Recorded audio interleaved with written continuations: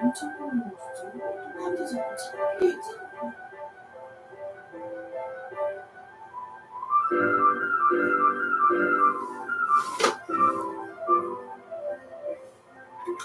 애들보다도 더 큰 이상을 보려고 너 생각해. 창피하면 네가 창피해.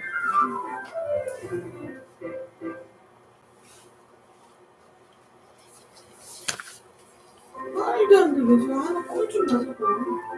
컨트롤 하는 거야 이게?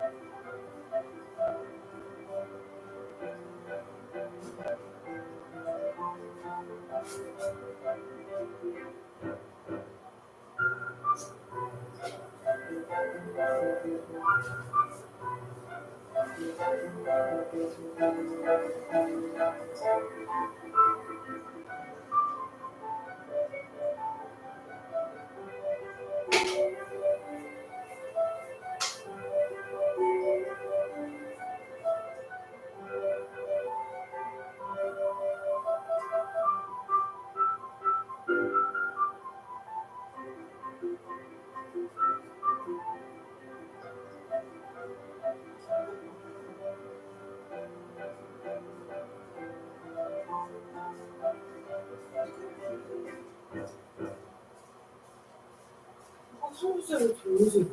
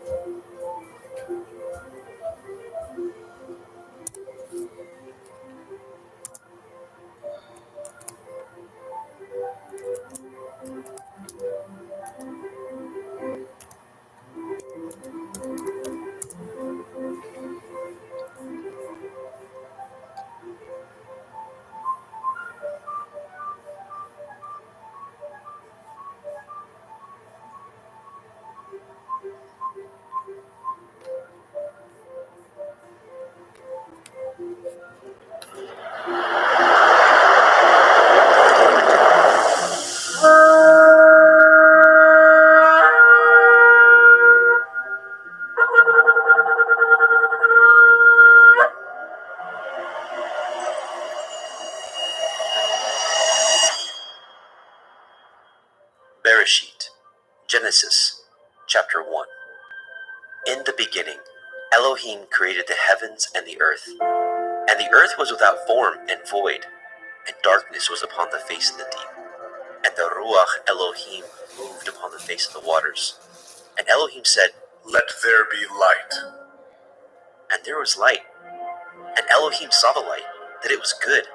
And Elohim divided the light from the darkness. And Elohim called the light day, and the darkness he called night. And the evening and the morning were the first day. And Elohim said, "Let there be a firmament in the midst of the waters, and let it divide the waters from the waters." And Elohim made the firmament, and divided the waters which were under the firmament from the waters which were above the firmament. And it was so. And Elohim called the firmament heaven, and the evening and the morning were the second day. And Elohim said, Let the waters under the heavens be gathered together unto one place, and let the dry land appear. And it was so. And Elohim called the dry land earth, and the gathering together of the waters called he seas. And Elohim saw that it was good. And Elohim said, Let the earth bring forth grass, the herb yielding seed, and the fruit tree yielding fruit after his kind, whose seed is in itself upon the earth. and it was so. And the earth brought forth grass, and herb yielding seed after his kind, and the tree yielding fruit, whose seed was in itself after his kind. And Elohim saw that it was good. And the evening and the morning were the third day. And Elohim said, Let there be lights in the firmament of the heavens, to divide the day from the night, and let them be for signs, and for appointed feasts, and for days and years. And let them be for lights in the firmament of the heavens, to give light upon the earth. and it was so. And Elohim made two great lights, the greater light to rule the day, and the lesser light to rule the night. He made the stars also. And Elohim set them in the firmament of the heavens to give light upon the earth, and to rule over the day and over the night, and to divide the light from the darkness. And Elohim saw that it was good. And the evening and the morning were the fourth day. And Elohim said, Let the waters bring forth abundantly the moving creature that has life, and fowl that may fly above the earth in the open firmament of heaven. And Elohim created great sea monsters, and every living creature that moves, which the waters brought forth abundantly after their kind, and every winged fowl after his kind. And Elohim saw that it was good.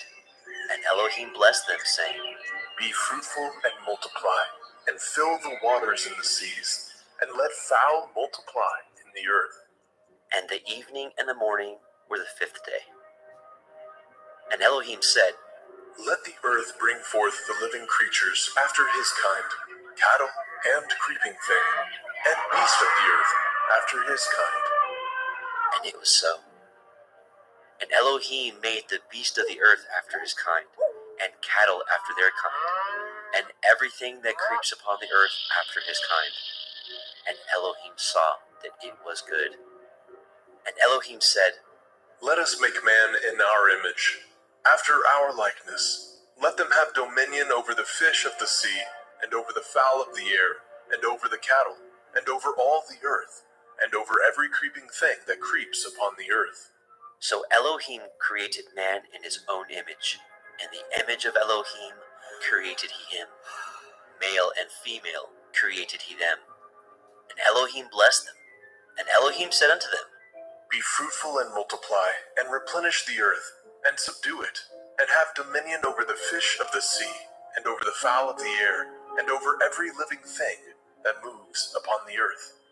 And Elohim said, Behold, I have given you every herb-bearing seed which is upon the face of all the earth, and every tree in which is the fruit of a tree yielding seed. To you it shall be for food. And to every beast of the earth, and to every fowl of the air, and to everything that creeps upon the earth, wherein there is life, I have given every green herb for food. and it was so. And Elohim saw everything that he had made, and behold, it was very good. And the evening and the morning were the sixth day.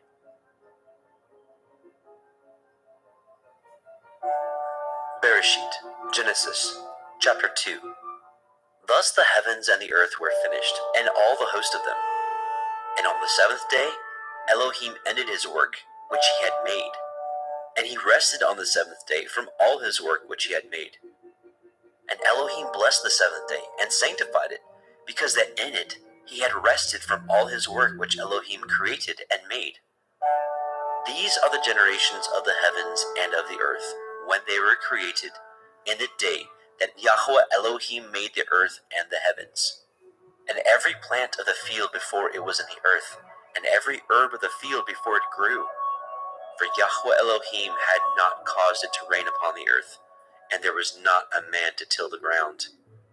But there went up a mist from the earth, and watered the whole face of the ground. And Yahweh Elohim formed the man of the dust of the ground and breathed into his nostrils the breath of life. And the man became a living soul.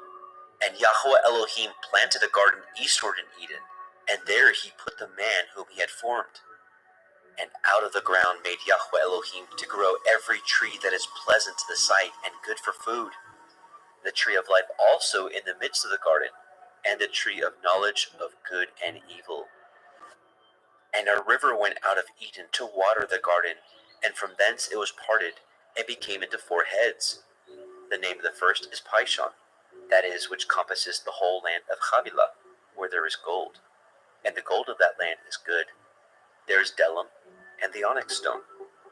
And the name of the second river is Gihon. The same is it that compasses the whole land of Cush. And the name of the third river is Hiddekel, that is, which goes toward the east of Ashur. And the fourth river is Perath. And Yahweh Elohim took the man and put him into the Garden of Eden to dress it and to guard it. And Yahweh Elohim commanded he-man, saying, Of every tree of the garden you may freely eat, but of the tree of the knowledge of good and evil you shall not eat of it. For in the day that you eat thereof you shall surely die. And Yahweh Elohim said, It is not good that man should be alone. I will make a helpmeet for him. And out of the ground Yahweh Elohim formed every beast of the field, and every fowl of the air, and brought them unto the man to see what he would call them. And whatsoever the man called every living creature, that was the name thereof. And the man gave names to all the cattle, and to the fowl of the air, and to every beast of the field. But for the man there was not found a helpmeet for him. And Yahweh Elohim caused a deep sleep to fall upon the man, and he slept. And he took one of his ribs, and closed up the flesh instead thereof. And the rib which Yahweh Elohim had taken from man made he a woman, and brought her unto the man. And the man said, This is now bone of my bones, and flesh of my flesh. She shall be called woman, because she was taken out of man. Therefore shall a man leave his father and his mother, and shall cleave unto his woman, and they shall be one flesh. And they were both naked, the man and his woman, and were not ashamed.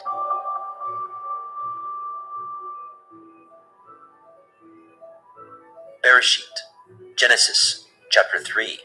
Now the serpent was more subtle than any beast of the field which Yahweh Elohim had made. And he said unto the woman, Yea, has Elohim said, Ye shall not eat of every tree of the garden? And the woman said unto the serpent, We may eat of the fruit of the trees of the garden, but of the fruit of the tree which is in the midst of the garden, Elohim has said, Ye shall not eat of it, neither shall ye touch it, lest ye die.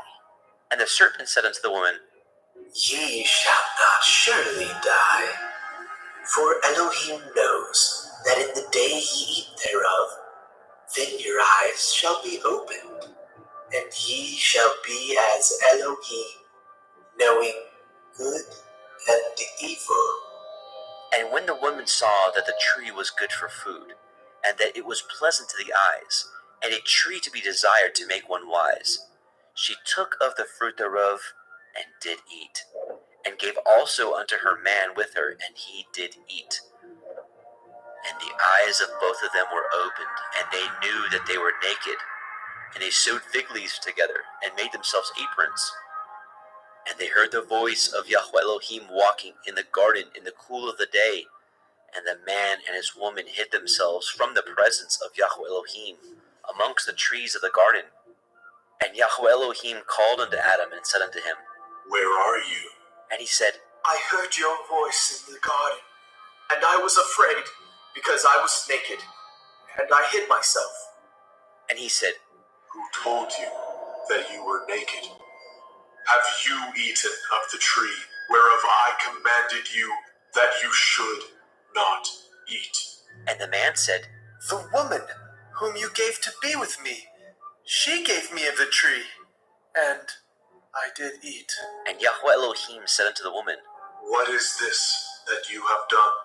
And the woman said, The serpent beguiled me, and I did eat. And Yahweh Elohim said unto the serpent, Because you have done this, you are cursed above all cattle and above every beast of the field. Upon your belly shall you go, and dust shall you eat all the days of your life. And I will put enmity between you and the woman, and between your seed and her seed.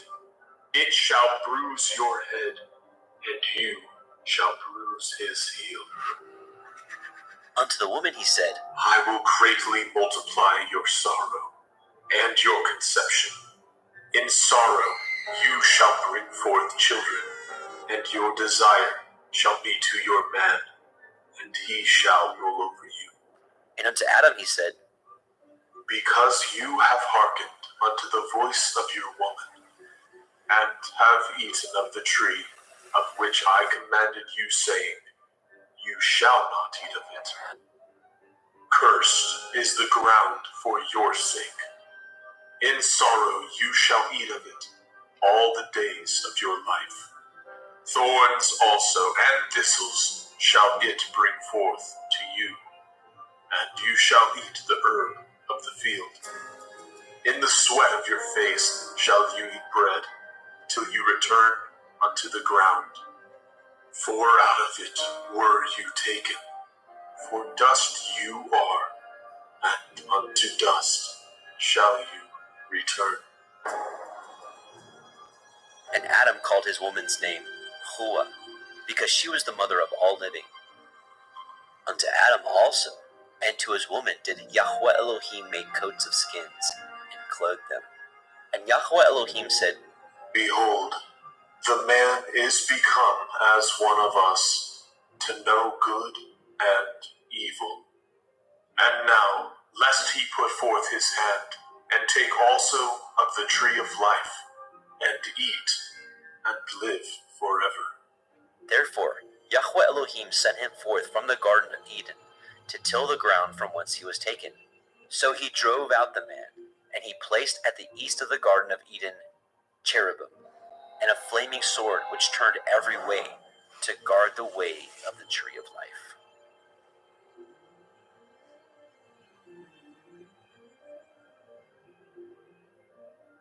Bereshit, Genesis, chapter 4. And Adam knew Hua his woman, and she conceived, and bore Cain, and said, I have gotten a man from Yahuwah. And she again bore his brother Habil.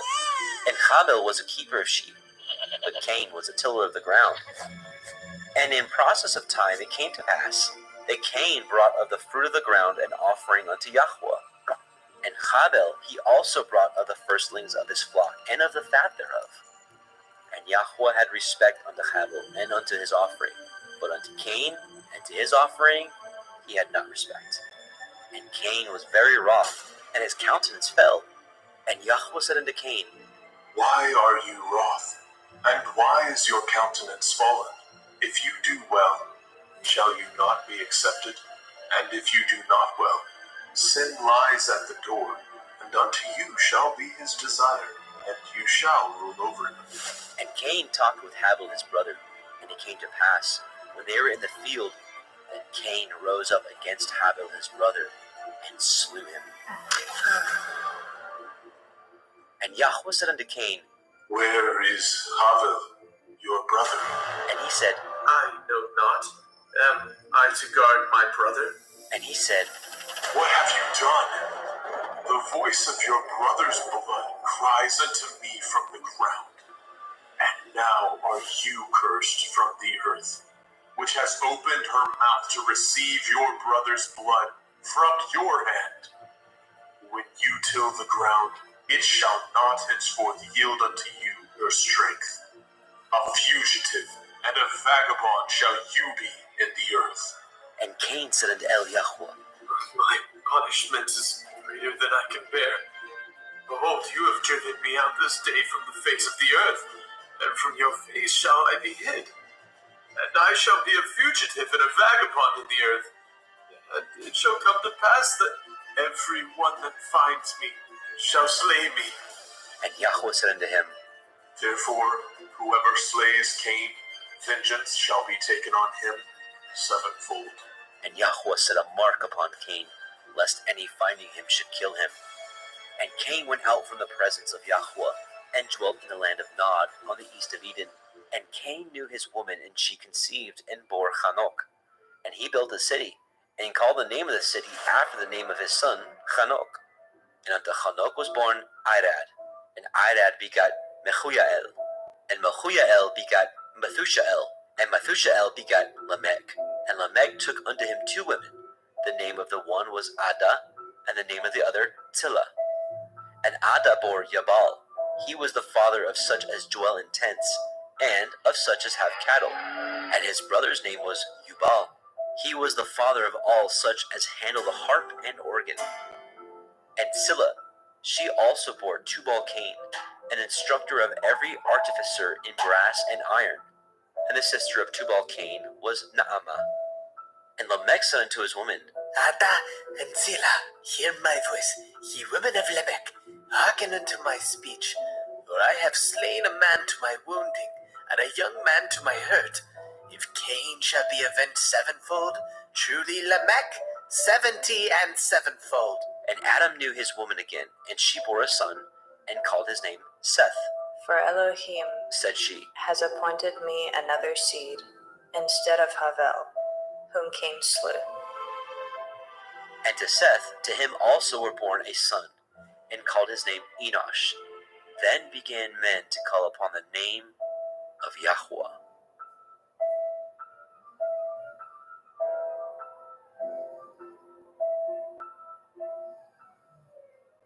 Bereshit, Genesis, chapter 5.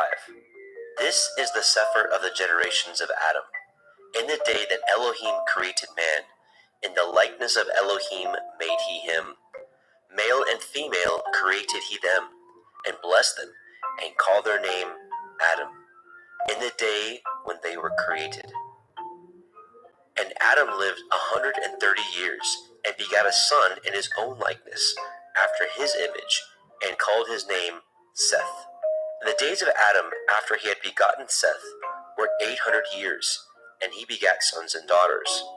And all the days that Adam lived were 930 years, and he died. And Seth lived 105 years, and begat Enosh. And Seth lived after he begot Enosh 807 years, and begat sons and daughters. And all the days of Seth were 912 years, and he died. And Enosh lived 90 years, and begat Canaan. And Enosh lived after he begot Canaan 815 years, and begat sons and daughters. And all the days of Enosh were 905 years, and he died. And Canaan lived 70 years, and begat Mahalalel. And Canaan lived after he begot Mahalalel 840 years, and begat sons and daughters. And all the days of Canaan were 910 years, and he died. And Mahalalel lived 65 years, and begot Yered. And Mahalalel lived after he begot Yered 830 years, and begat sons and daughters. And all the days of Mahalalel were 895 years, and he died. And Yered lived 162 years, and he begat Hanok. And Yered lived after he begat Hanok 800 years, and begat sons and daughters. And all the days of Yered were 962 years, and he died. And Hanok lived 65 years, and begat Methuselah. And Hanok walked with Elohim after he begat Methuselah 300 years, and begat sons and daughters. And all the days of Hanok were 365 years. And Hanok walked with Elohim, and he was not, for Elohim took him. And Methuselah lived 187 years, and begat Lamech. And Methuselah lived after he begat Lamech 782 years, and begat sons and daughters. And all the days of Methuselah were 969 years, and he died. And Lamech lived 182 years, and begat a son, and he called his name Noah, saying, This same shall comfort us concerning our work and toil of our hands, because of the ground which Yahuwah has cursed. And Lamech lived after he begot Noah 595 years, and begat sons and daughters. And all the days of Lamech were 770 years, and he died. And Noach was 500 years old, and Noach begat Shem, Ham, and Japheth. Bereshit, Genesis, chapter 6. And it came to pass, when men began to multiply on the face of the earth, and daughters were born unto them, that the sons of Elohim saw the daughters of men that they were fair, and they took them women of all which they chose. And Yahweh said, My Ruach shall not always strive with men, for that he also is flesh. Yet his days shall be 120 years. There were Nephilim in the earth in those days, and also after that, when the sons of Elohim came in unto the daughters of men, and they bore children to them, the same became giants, which were of ancient times, men of infamy. And Yahweh saw that the wickedness of man was great in the earth, and that every imagination of the thoughts of his heart was only evil continually. And Yahweh repented that he had made man on the earth, and it grieved him at his heart. And Yahweh said, I will destroy man whom I have created from the face of the earth, both man and beast, and the creeping thing, and the fowls of the air, for I repent that I have made them. But Noach found grace in the sight of Yahweh. These are the generations of Noach. Noach was a just man, and perfect in his generations. And Noach walked with Elohim. And Noach begot 3 sons, Shem, Ham, and Japheth. The earth also was corrupt before Elohim, and the earth was filled with violence. And Elohim looked upon the earth, and behold, it was corrupt, for all flesh had corrupted his way upon the earth. And Elohim said unto Noach, The end of all flesh is come before me, for the earth is filled with violence through them. And behold, I will destroy them with the earth. Make you an ark of gopher wood. Rooms shall you make in the ark, and shall pitch it within and without with pitch. And this is the fashion which you shall make it of. The length of the ark shall be 300 cubits, the breadth of it 50 cubits, and the height of it 30 cubits. A window shall you make to the ark, and in a cubit shall you finish it above. And the door of the ark shall you set in the side thereof, with lower, second, and third stories shall you make it. And behold, I, even I, do bring a flood of waters upon the earth, to destroy all flesh, wherein is the breath of life from under heaven, and everything that is in the earth shall die. But with you will I establish my covenant, and you shall come into the ark, you and your sons, and your woman, and your sons' women with you. And of every living thing of all flesh, 2 of every sort shall you bring into the ark, to keep them alive with you. They shall be male and female, of fowls after their kind, and of cattle after their kind, of every creeping thing of the earth after his kind. 2 of every sort shall come unto you, to keep them alive. And take unto you of all food that is eaten, and you shall gather it to you, and it shall be for food for you, and for them. Thus did Noach according to all that Elohim commanded him. So did he.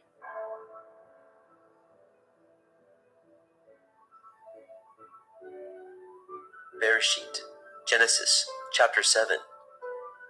And Yahweh said unto Noach, Come, you and all your house into the ark, for you have I seen righteous before me in this generation. Of every clean beast you shall take to you by 7s, the male and his female, and of beasts that are not clean by 2, the male and his female. Of fowls also of the air by 7s, the male and the female, to keep seed alive upon the face of all the earth.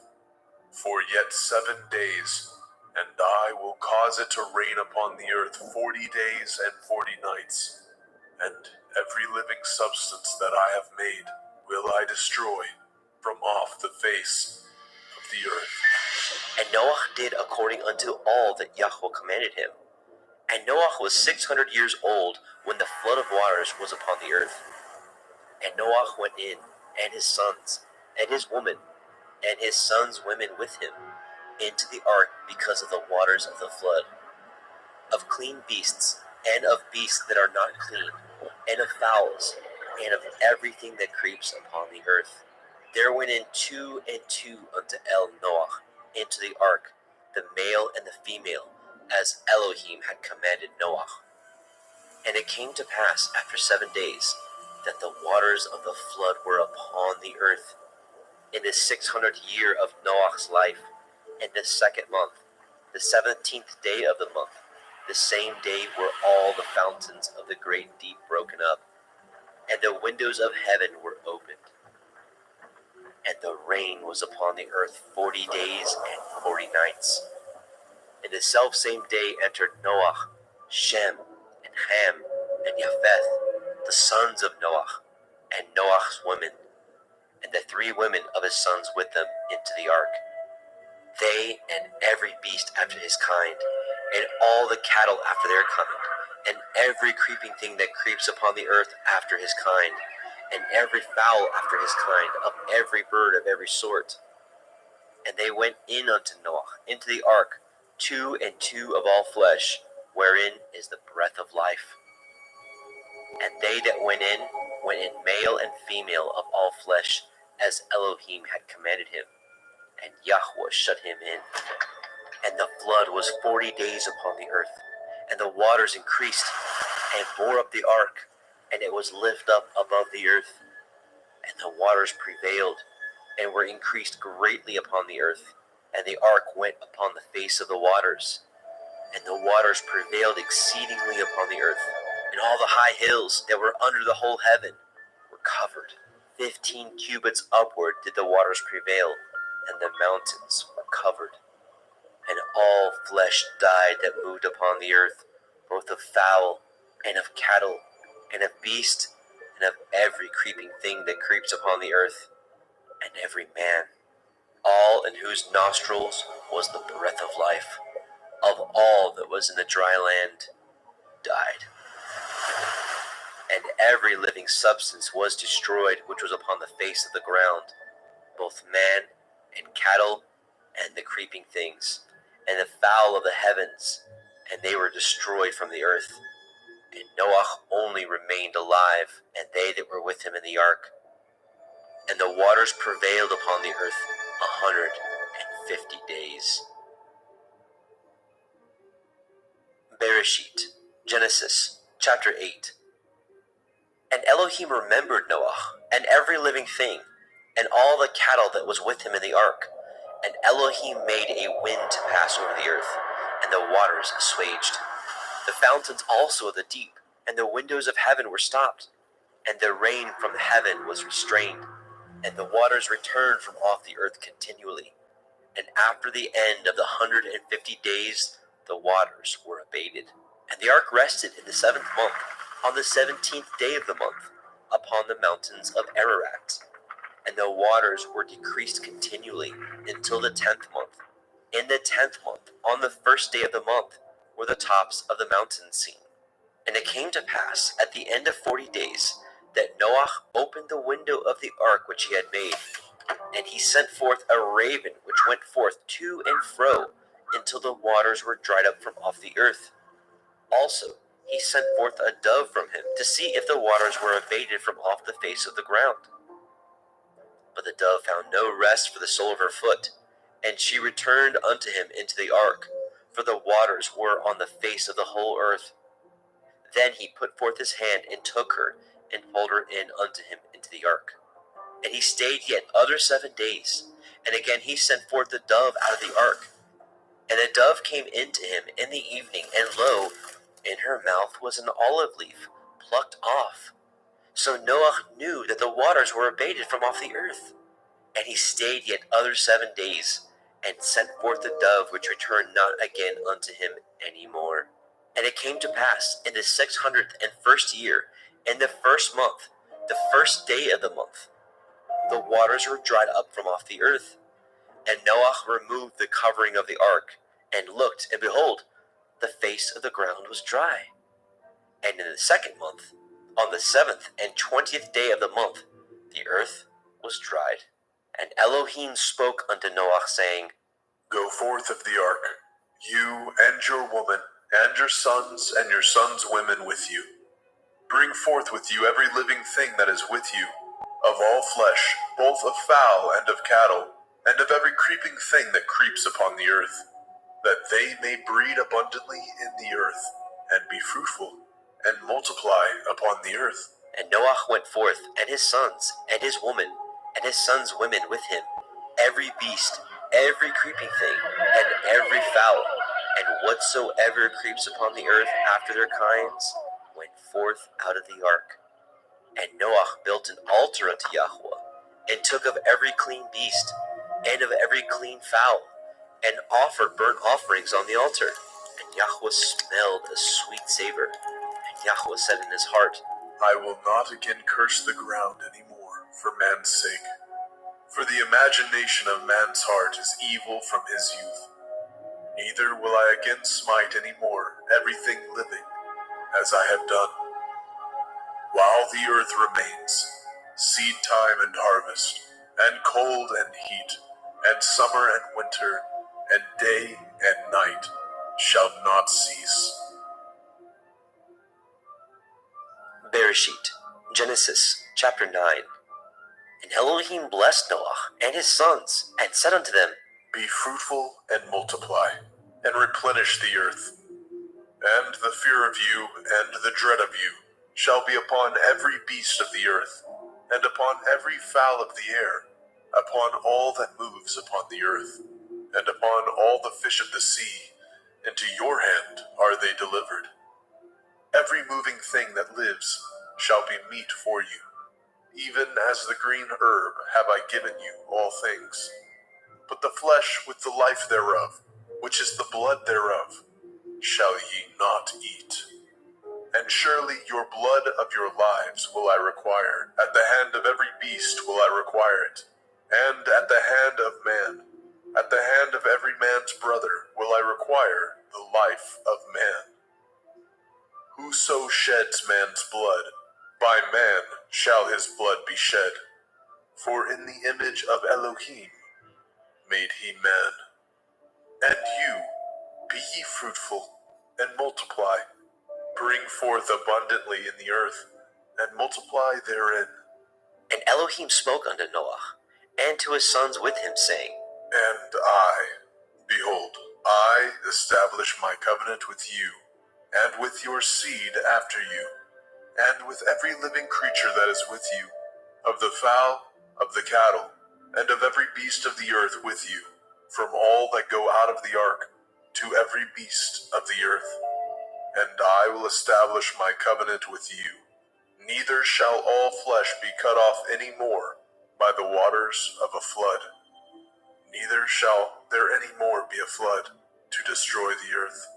And Elohim said, This is the sign of the covenant which I make between me and you, and every living creature that is with you, for perpetual generations. I do set my bow in the cloud, and it shall be for a sign of a covenant between me and the earth.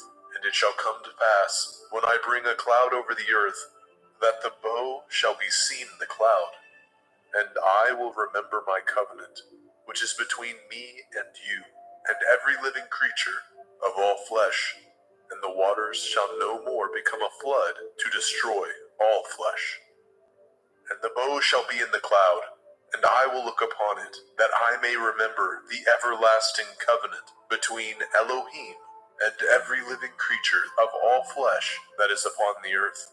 And Elohim said unto Noah, This is the sign of the covenant which I have established between me and all flesh that is upon the earth. And the sons of Noah that went forth of the ark were Shem, and Ham, and Japheth. And Ham is the father of Canaan. These are the 3 sons of Noah, and of them was the whole earth overspread. And Noah began to be a husbandman, and he planted a vineyard. And he drank of the wine, and was drunken, and he was uncovered within his tent. And Ham, the father of Canaan, saw the nakedness of his father, and told his two brethren without. And Shem and Japheth took a garment, and laid it upon both their shoulders, and went backward, and covered the nakedness of their father. And their faces were backward, and they saw not their father's nakedness. And Noah awoke from his wine, and knew what his younger son had done unto him. And he said, Cursed be Canaan, a servant of servants shall he be unto his brethren. And he said, Blessed be Yahweh Elohai of Shem, and Canaan shall be his servant. Elohim shall enlarge Japheth, and he shall dwell in the tents of Shem, and Canaan shall be his servant. And Noah lived after the flood 350 years, and all the days of Noah were 950 years, and he died.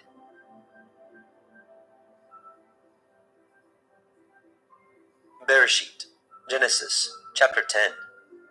Now these are the generations of the sons of Noah, Shem, Ham, and Japheth. And unto them were sons born after the flood. The sons of Japheth, Gomer, and Magog, and Madai, and Yaban, and Tubal, and Meshech, and Tirak. And the sons of Gomer, Ashkenaz, and Riphath, and Togarma. The sons of Yaban, Elisha, and Tarshish, and Kittim, and Dodanim.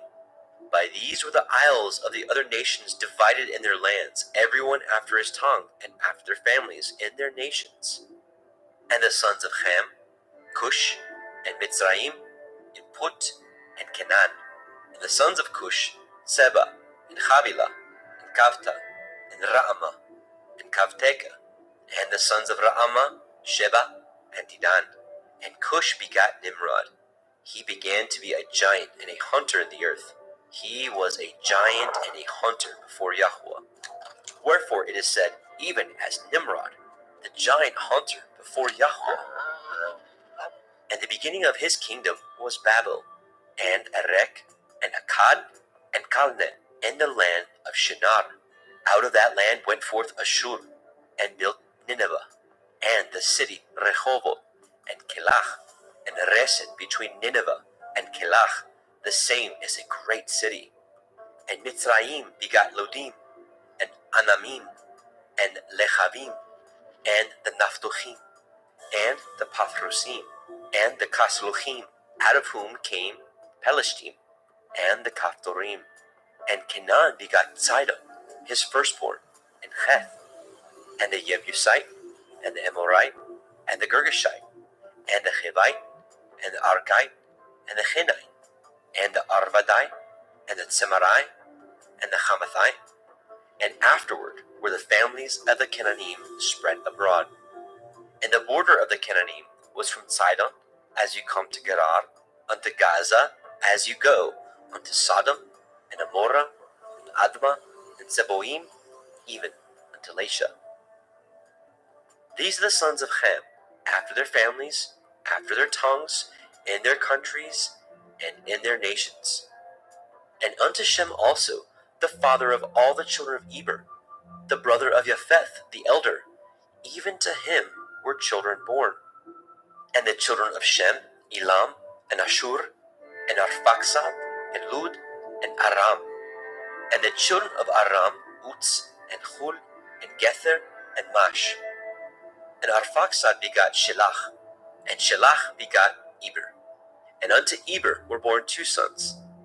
The name of one was Peleg, for in his days was the earth divided. And his brother's name was Yoktan. And Yoktan begat Almodad, and Shelef, and Chatzar-Maveth, and Yerach, and Hadoram, and Uzal, and Dikla, and Obal, and Abimael, and Sheba, and Ophir, and Havilah, and Yobab. All these were the sons of Yoktan. And their dwelling was from Misha, as you go unto Sephah, a mountain of the east. These are the sons of Shem, after their families, after their tongues, in their lands, after their nations. These are the families of the sons of Noah, after their generations, in their nations, and by these were the nations divided in the earth after the flood.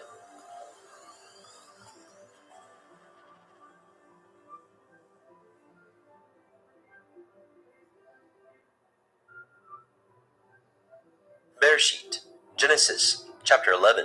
And the whole earth was of one language and of one speech. And it came to pass, as they journeyed from the east, that they found a plain in the land of Shinar, and they dwelt there. And they said one to another, Go to, let us make brick and burn them thoroughly. and they had brick for stone, and slime had they for mortar. And they said, Go to, let us build a city and a tower, whose top may reach unto the heavens, and let us make a name, lest we be scattered abroad upon the face of the whole earth. And Yahweh came down to see the city, and the tower which the children of men built. And Yahweh said, Behold, the people is one, and they have all one language, and this they begin to do, and now nothing will be restrained from them, which they have imagined to do. Go to, let us go down, and there confound their language, that they may not understand one another's speech. So Yahweh scattered them abroad from thence upon the face of all the earth, and they left off to build the city. Therefore is the name of it called Babel, because Yahweh did there confound the language of all the earth. And from thence did Yahweh scatter them abroad upon the face of all the earth. These are the generations of Shem. Shem was 100 years old, and begot Arphaxad 2 years after the flood. And Shem lived after he begot Arphaxad 500 years, and begat sons and daughters.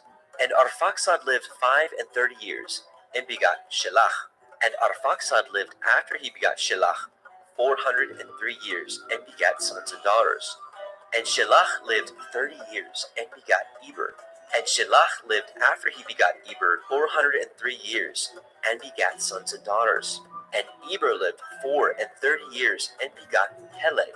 And Eber lived after he begot Peleg 430 years, and begot sons and daughters. Peleg lived 30 years, and begat Reu. And Peleg lived after he begot Reu 209 years, and begot sons and daughters. And Reu lived 32 years, and begot Serug. And Reu lived after he begot Serug 207 years, and begot sons and daughters. And Serug lived 30 years, and begot Nahor. And Serug lived after he begot Nahor 200 years, and begot sons and daughters. And Nahor lived 29 years, and begot Terach. And Nahor lived after he begot Terach 119 years, and begot sons and daughters. And Terach lived 70 years, and begot Abram, Nahor, and Haran. Now these are the generations of Terach. Terach begot Abram, Nahor, and Haran. And Haran begot Lot. And Haran died before his father Terach in the land of his nativity, in Ur of the Kasdim. And Abram and Nahor took them women. The name of Abram's woman was Sarai, and the name of Nahor's woman, Milcah, the daughter of Haran, the father of Milcah, and the father of Yiscah. But Sarai was barren, she had no child.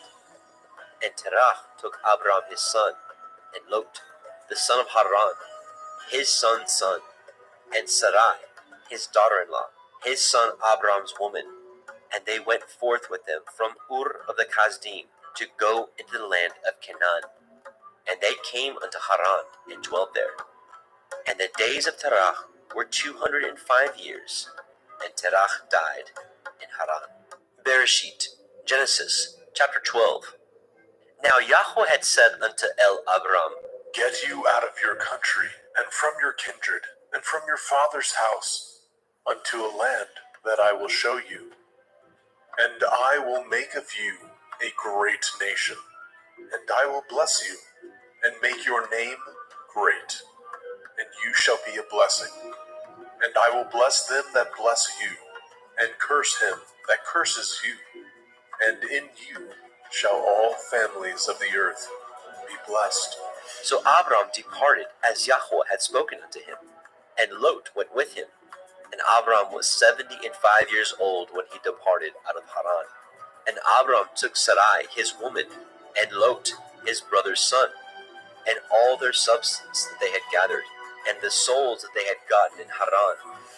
And they went forth to go into the land of Canaan, and into the land of Canaan they came. And Abram passed through the land unto the place of Shechem, unto the plain of Moreh, and the Canaanite was in the land. And Yahweh appeared unto Abram and said, Unto your seed will I give this land. And there built he an altar unto Yahweh, who appeared unto him. And he removed from thence unto a mountain on the east of Beit El, and pitched his tent, having Beit El on the west, and Ai on the east. And there he built an altar unto Yahweh, and called upon the name of Yahweh. And Abram journeyed, going on still towards the Negev. And there was a famine in the land. And Abram went down into Mitzrayim to sojourn there, for the famine was grievous in the land. And it came to pass, when he was come near to enter into Mitzrayim, that he said unto Sarai his woman, Behold now, I know that you are a fair woman to look upon.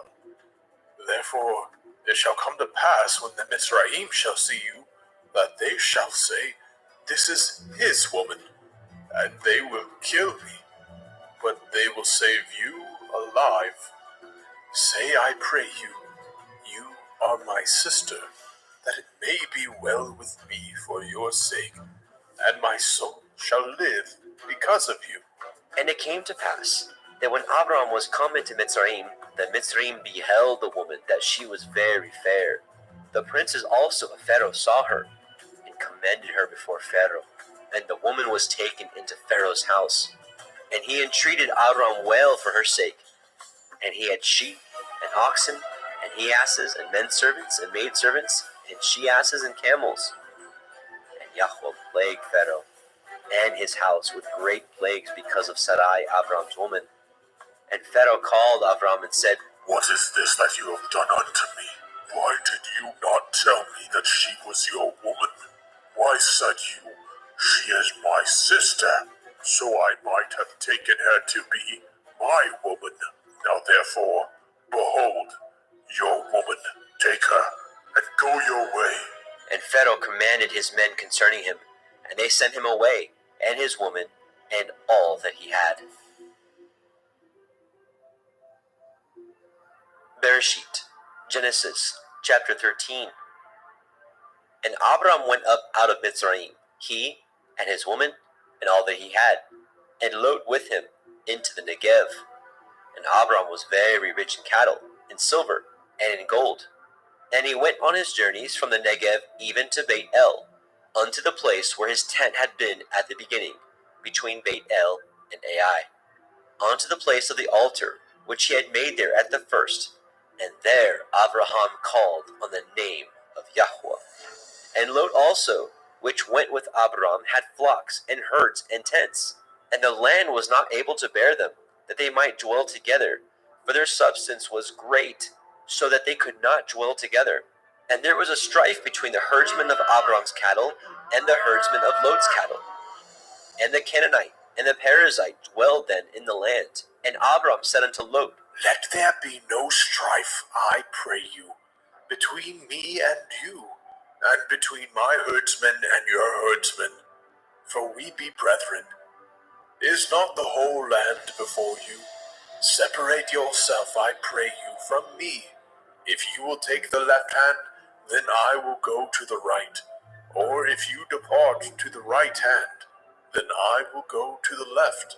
And Lot lifted up his eyes, and beheld all the circle of the Yarden, that it was well watered everywhere, before Yahweh destroyed Sodom and Amorah, even as the garden of Yahweh, like the land of Mitzrayim, as you come unto Zoar.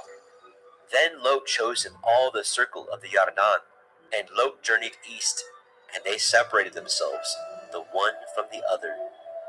And Abram dwelt in the land of Canaan, and Lot dwelt in the cities of the circle of the Yarden, and pitched his tent towards Sodom.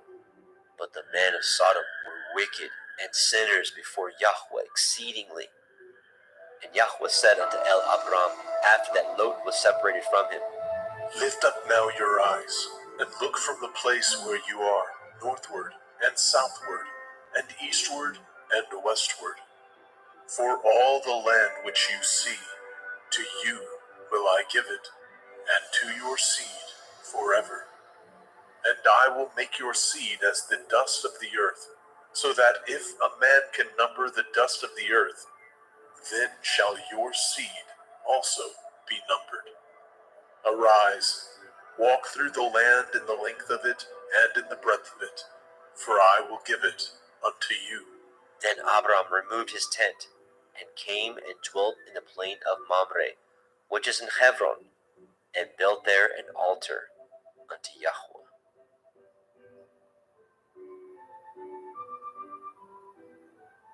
Bereshit, Genesis chapter 14. And it came to pass in the days of Amraphel, king of Shinar, Arioch, king of Elakar, Chedorlaomer, king of Elam, and Tidal, king of nations, that these made war with Bera, king of Sodom, and with Birsha, king of Amorah, Shinav, king of Admah, and Shem-Eber, king of Zeboim, and the king of Bela, which is Zoar.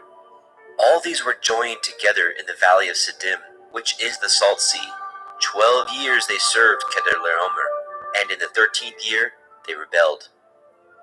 And in the 14th year came Chedorlaomer, and the kings that were with him, and smote the Rephaim in Ashtaroth Karnaim, and the Zuzim in Ham, and the Emim in Shaveh Kiriathaim, and the Horim in their Mount Seir, unto El Paran, which is by the wilderness. And they returned and came to En Mishpat, which is Kadesh, and smote all the country of the Amalekim, and also the Amorim, that dwelt in Hatzron Tamar. And there went out the king of Sodom, and the king of Amorah, and the king of Admah, and the king of Zeboim, and the king of Bela, the same as Zoar, and they joined battle with them in the valley of Siddim, with Chedorlaomer, the king of Elam, and with Tidal, king of nations, and Amraphel, king of Shinar, and Arioch, king of Elakar, 4 kings with 5. And the valley of Siddim was full of slime pits, and the kings of Sodom and Amorah fled, and fell there, and they that remained fled to the mountain. And they took all the goods of Sodom and Amorah, and all their victuals, and went their way. And they took Lot, Abram's brother, who dwelt in Sodom, and his goods, and departed. And there came one that had escaped, and told Abram the Ivri, for he dwelt in the plain of Mamre, the Amorite, brother of Eshcol, and brother of Aner, and these were confederate with Abram. And when Abram heard that his brother was taken captive, he armed his trained servants, born in his house, 318, and pursued them unto Dan. And he divided himself against them, he and his servants, by night, and smote them, and pursued them unto Hobah, which is on the left hand of Damascus. And he brought back all the goods, and also brought again his brother Lot, and his goods, and the women also, and the people. And the king of Sodom went out to meet him after his return from the slaughter of Chedorlaomer, and of the kings that were with him, at the valley of Shaveh, which is in the king's valley. And Malchizedek, king of Shalem, brought forth bread and wine, and he was the priest of El Elyon.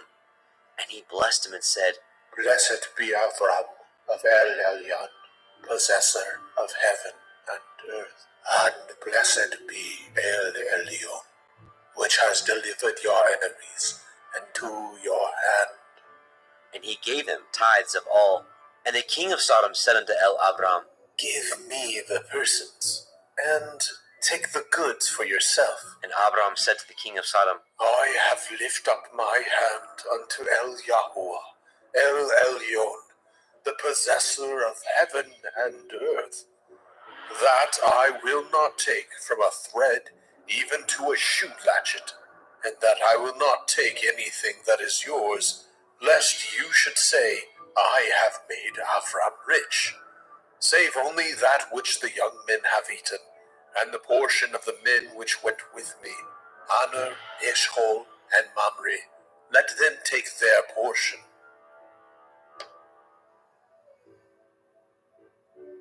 Bereshit, Genesis chapter 15. After these things, the word of Yahweh came unto Abram in a vision, saying, Fear not, Avram. I am your shield, and your exceeding great reward. And Abram said, Adonai, Yahuwah, what will you give me, seeing I go childless, and the steward of my house is this Eliezer of Damascus? And Abram said, Behold, to me you have given no seed, and lo, one born in my house is my heir. And behold, the word of Yahweh came unto him, saying, This shall not be your heir, but he that shall come forth out of your own generation shall be your heir. And he brought him forth abroad and said, Look now towards the heavens, and count the stars, if you be able to number them. And he said unto him, So shall your seed be. and he believed in Yahweh, and he counted it to him for righteousness. And he said unto him, I am Yahuwah, that brought you out of Ur of the Kasdim, to give you this land, to inherit it. And he said, Adonai, Yahuwah, whereby shall I know that I shall inherit it? And he said unto him, Take me a heifer of 3 years old, and a she-goat of 3 years old, and a ram of 3 years old, and a turtle dove, and a young pigeon. And he took unto him all these, and divided them in the midst, and laid each piece one against another, but the birds he divided not. And when the fowls came down upon the carcasses, Abram drove them away. And when the sun was going down, a deep sleep fell upon Abram, and lo, a horror of great darkness fell upon him. And he said unto Abram, Know of a surety that your seed shall be a stranger in a land that is not theirs, and shall serve them, and they shall afflict them 400 years. And also that nation whom they shall serve will I judge, and afterward they shall come out with great substance, and you shall go to your fathers in peace. You shall be buried in a good old age. But in the 4th generation they shall come hither again, for the iniquity of the Amorim is not yet full. And it came to pass that, when the sun went down, and it was dark, behold, a smoking furnace, and a burning lamp that passed between those pieces. And this same day Yahweh cut a covenant with Abram, saying, Unto your seed have I given this land, from the river of Mitzrayim unto the great river, the river Harath, the Canaanite, and the Kenizzim, and the Kadmonim, and the Hittim, and the Perizim, and the Rephaim, and the Amorim, and the Kenainim, and the Girgashim, and the Yebusim.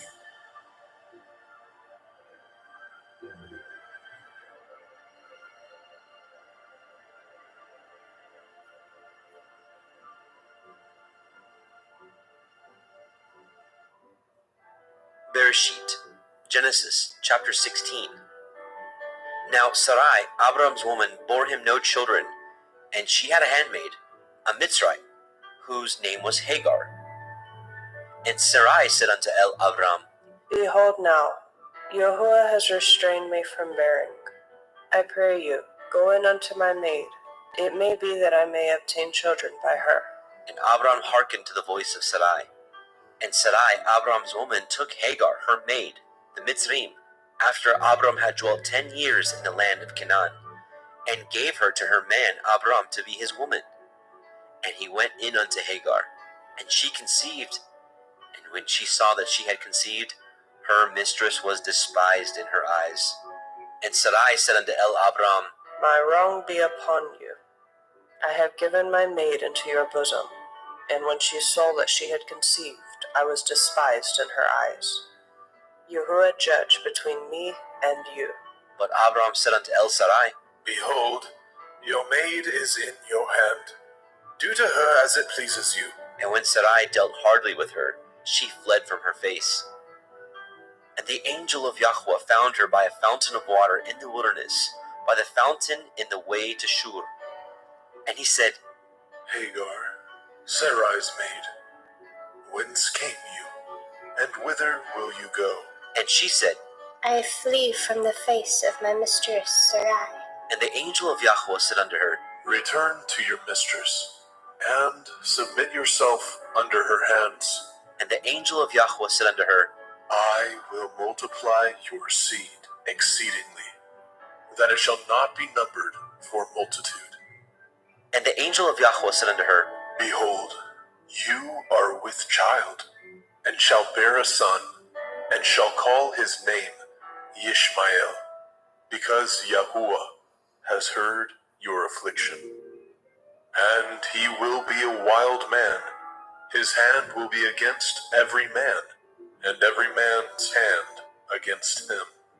And he shall dwell in the presence of all his brethren. and she called the name of Yahweh that spoke unto her. Uel Sini. For she said, Have I also here looked after him that sees me? Wherefore the well was called Be'er Lachai Roi. Behold, it is between Kadesh and Bered. And Hagar bore Abram a son, and Abram called his son's name which Hagar bore Ishmael. And Abram was 86 years old when Hagar bore Ishmael to Abram.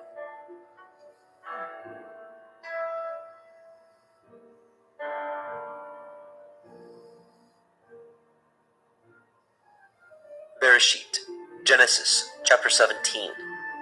And when Abram was 90 years old and 9, Yahweh appeared to Abram and said unto him, I am El Shaddai. Walk before me and be perfect. And I will make my covenant between me and you, and will multiply you exceedingly. And Abram fell on his face. And Elohim talked with him, saying, As for me, behold, my covenant is with you, and you shall be a father of many nations. Neither shall your name any more be called Avram, but your name shall be Avraham. For a father of many nations have I made you. And I will make you exceeding fruitful, and I will make nations of you, and kings shall come out of you. And I will establish my covenant between me and you, and your seed after you, in their generations, for an everlasting covenant, to be Elohim unto you, and to your seed after you. And I will give unto you, and to your seed after you, the land wherein you are a stranger, all the land of Canaan, for an everlasting possession, and I will be their Elohim. And Elohim said unto Abraham, You shall guard my covenant, therefore, you and your seed after you in their generations. This is my covenant, which ye shall guard, between me and you and your seed after you. Every male child among you shall be circumcised, and ye shall circumcise the flesh of your foreskin, and it shall be a sign of the covenant betwixt me and you. And he that is 8 days old shall be circumcised among you, every male child in your generations. He that is born in the house, or bought with money of any stranger, which is not of your seed, he that is born in your house, and he that is bought with your money, must need to be circumcised. And my covenant shall be in your flesh for an everlasting covenant. And the uncircumcised male child, whose flesh of his foreskin is not circumcised, that soul shall be cut off from his people. He has broken my covenant. And Elohim said unto Abraham, As for Sarai, your woman, you shall not call her name Sarai, but Sarah shall her name be. And I will bless her, and give you a son also of her. Yea, I will bless her, and she shall be a mother of nations. Kings of people shall be of her. Then Abraham fell upon his face and laughed, and said in his heart, Shall a child be born unto him that is 100 years old? And shall Sarah, that is 90 years old, bear? And Abraham said unto Elohim, Oh, that Ishmael might live before you. and Elohim said, Sarah, your woman, shall bear you a son indeed, and you shall call his name Yitzhak. And I will establish my covenant with him for an everlasting covenant, and with his seed after him. And as for Ishmael, I have heard you. Behold, I have blessed him, and will make him fruitful, and will multiply him exceedingly. 12 princes shall he beget, and I will make him a great nation. But my covenant will I establish with Yitzhak, which Sarah shall bear unto you at this set time in the next year. And he left off talking with him, and Elohim went up from Abraham. And Abraham took Ishmael his son, and all that were born in his house, and all that were bought with his money, every male among the men of Abraham's house, and circumcised the flesh of their foreskin in the selfsame day, as Elohim had said unto him. And Abraham was 90 years old and 9 when he was circumcised in the flesh of his foreskin. And Ishmael his son was 13 years old when he was circumcised in the flesh of his foreskin. And the selfsame day was Abraham circumcised, and Ishmael his son. And all the men of his house, born in the house, and bought with money of the stranger, were circumcised with him.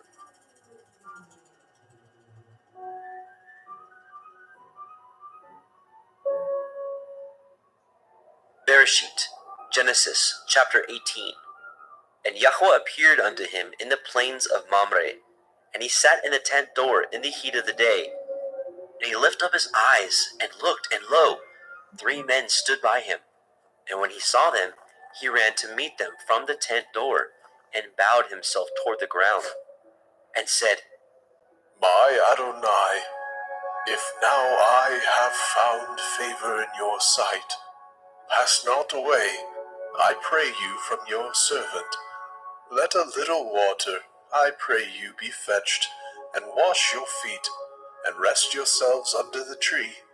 And I will fetch a morsel of bread, and comfort ye your hearts.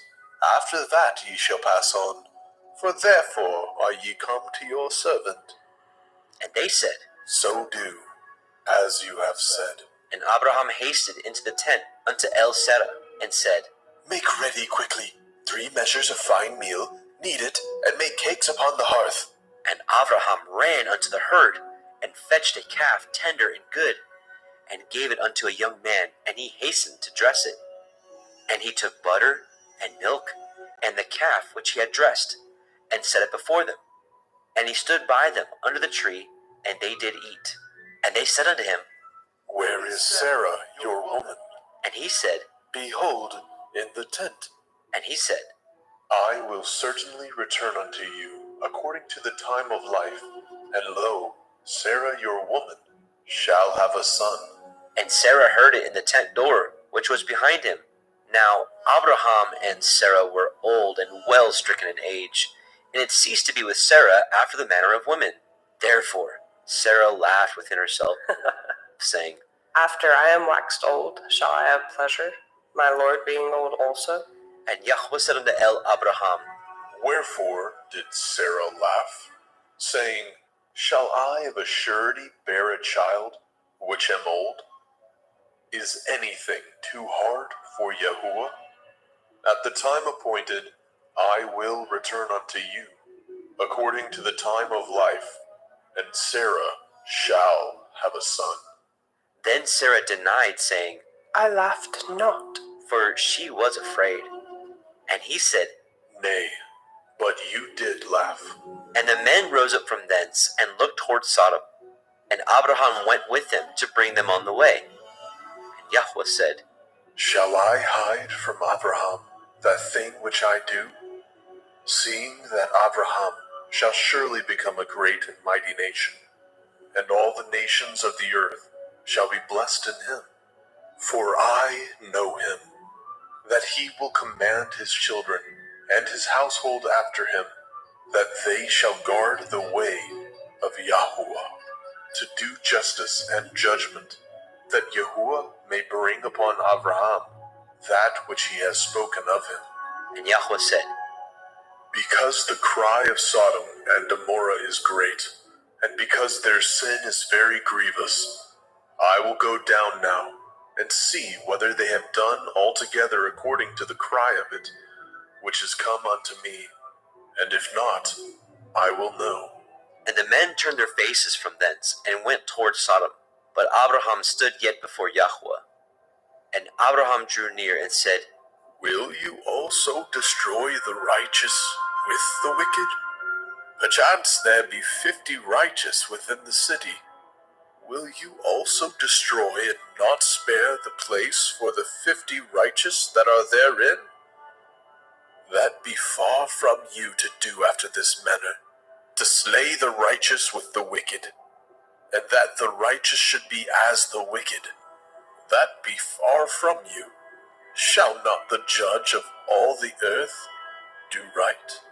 And Yahweh said, If I find in Sodom 50 righteous within the city, then I will spare all the place for their sakes. And Abraham answered and said, Behold now, I have taken it upon me to speak unto Adonai, which am but dust and ashes. Perchance there shall lack 5 of the 50 righteous. Will you destroy all the city for lack of 5? And he said, If I find there 40 and 5, I will not destroy it. And he spoke unto him yet again and said, Perchance there will be 40 found there. And he said, I will not do it for 40's sake. And he said unto him, Oh, let not Adonai be angry, and I will speak. Perchance there shall be 30 found there. And he said, I will not do it if I find 30 there. And he said, Behold now, I have taken upon me to speak unto Adonai. Perchance there shall be 20 found there. And he said, I will not destroy it for 20's sake. And he said, Oh, let not Adonai be angry, and I will speak yet but this once. Perchance 10 shall be found there. And he said, I will not destroy it for 10's sake. And Yahweh went his way as soon as he had left communing with El Abraham. And Abraham returned unto his place.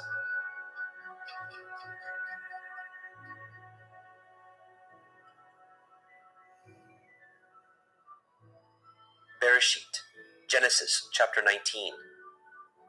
And there came 2 angels to Sodom at evening, and Lot sat in the gate of Sodom.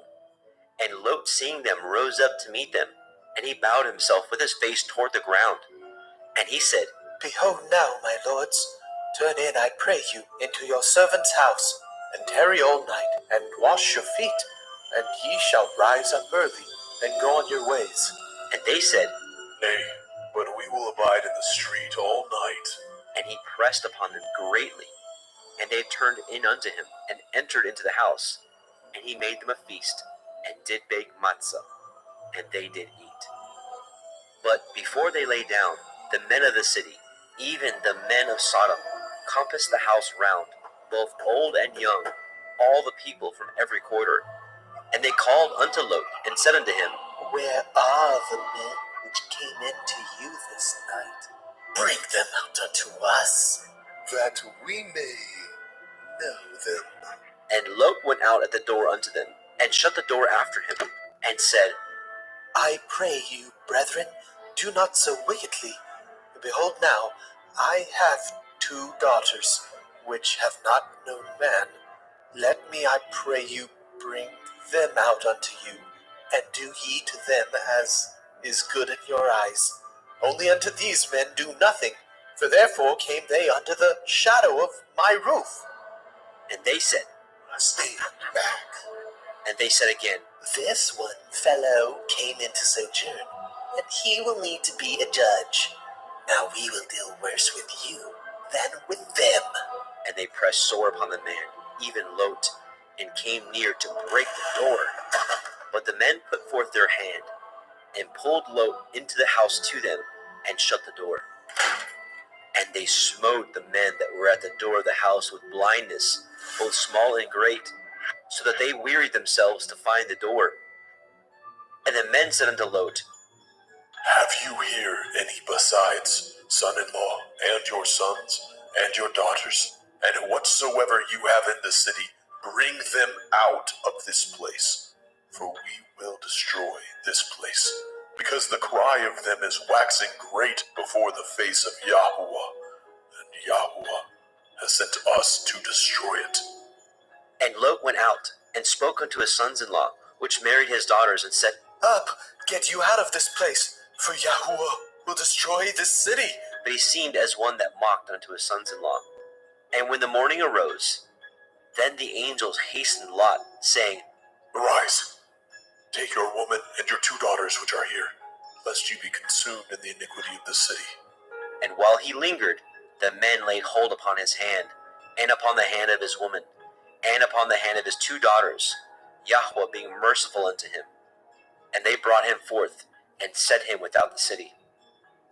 And it came to pass, when they had brought them forth abroad, that he said, Escape for your life, look not behind you, neither stay in all the circle of the Yarden. Escape to the mountain, lest you be consumed. And Lot said unto them, Oh, not so, my Adonai. Behold, now your servant has found grace in your sight, and you have magnified your mercy, which you have showed unto me in saving my life. I cannot escape to the mountain, lest some evil take me, and I die. Behold now, this city is near to flee unto, and it is a little one. Oh, let me escape hither. Is it not a little one? And my soul shall live. and he said unto him, See, I have accepted you concerning this thing also, that I will not overthrow this city for which you have spoken. Make haste, escape hither, for I cannot do anything till you are come hither. Therefore the name of the city was called Zoar. The sun was risen upon the earth when Lot entered into Zoar. Then Yahweh rained upon Sodom and upon Amorah brimstone and fire from Yahweh out of the heavens. And he overthrew those cities, and all the circle of the Yarden, and all the inhabitants of those cities, and that which grew upon the ground. But his woman looked back from behind him, and she became a pillar of salt. And Abraham got up early in the morning to the place where he stood before Yahweh, and he looked toward Sodom and Amorah, and toward all the land of the circle of the Yarden, and beheld, and lo, the smoke of the country went up as the smoke of a furnace. And it came to pass, when Elohim destroyed the cities of the circle of the Yarden, that Elohim remembered Abraham, and sent Lot out of the midst of the overthrow, when he overthrew the cities in which Lot dwelt. And Lot went up out of Zoar, and dwelt in the mountain, and his 2 daughters with him, for he feared to dwell in Zoar, and he dwelt in a cave, he and his 2 daughters. And the firstborn said unto the younger, Our father is old, and there is not a man in the earth to come in unto us after the manner of all the earth. Come, let us make our father drink wine, and we will lie with him, that we may preserve seed of our father. And they made their father drink wine that night. And the firstborn went in, and lay with her father. And he perceived not when she lay down, nor when she arose. And it came to pass on the morrow, that the firstborn said unto the younger, Behold, I lay yesternight with my father. Let us make him drink wine this night also, and go in and lie with him, that we may preserve seed of our father. And they made their father drink wine that night also. And the younger arose and lay with him.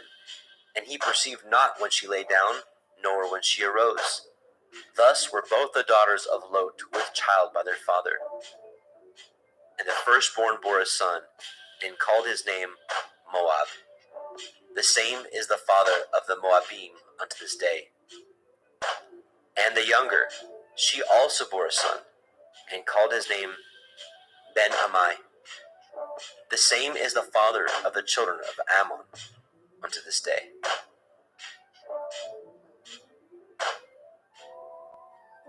Bereshit, Genesis, chapter 20. And Abraham journeyed from thence toward the country of the Negev, and dwelt between Kadesh and Shur, and sojourned in Gerar. And Abraham said of Sarah his woman, She is my sister. And Abimelech king of Gerar sent, and took Sarah. But Elohim came to Abimelech in a dream by night, and said to him, Behold, you are but a dead man, for the woman which you have taken, for she is a man's woman. But Abimelech had not come near her. And he said, Adonai, will you slay also a righteous nation? Said he not unto me, She is my sister? And she, even she herself said, He is my brother? In the integrity of my heart and innocence of my hands have I done this. And Elohim said unto him in a dream, Yea, I know that you did this in the integrity of your heart, for I also withheld you from sinning against me. Therefore suffered I you not to touch her. Now therefore restore the man his woman, for he is a prophet, and he shall pray for you, and you shall live. And if you restore her not, know you that you shall surely die, you and all that are yours. Therefore Abimelech rose early in the morning, and called all his servants, and told all these things in their ears. And the men were sore afraid. Then Abimelech called Abraham, and said unto him, What have you done unto us, and what have I offended you, that you have brought on me and on my kingdom a great sin? You have done deeds unto me that ought not to be done. And Abimelech said unto Abraham, What saw you that you have done this thing? And Abraham said, Because I thought surely the fear of Elohim is not in this place, and they will slay me for my woman's sake. And yet indeed she is my sister. She is the daughter of my father, but not the daughter of my mother, and she became my woman.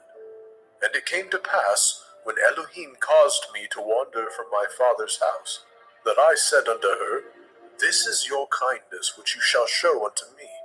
At every place whither we shall come, say of me, He is my brother.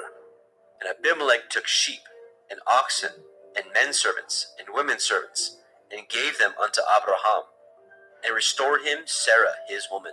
And Abimelech said, Behold, my land is before you. Dwell where it pleases you. And unto Sarah he said, Behold, I have given your brother 1,000 pieces of silver. Behold, he is to you a covering of the eyes unto all that are with you, and with all other. Thus she was reproved. So Abraham prayed unto Elohim, and Elohim healed Abimelech, and his woman, and his maidservants, and they bore children. For Yahweh had fast closed up all the wombs of the house of Abimelech, because of Sarah, Abraham's woman.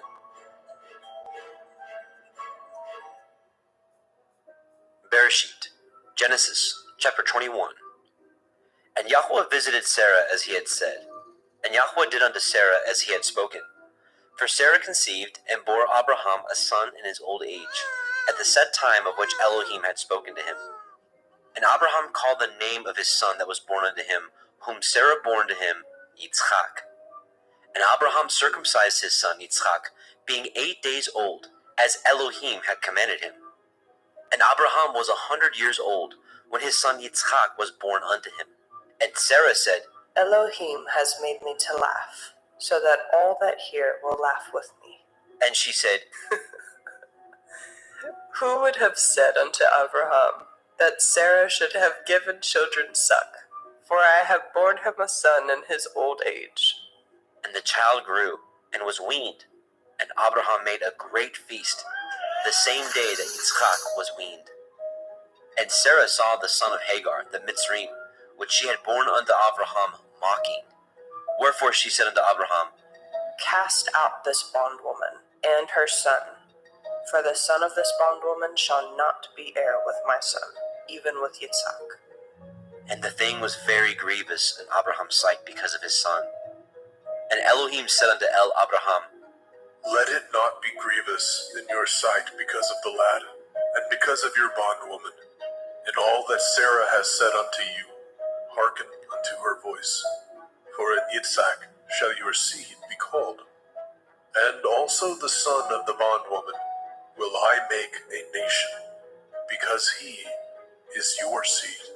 And Abraham rose up early in the morning, and took bread and a bottle of water, and gave it unto Hagar, putting it on her shoulder, and the child, and sent her away. And she departed, and wandered in the wilderness of Beersheba. And the water was spent in the bottle, and she cast the child under one of the shrubs. And she went, and sat her down over against him a good way off, as it were a bow shot.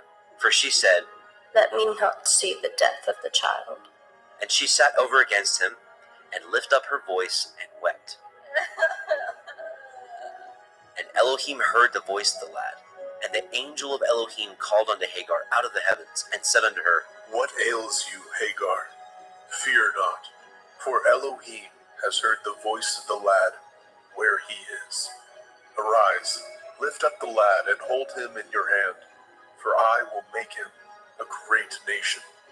And Elohim opened her eyes, and she saw a well of water. And she went, and filled the bottle with water, and gave the lad drink. And Elohim was with the lad, and he grew, and dwelt in the wilderness, and became an archer. And he dwelt in the wilderness of Paran, and his mother took him a woman out of the land of Mitzrayim. And it came to pass at that time, that Abimelech and Pichol, the chief captain of his host, spoke unto Abraham, saying, Elohim is with you in all that you do.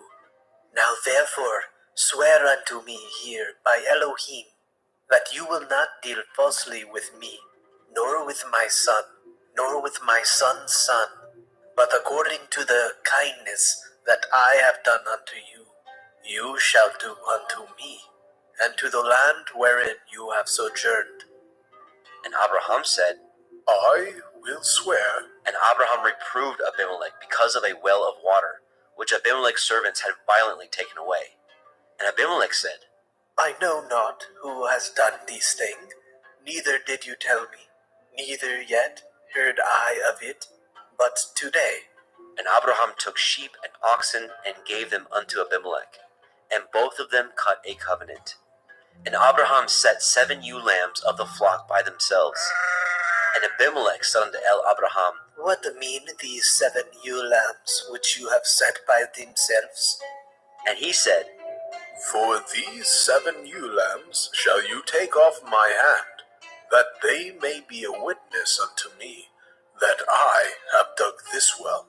Wherefore he called that place Beersheba, because there they swore both of them.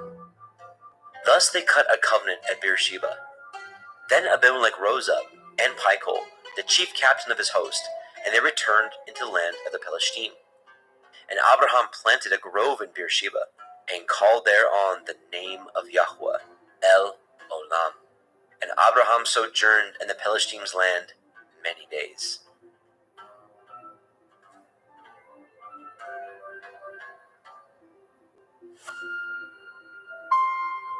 Bereshit, Genesis chapter 22. And it came to pass after these things, that Elohim did try Abraham, and said unto him, Abraham, and he said, behold, here I am. and he said, Take now your son, your Yahid, Yitzhak, whom you love, and get you into the land of Moriah, and offer him there for a burnt offering upon one of the mountains, which I will tell you of. And Abraham rose up early in the morning, and saddled his ass, and took 2 of his young men with him, and Yitzchak his son, and clave the wood for the burnt offering, and rose up, and went unto the place of which Elohim had told him. Then on the 3rd day Abraham lifted up his eyes, and saw the place afar off. And Abraham said unto his young men, Abide ye here with the ass, and I and the lad will go yonder, and worship, and come again to you. And Abraham took the wood of the burnt offering, and laid it upon Yitzchak his son. And he took the fire in his hand, and a knife, and they went both of them together. And Yitzchak spoke unto Abraham his father, and said, My father, and he said, here am I, my son. and he said, Behold the fire and the wood, but where is the lamb for a burnt offering? and Abraham said, My son, Elohim will provide himself a lamb for a burnt offering. So they went both of them together. And they came to the place which Elohim had told him of, and Abraham built an altar there, and laid the wood in order, and bound Yitzchak his son, and laid him on the altar upon the wood. And Abraham stretched forth his hand, and took the knife to slay his son. And the angel of Yahweh called unto him out of the heavens, and said, Abraham, Abraham, and he said, here am I. and he said, Lay not your hand upon the lad, neither do you anything unto him. For now I know that you fear Elohim, seeing you have not withheld your son, your Yachid, from me. And Abraham lifted up his eyes and looked, and behold, behind him a ram caught in a thicket by his horns. And Abraham went and took the ram, and offered him up for a burnt offering in the stead of his son. And Abraham called the name of that place Yahweh Yireh, as it is said to this day, In the mount of Yahweh it shall be seen.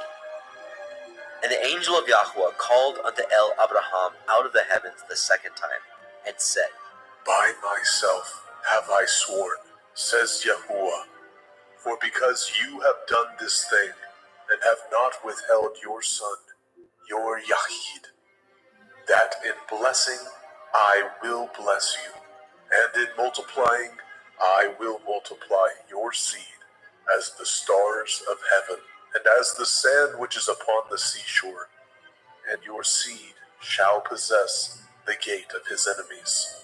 And in your seed shall all the nations of the earth be blessed, because you have obeyed my voice. So Abraham returned unto his young men, and they rose up and went together to Beersheba.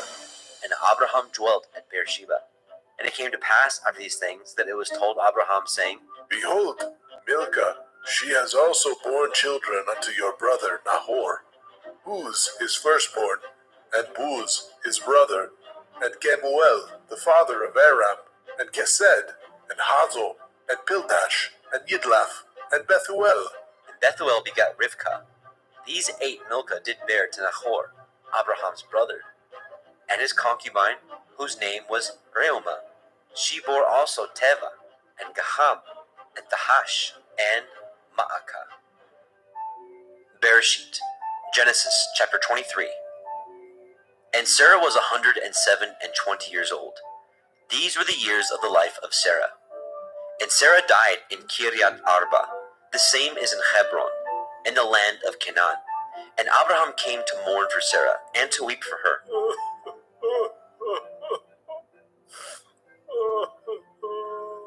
And Abraham stood up from before his dead, and spoke unto the sons of Heth, saying, I am a stranger and a sojourner with you.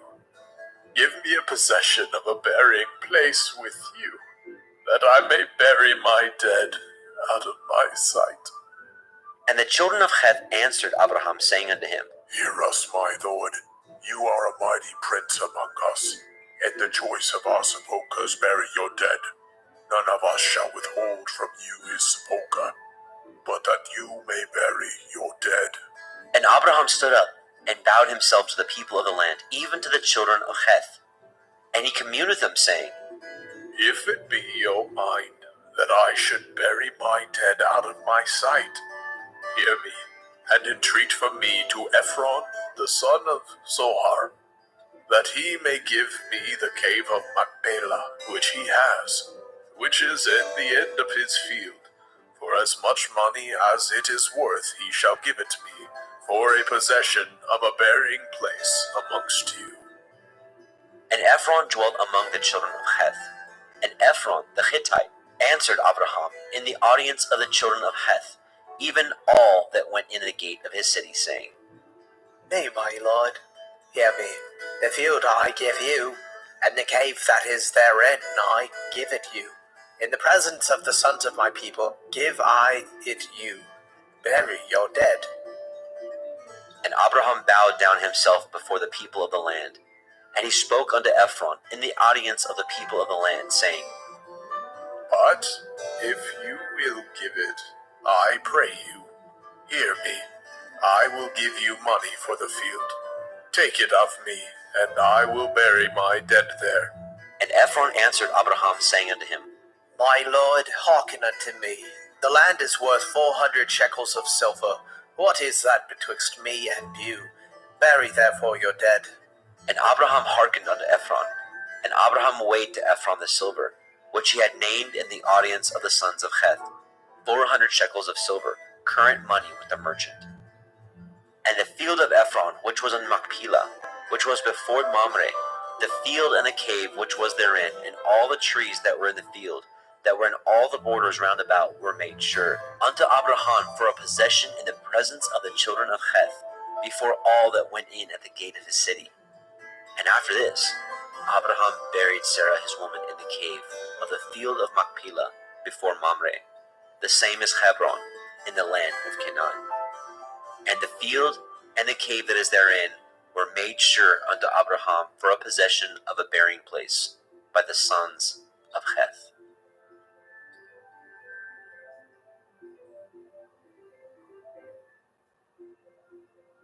Bereshit, Genesis chapter 24.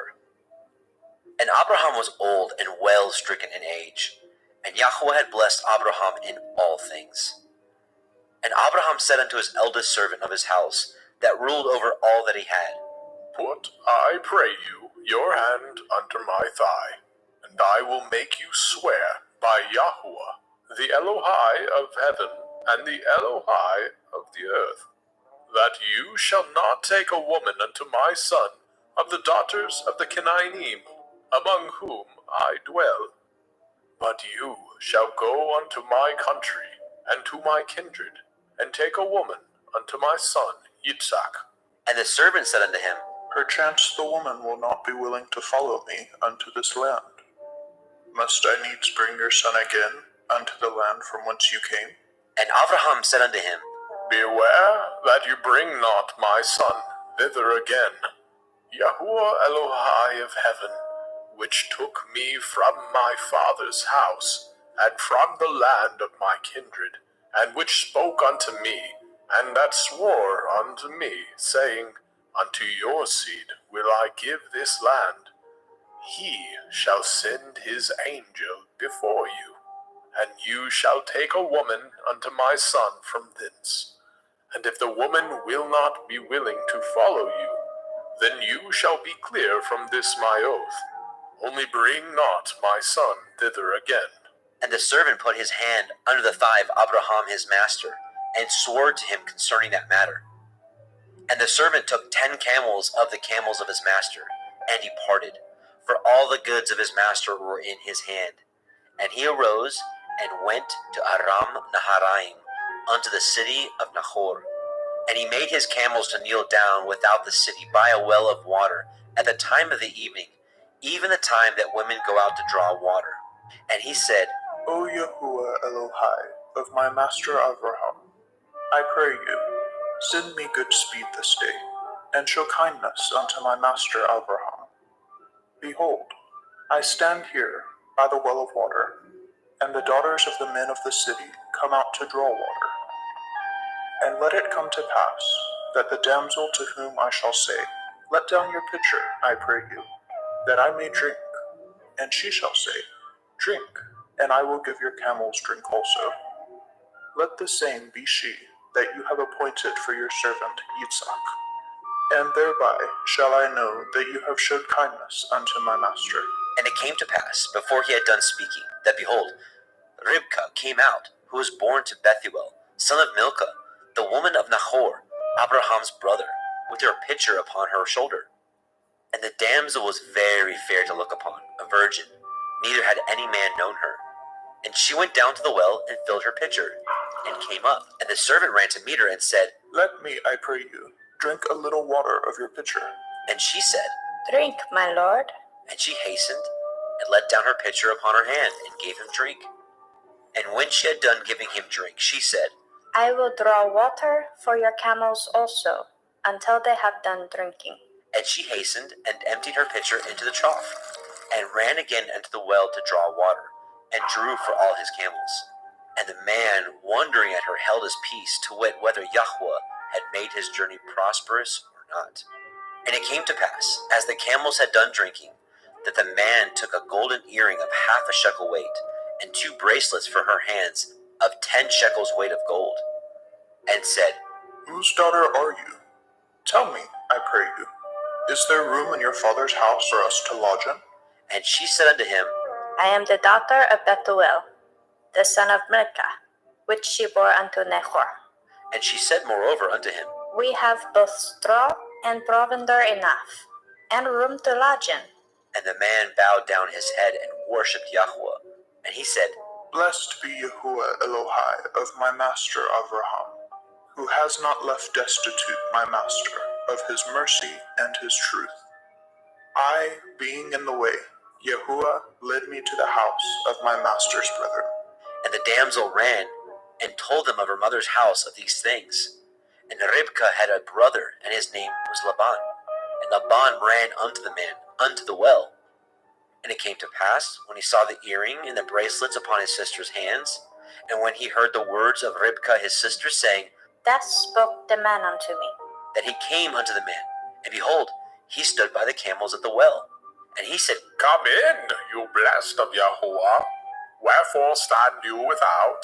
For I have prepared the house and room for the camels.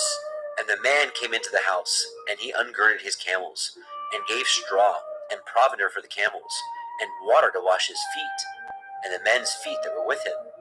And there was set meat before him to eat, but he said, I will not eat until I have told my errand. And he said, Speak on. And he said, I am Avraham's servant, and Yahuwah has blessed my master greatly, and he has become great. And he has given him flocks and herds, and silver and gold, and menservants and maidservants, and camels and asses. And Sarah, my master's woman, bore a son to my master when she was old, and unto him has he given all that he has. And my master made me swear, saying, You shall not take a woman to my son of the daughters of the Canaanim, in whose land I dwell, but you shall go unto my father's house, and to my kindred, and take a woman unto my son. And I said unto my master, Perchance the woman will not follow me. And he said unto me, Yahuwah, before whom I walk, will send his angel with you, and prosper your way. And you shall take a woman for my son of my kindred, and of my father's house. Then shall you be clear from this my oath, when you come to my kindred, and if they give not you one, you shall be clear from my oath.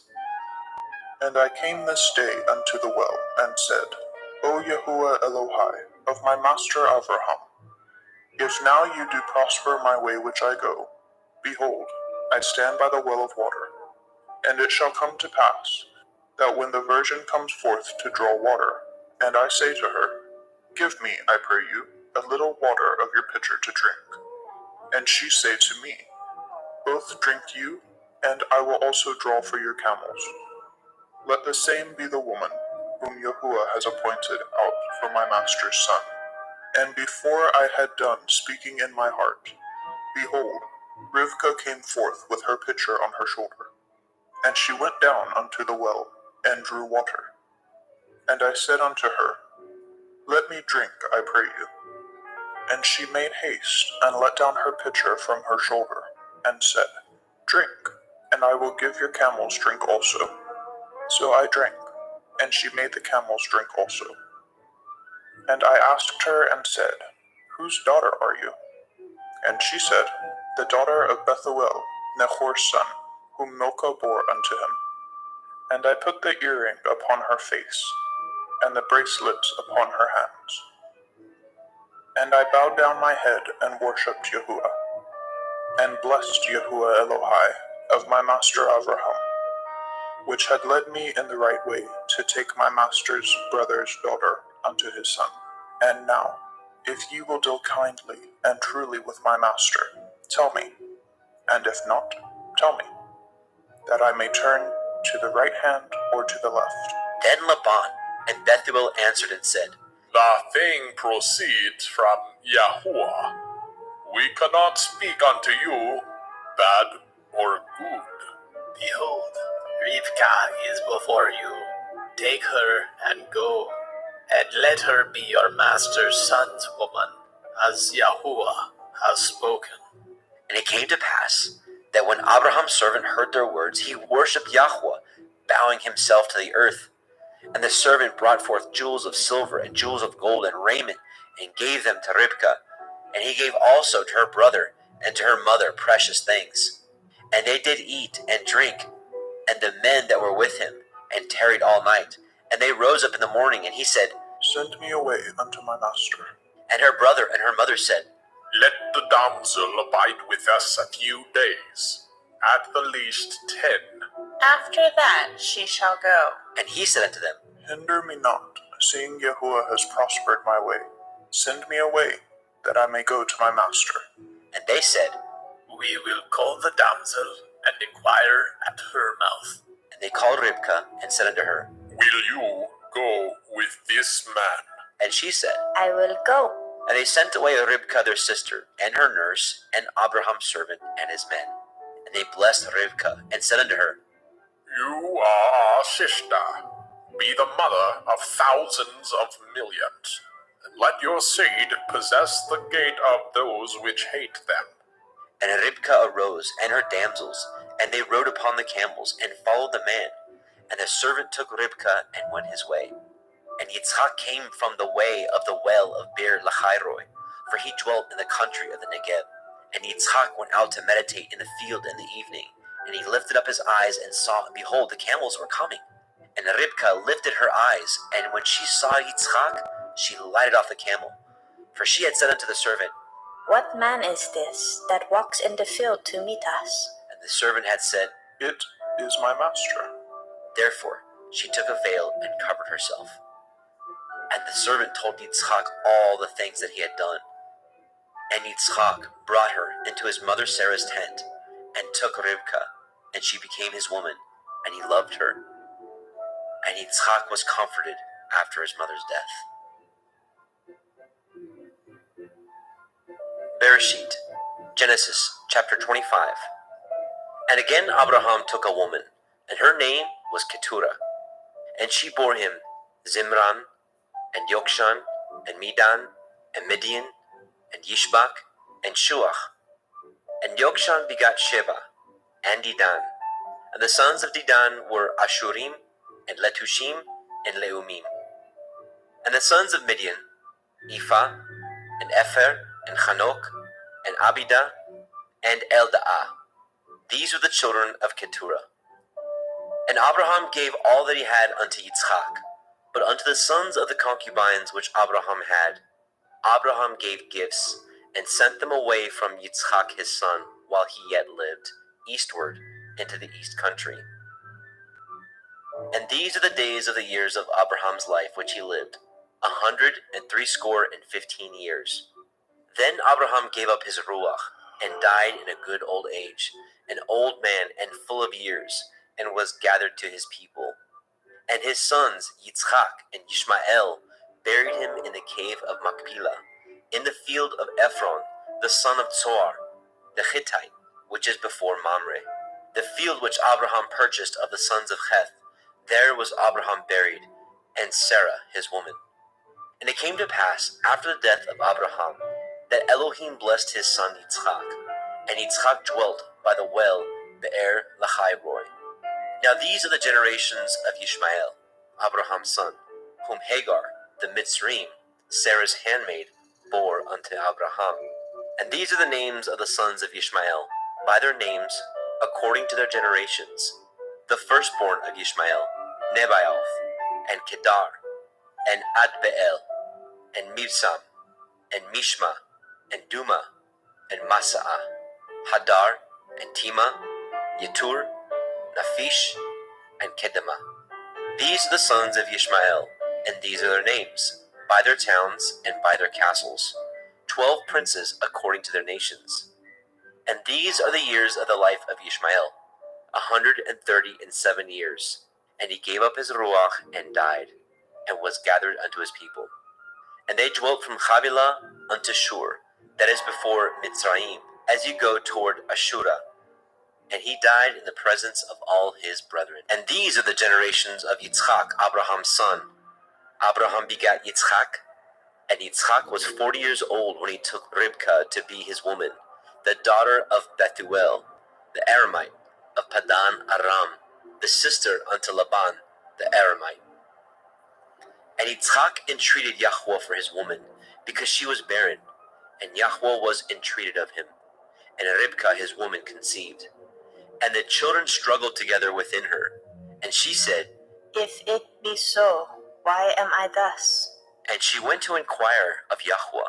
And Yahweh said unto her, 2 nations are in your womb, and 2 manner of people shall be separated from your generation. And the one people shall be stronger than the other people, and the elder shall serve the younger. And when her days to be delivered were fulfilled, behold, there were twins in her womb. And the first came out red all over like a hairy garment, and they called his name Esau. And after that came his brother out, and his hand took hold on Esau's heel, and his name was called Jacob. And Yitzchak was 80 years old when she bore them. And the boys grew, and Esau was a cunning hunter, a man of the field, and Jacob was an upright man, dwelling in tents. And Yitzchak loved Esau, because he did eat of his venison, but Ribkah loved Jacob. And Jacob sought pottage, and Esau came from the field, and he was faint. And Esau said to Jacob, Feed me, I pray you, with that same red pottage, for I am faint. Therefore was his name called Edom. And Jacob said, Sell me this day your birthright. And Esau said, Behold, I am at the point to die, and what profit shall this birthright do to me? And Jacob said, Swear to me this day. And he swore unto him, and he sold his birthright unto Jacob. Then Jacob gave Esau bread and pottage of lentils, and he did eat and drink, and rose up and went his way. Thus Esau despised his birthright. Bereshit, Genesis, chapter 26. And there was a famine in the land, beside the first famine that was in the days of Abraham. And Yitzchak went unto Abimelech, king of the Philistine, unto Gerar. And Yahweh appeared unto him and said, Go not down into Mitzrayim. Dwell in the land which I shall tell you of.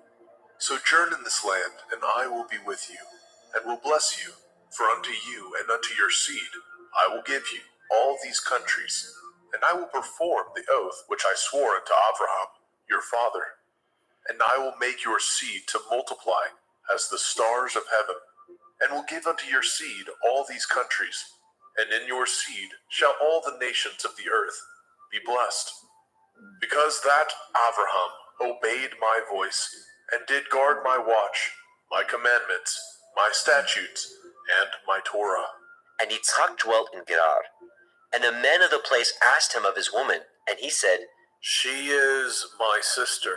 For he feared to say, She is my woman, lest, said he, The men of the place should kill me for Rivkah, because she was fair to look upon.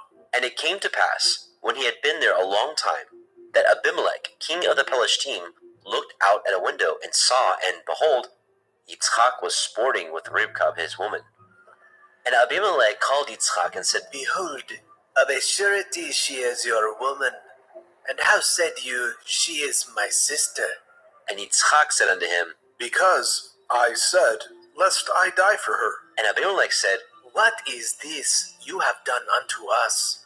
One of the people might lightly have lain with your woman, and you should have brought guiltiness upon us.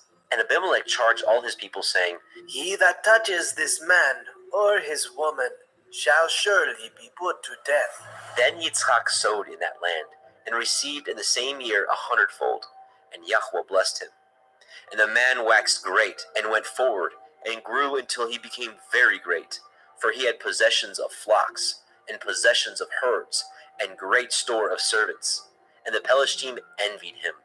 For all the wells which his father's servant had dug in the days of Abraham his father, the Pelishtim had stopped them, and filled them with earth.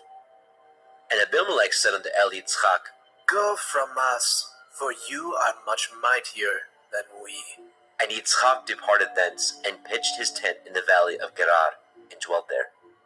And Yitzchak dug again the wells of water, which they had dug in the days of Abraham his father, for the Pelishtim had stopped them up after the death of Abraham. And he called their names after the names by which his father had called them. And Yitzchak's servants dug in the valley, and found there a well of springing water. And the herdsmen of Gerar did strive with Yitzchak's herdsmen, saying, The water is ours. And he called the name of the well Esek, because they strove with him. And they dug another well, and strove for that also. And he called the name of it Sitnah. And he removed from thence, and dug another well. And for that they strove not. And he called the name of it Rehovot. And he said, For now Yahuwah has made room for us, and we shall be fruitful in the land. And he went up from thence to Be'er Sheba. And Yahweh appeared unto him that same night, and said, I am the Elohai of Abraham your father. Fear not, for I am with you, and will bless you, and multiply your seed, for my servant Abraham's sake.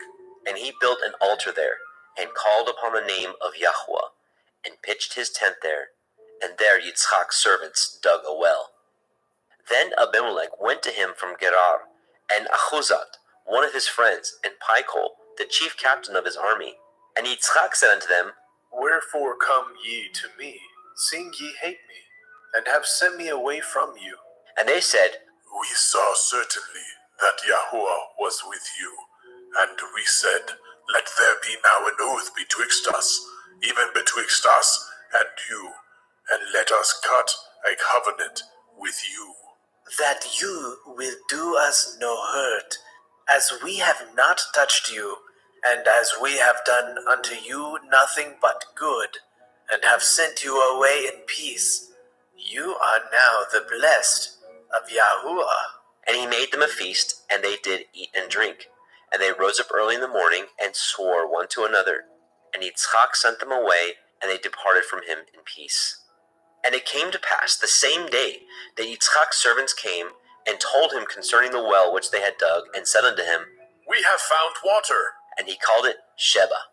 Therefore the name of the city is Be'er Sheba unto this day.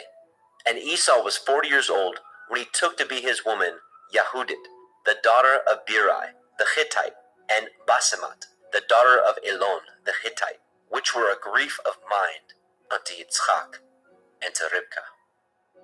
Bereshit, Genesis chapter 27.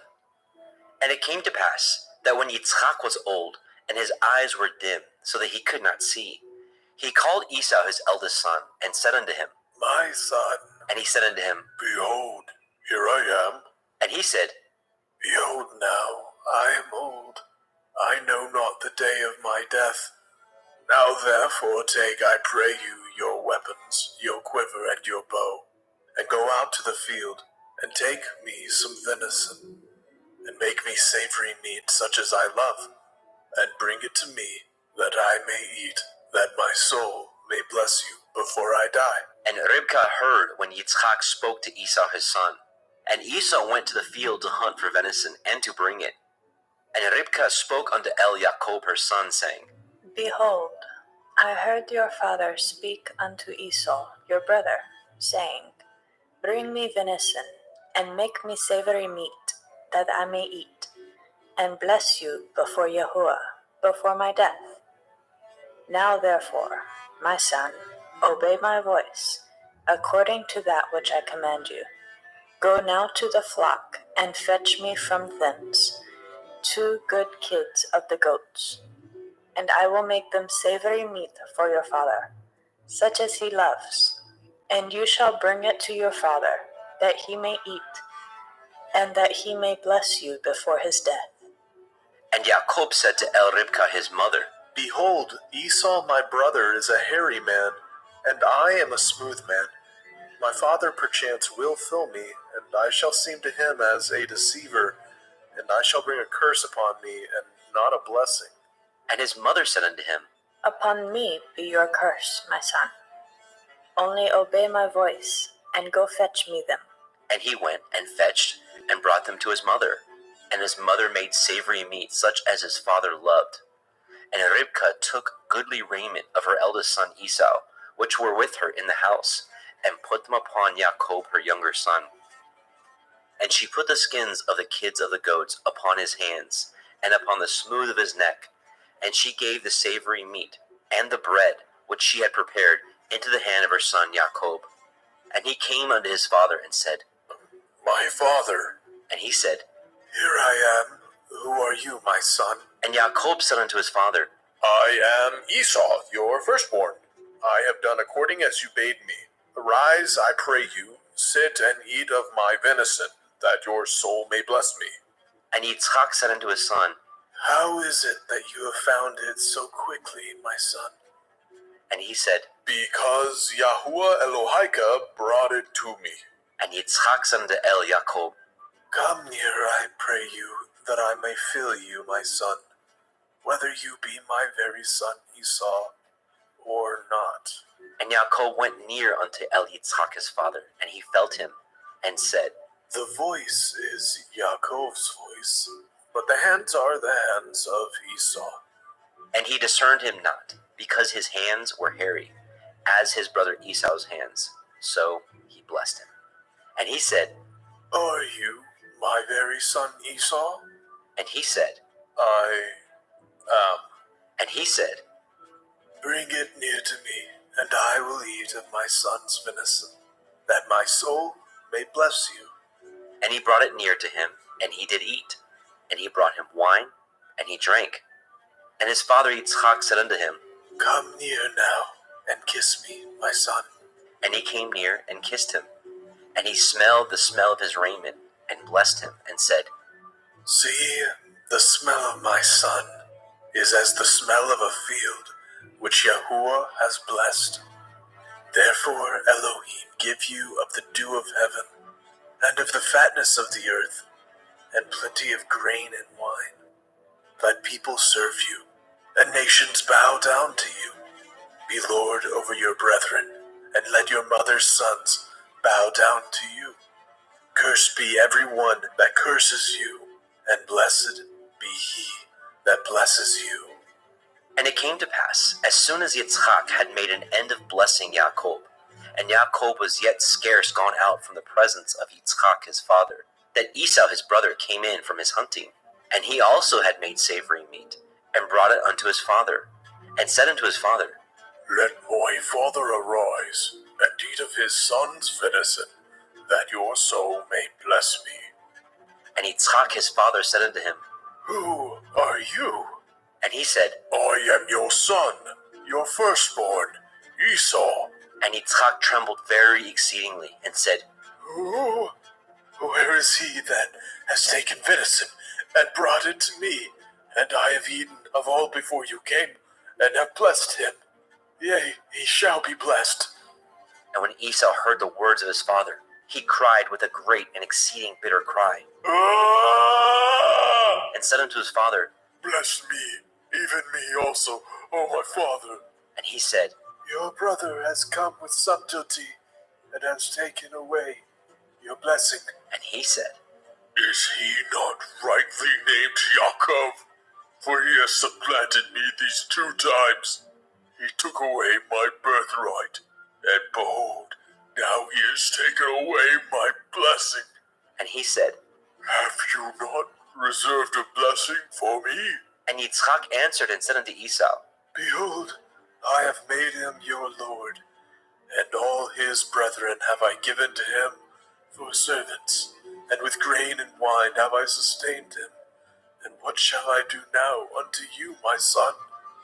And Esau said unto his father, Have you but one blessing, my father?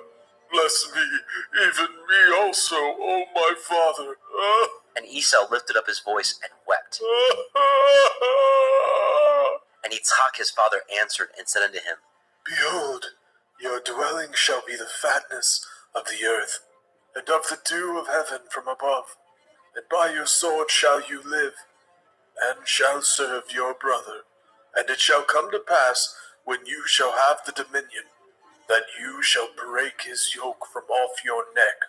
And Esau hated Jacob because of the blessing wherewith his father blessed him. And Esau said in his heart, The days of mourning for my father are at hand. Then I will slay my brother Yaakov. And these words of Esau, her elder son, were told to Ribkah. And she sent and called Jacob, her younger son, and said unto him, Behold, your brother Esau, as touching you, comforts himself, purposing to kill you. Now therefore, my son, obey my voice, and arise, flee to Laban my brother, to Haran, and tarry with him a few days, until your brother's fury turn away, until your brother's anger turn away from you, and he forget that which you have done to him. Then I will send and fetch you from thence. Why should I be deprived also of you both in one day? And Ribkah said to Yitzchak, I am weary of my life because of the daughters of Heth. If Yaakov take a woman of the daughters of Heth, such as these which are of the daughters of the land, what good shall my life do me?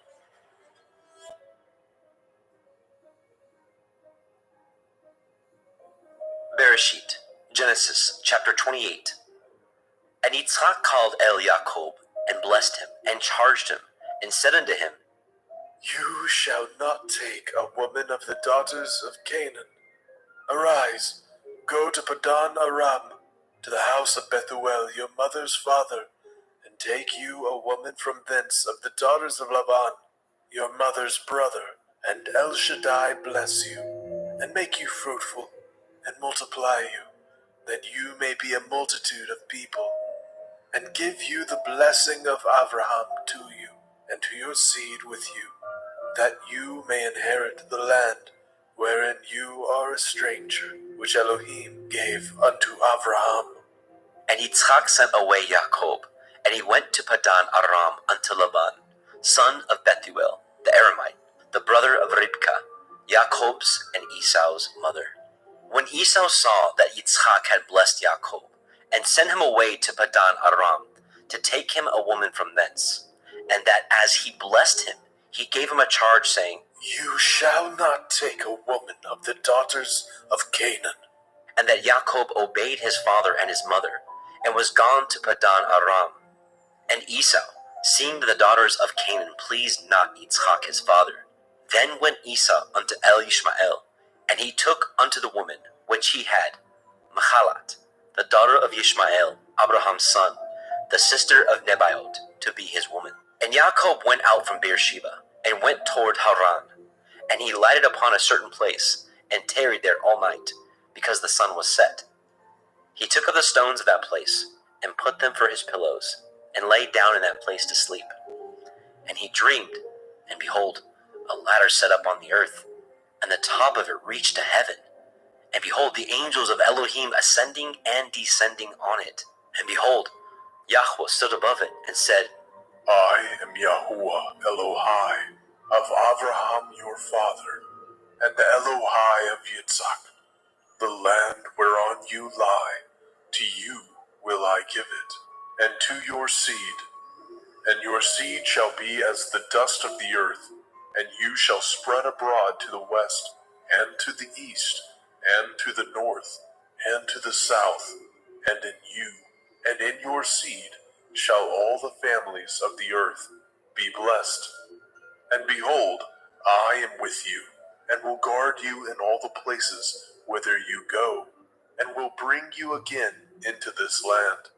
For I will not leave you until I have done that which I have spoken to you of. And Yaakov awoke out of his sleep, and he said, Surely Yahuwah is in this place, and I knew it not. and he was afraid and said, How dreadful is this place! This is none other but the house of Elohim, and this is the gate of heaven. And Yaakov arose up early in the morning, and took the stone that he had put for his pillows, and set it up for a pillar, and poured oil upon the top of it. And he called the name of that place Beit El. But the name of that city was called Luz at the first. And Yaakov vowed a vow, saying, If Elohim will be with me, and will guard me in this way that I go, and will give me bread to eat, and raiment to put on, so that I come again to my father's house in peace, then shall Yahuwah be my Elohim. And this stone which I have set for a pillar shall be Elohim's house, and of all that you shall give me, I will surely give the 10th unto you.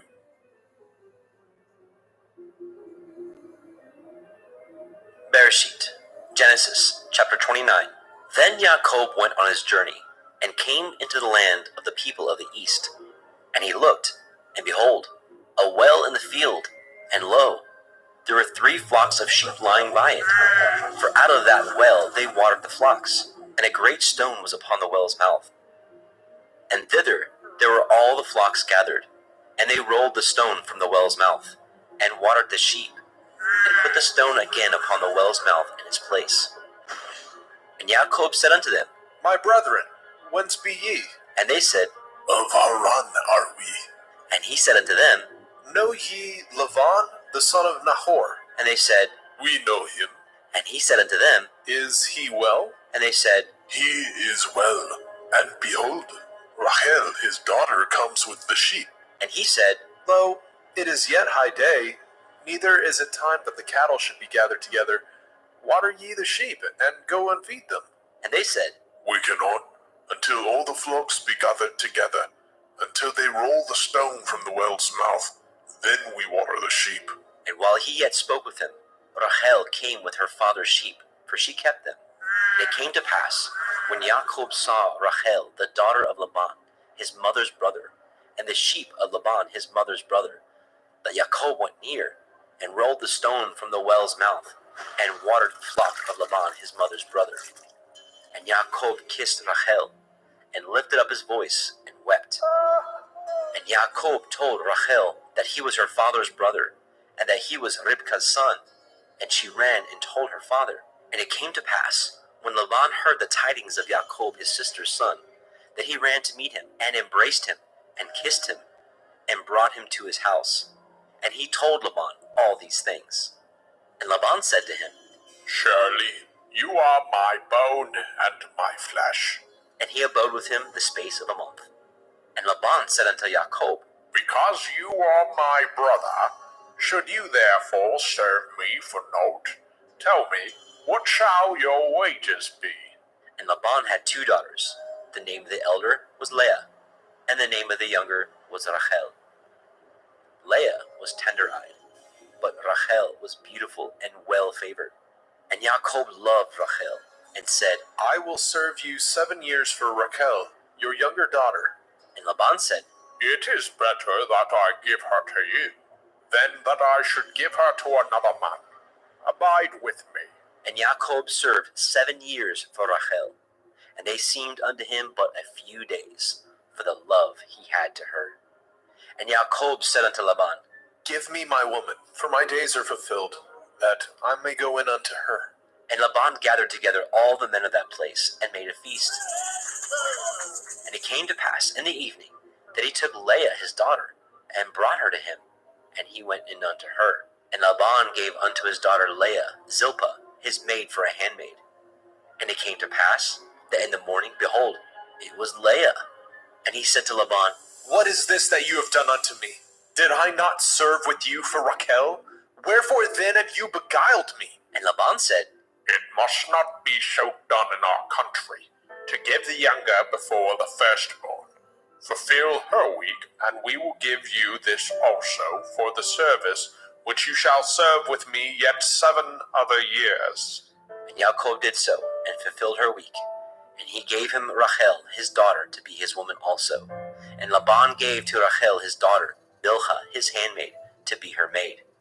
And he went in also unto El Rachel, and he loved also Rachel more than Leah, and served with him yet 7 other years. And when Yahweh saw that Leah was hated, he opened her womb, but Rachel was barren. And Leah conceived, and bore a son, and she called his name Reuben. For she said, Surely Yahuwah has looked upon my affliction. Now therefore my man will love me. and she conceived again, and bore a son, and said, Because Yahuwah has heard that I was hated, he has therefore given me this son also. and she called his name Shimon. And she conceived again, and bore a son, and said, Now this time will my man be joined unto me, because I have borne him 3 sons. Therefore was his name called Levi. And she conceived again, and bore a son, and she said, Now I will praise Yahuwah. Therefore she called his name Yahudah, and left bearing. Bereshit, Genesis chapter 30. And when Rachel saw that she bore Jacob no children, Rachel envied her sister, and said unto Jacob, Give me children, or else I die. and Jacob's anger was kindled against Rachel. And he said, Am I in Elohim's stead, who has withheld from you the fruit of the womb? and she said, Behold, my maid Bilhah, go in unto her, and she shall bear upon my knees, that I may also have children by her. and she gave him Bilhah her handmaid to be his woman. And Jacob went in unto her, and Bilhah conceived, and bore Jacob a son. And Rachel said, Elohim has judged me, and has also heard my voice, and has given me a son. Therefore called she his name Dan. And Bilhah, Rachel's maid, conceived again, and bore Jacob a second son. And Rachel said, With great wrestlings have I wrestled with my sister, and I have prevailed. and she called his name Naphtali. And when Leah saw that she had left bearing, she took Zilpah her maid, and gave her Jacob to be his woman. And Zilpah, Leah's maid, bore Jacob a son. And Leah said, A troop comes. and she called his name Gad. And Zilpah, Leah's maid, bore Jacob a second son. And Leah said, Happy am I, for the daughters will call me blessed. and she called his name Asher. And Reuben went in the days of the wheat harvest, and found mandrakes in the field, and brought them unto his mother, Leah. Then Rachel said to Leah, Give me, I pray you, of your son's mandrakes. and she said unto her, Is it a small matter that you have taken my man? And will you take away my son's mandrakes also? and Rachel said, Therefore he shall lie with you tonight for your son's mandrakes. and Jacob came out of the field in the evening, and Leah went out to meet him, and said, You must come in unto me, for surely I have hired you with my son's mandrakes. and he lay with her that night. And Elohim hearkened unto Leah, and she conceived, and bore Jacob the 5th son. And Leah said, Elohim has given me my hire, because I have given my maiden to my man. and she called his name Issachar. And Leah conceived again, and bore Jacob the 6th son.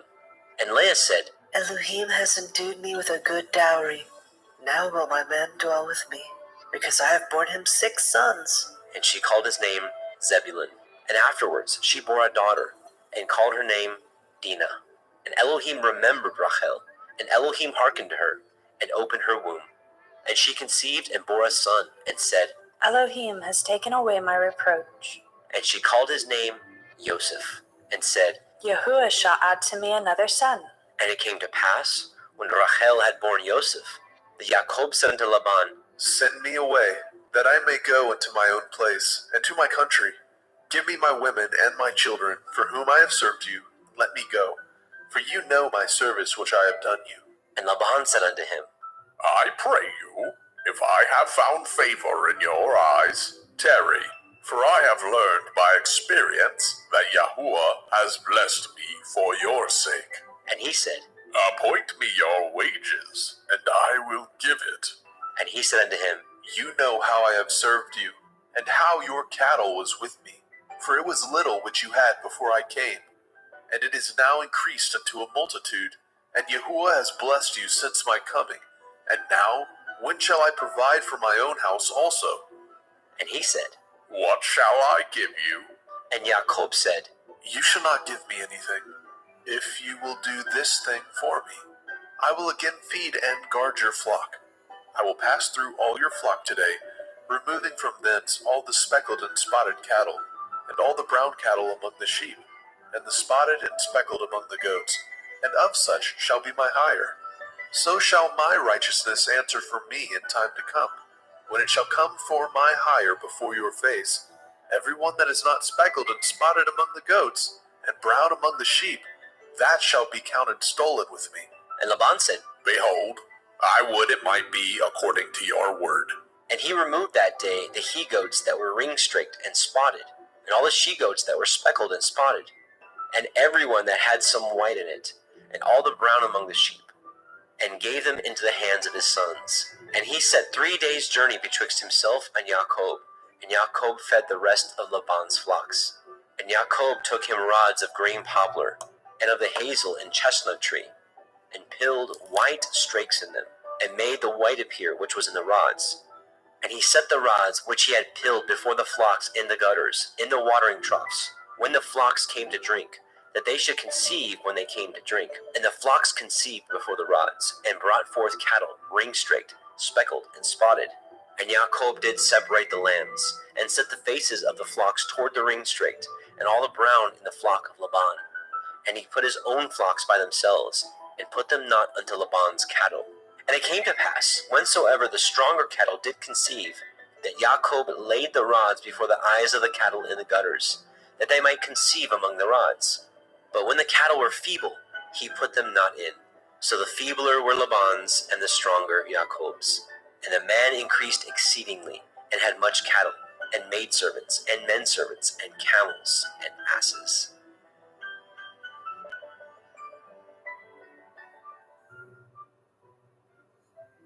Bereshit, Genesis chapter 31. And he heard the words of Laban's son, saying, Yaakov has taken away all that was our father's, and of that which was our father's has he gotten all his glory. And Jacob beheld the countenance of Laban, and behold, it was not towards him as before. And Yahweh said unto Jacob, Return unto the land of your fathers, and to your kindred, and I will be with you. And Jacob sent and called Rachel and Leah to the fields unto his flock, and said unto them, I see your father's countenance, that it is not towards me as before, but the Elohim of my father has been with me. And ye know that with all my power I have served your father. And your father has deceived me and changed my wages 10 times, but Elohim suffered him not to hurt me. If he said thus, the speckled shall be your wages, then all the cattle bore speckled. And if he said thus, the ring-straked shall be your hire, then bore all the cattle ring-straked. Thus Elohim has taken away the cattle of your father, and given them to me. And it came to pass at the time that the cattle conceived, that I lifted up my eyes, and I saw in a dream, and behold, the rams which leaped upon the cattle were ring-straked, speckled, and grizzled. And the angel of Elohim spoke unto me in a dream, saying, Yaakov. And I said, Here I am. And he said, Lift up now your eyes, and see, all the rams which leapt upon the cattle are ring-straked, speckled, and grizzled. For I have seen all that Laban does unto you. I am the Elohim of Bethel, where you anointed the pillar, and where you vowed a vow unto me. Now arise, get you out of this land, and return unto the land of your kindred. And Rachel and Leah answered and said unto him, Is there yet any portion or inheritance for us in our father's house? Are we not counted of him strangers? For he has sold us, and has quite devoured also our money.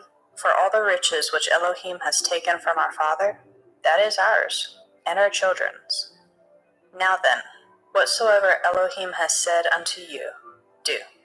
Then Jacob rose up, and set his sons and his women upon camels, and carried away all his cattle, and all his goods which he had gotten, the cattle of his getting, which he had gotten in Padan Aram, for to go to El Yitzchak his father in the land of Canaan. And Laban went to shear his sheep, and Rachel had stolen the teraphim that were her father's. And Jacob stole away unawares to Laban the Aramite, in that he told him not that he fled. So he fled with all that he had, and he rose up and passed over the river and set his face toward the Mount Gilead. And it was told Laban on the third day that Jacob was fled. And he took his brethren with him and pursued after him 7 days' journey, and they overtook him in the Mount Gilead. And Elohim came to Laban the Aramite in a dream by night, and said unto him, Take heed that you speak not to Yaakov, either good or bad. Then Laban overtook Jacob. Now Jacob had pitched his tent in the mount, and Laban with his brethren pitched in the Mount Gilead. And Laban said to Jacob, What have you done, that you have stolen away unawares to me, and carried away my daughters as captives, taken with the sword? Wherefore did you flee away secretly, and steal away from me, and did not tell me, that I might have sent you away with mirth, and with songs, and with tabret, and with harp? And have not suffered me to kiss my sons and daughters? You have now done foolishly in so doing. It is in the power of my hand to do you hurt. But the Elohim of your father spoke unto me yesternight, saying, Take heed that you speak not to Yaakov, either good or bad. And now, though you would needs be gone, because you so longed after your father's house, yet wherefore have you stolen my Elohim? And Jacob answered and said to Laban, Because I was afraid, for I said, Perchance you would take by force your daughters from me. With whomsoever you find your Elohim, let him not live, before our brethren discern what is yours with me, and take it to you. for Jacob knew not that Rachel had stolen them.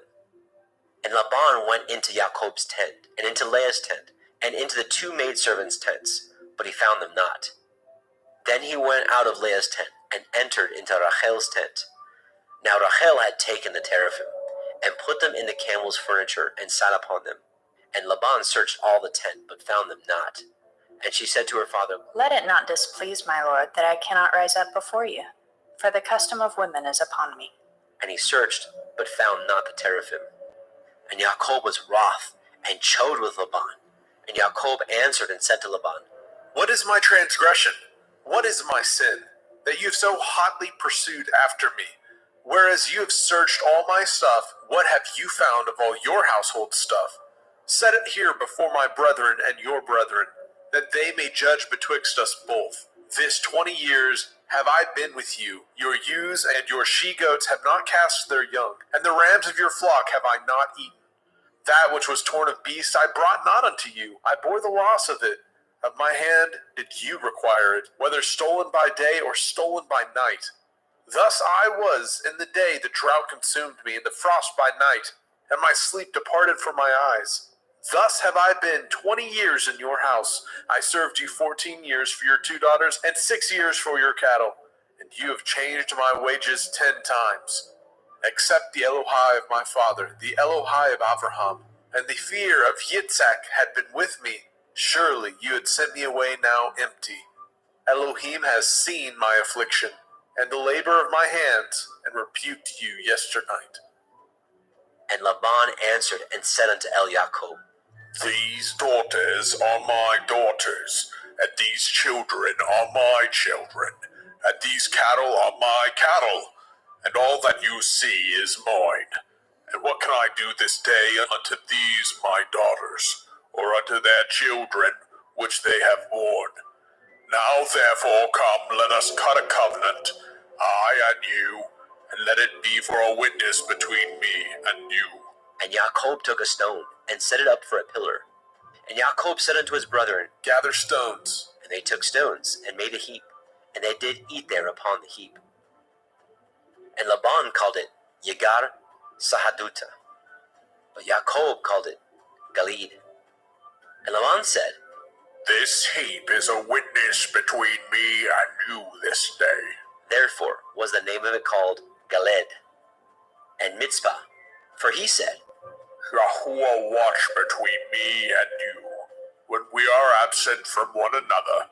If you shall afflict my daughters, or if you shall take other women beside my daughters, no man is with us. See, Elohim is witness betwixt me and you.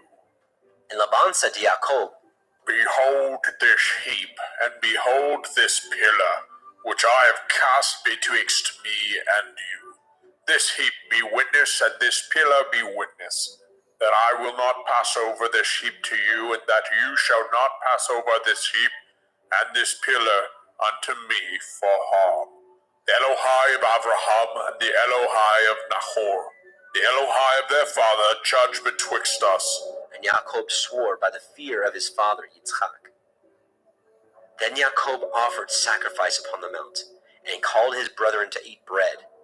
And they did eat bread, and tarried all night in the mount.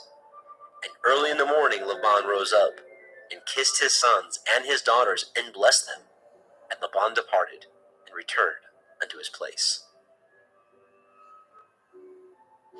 Bereshit, Genesis chapter 32. And Yaakov went on his way, and the angels of Elohim met him. And when Yaakov saw them, he said, This is Elohim's host. And he called the name of that place Machanaim.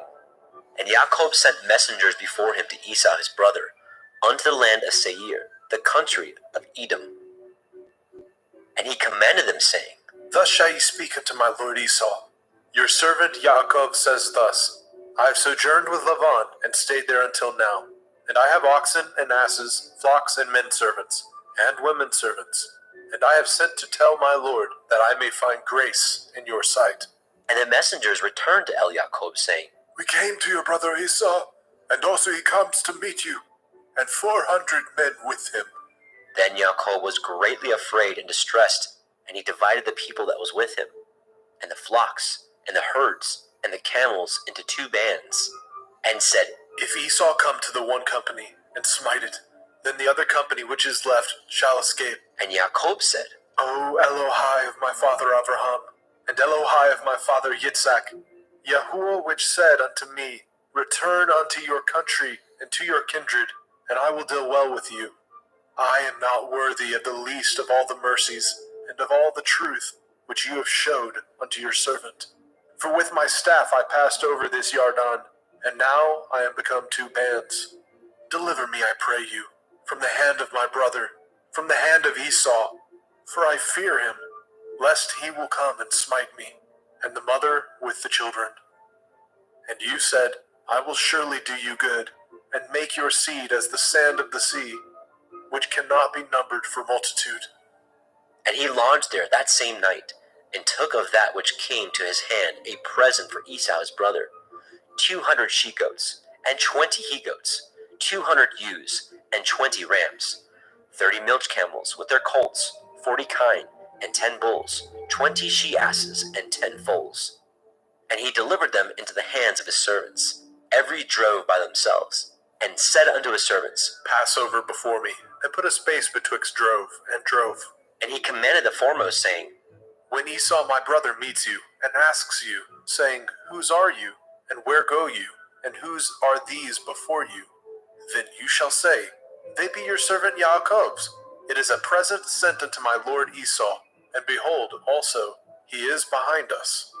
And so commanded he the second, and the third, and all that followed the drove, saying, On this manner shall ye speak unto Esau when ye find him, and say ye moreover, Behold, your servant Yaakov is behind us. For he said, I will appease him with the present that goes before me, and afterward I will see his face.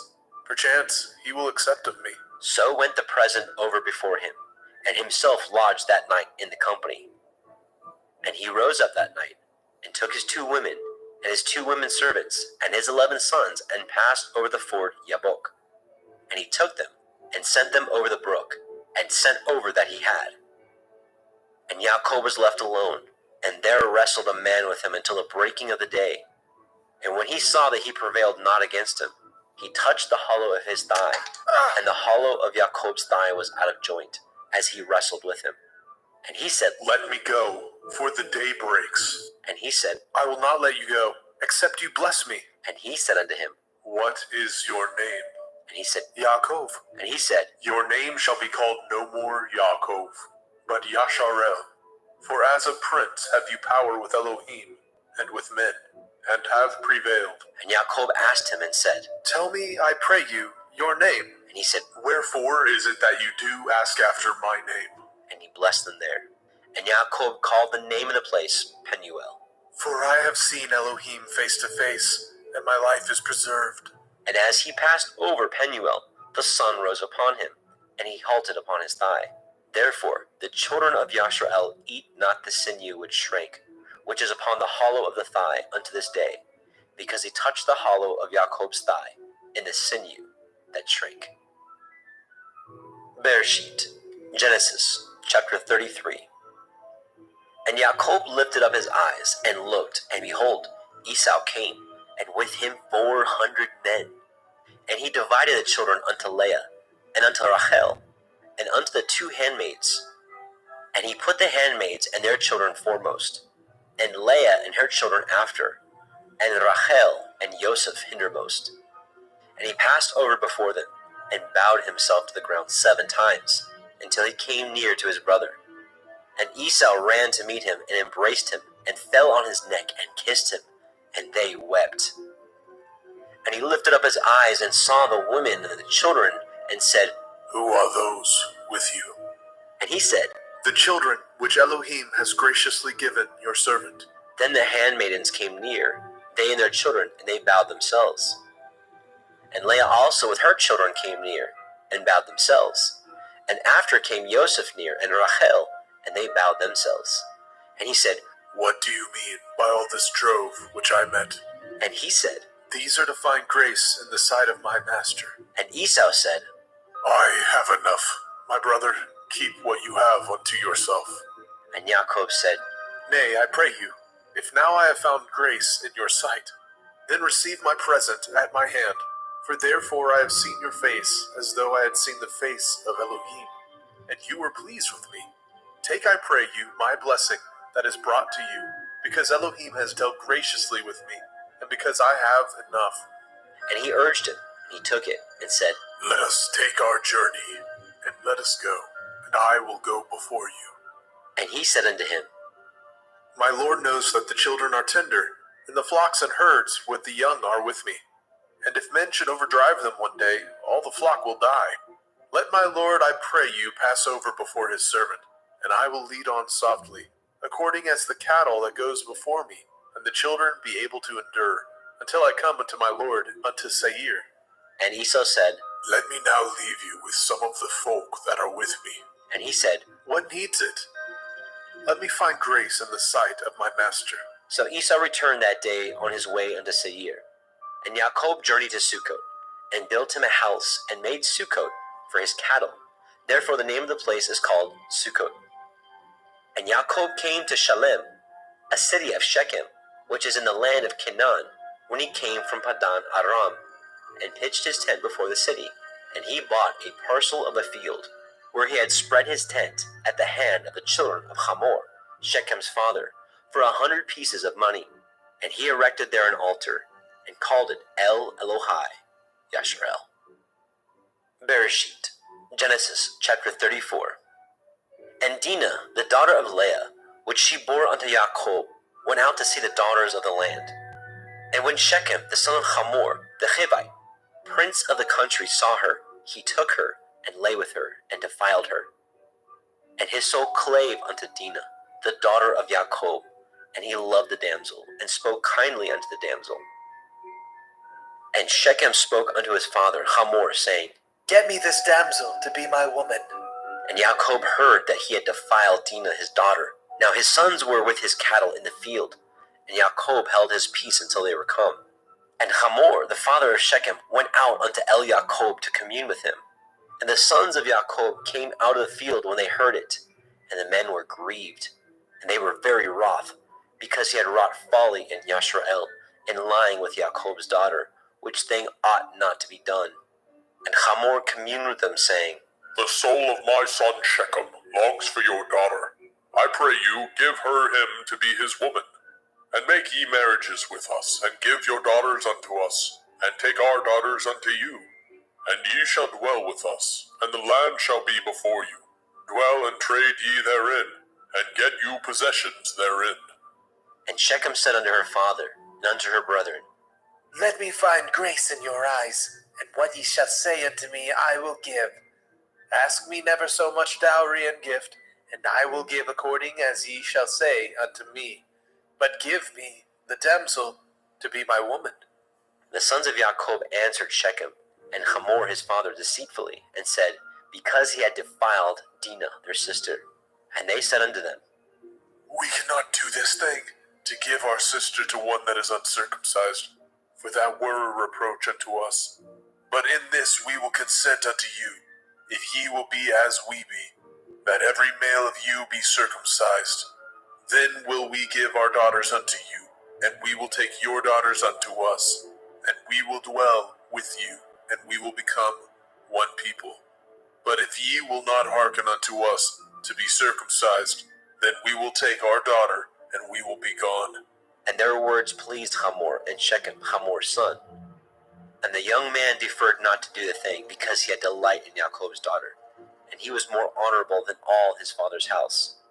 And Hamor and Shechem his son came unto the gate of their city, and communed with the men of their city, saying, These men are peaceable with us, therefore let them dwell in the land, and trade therein.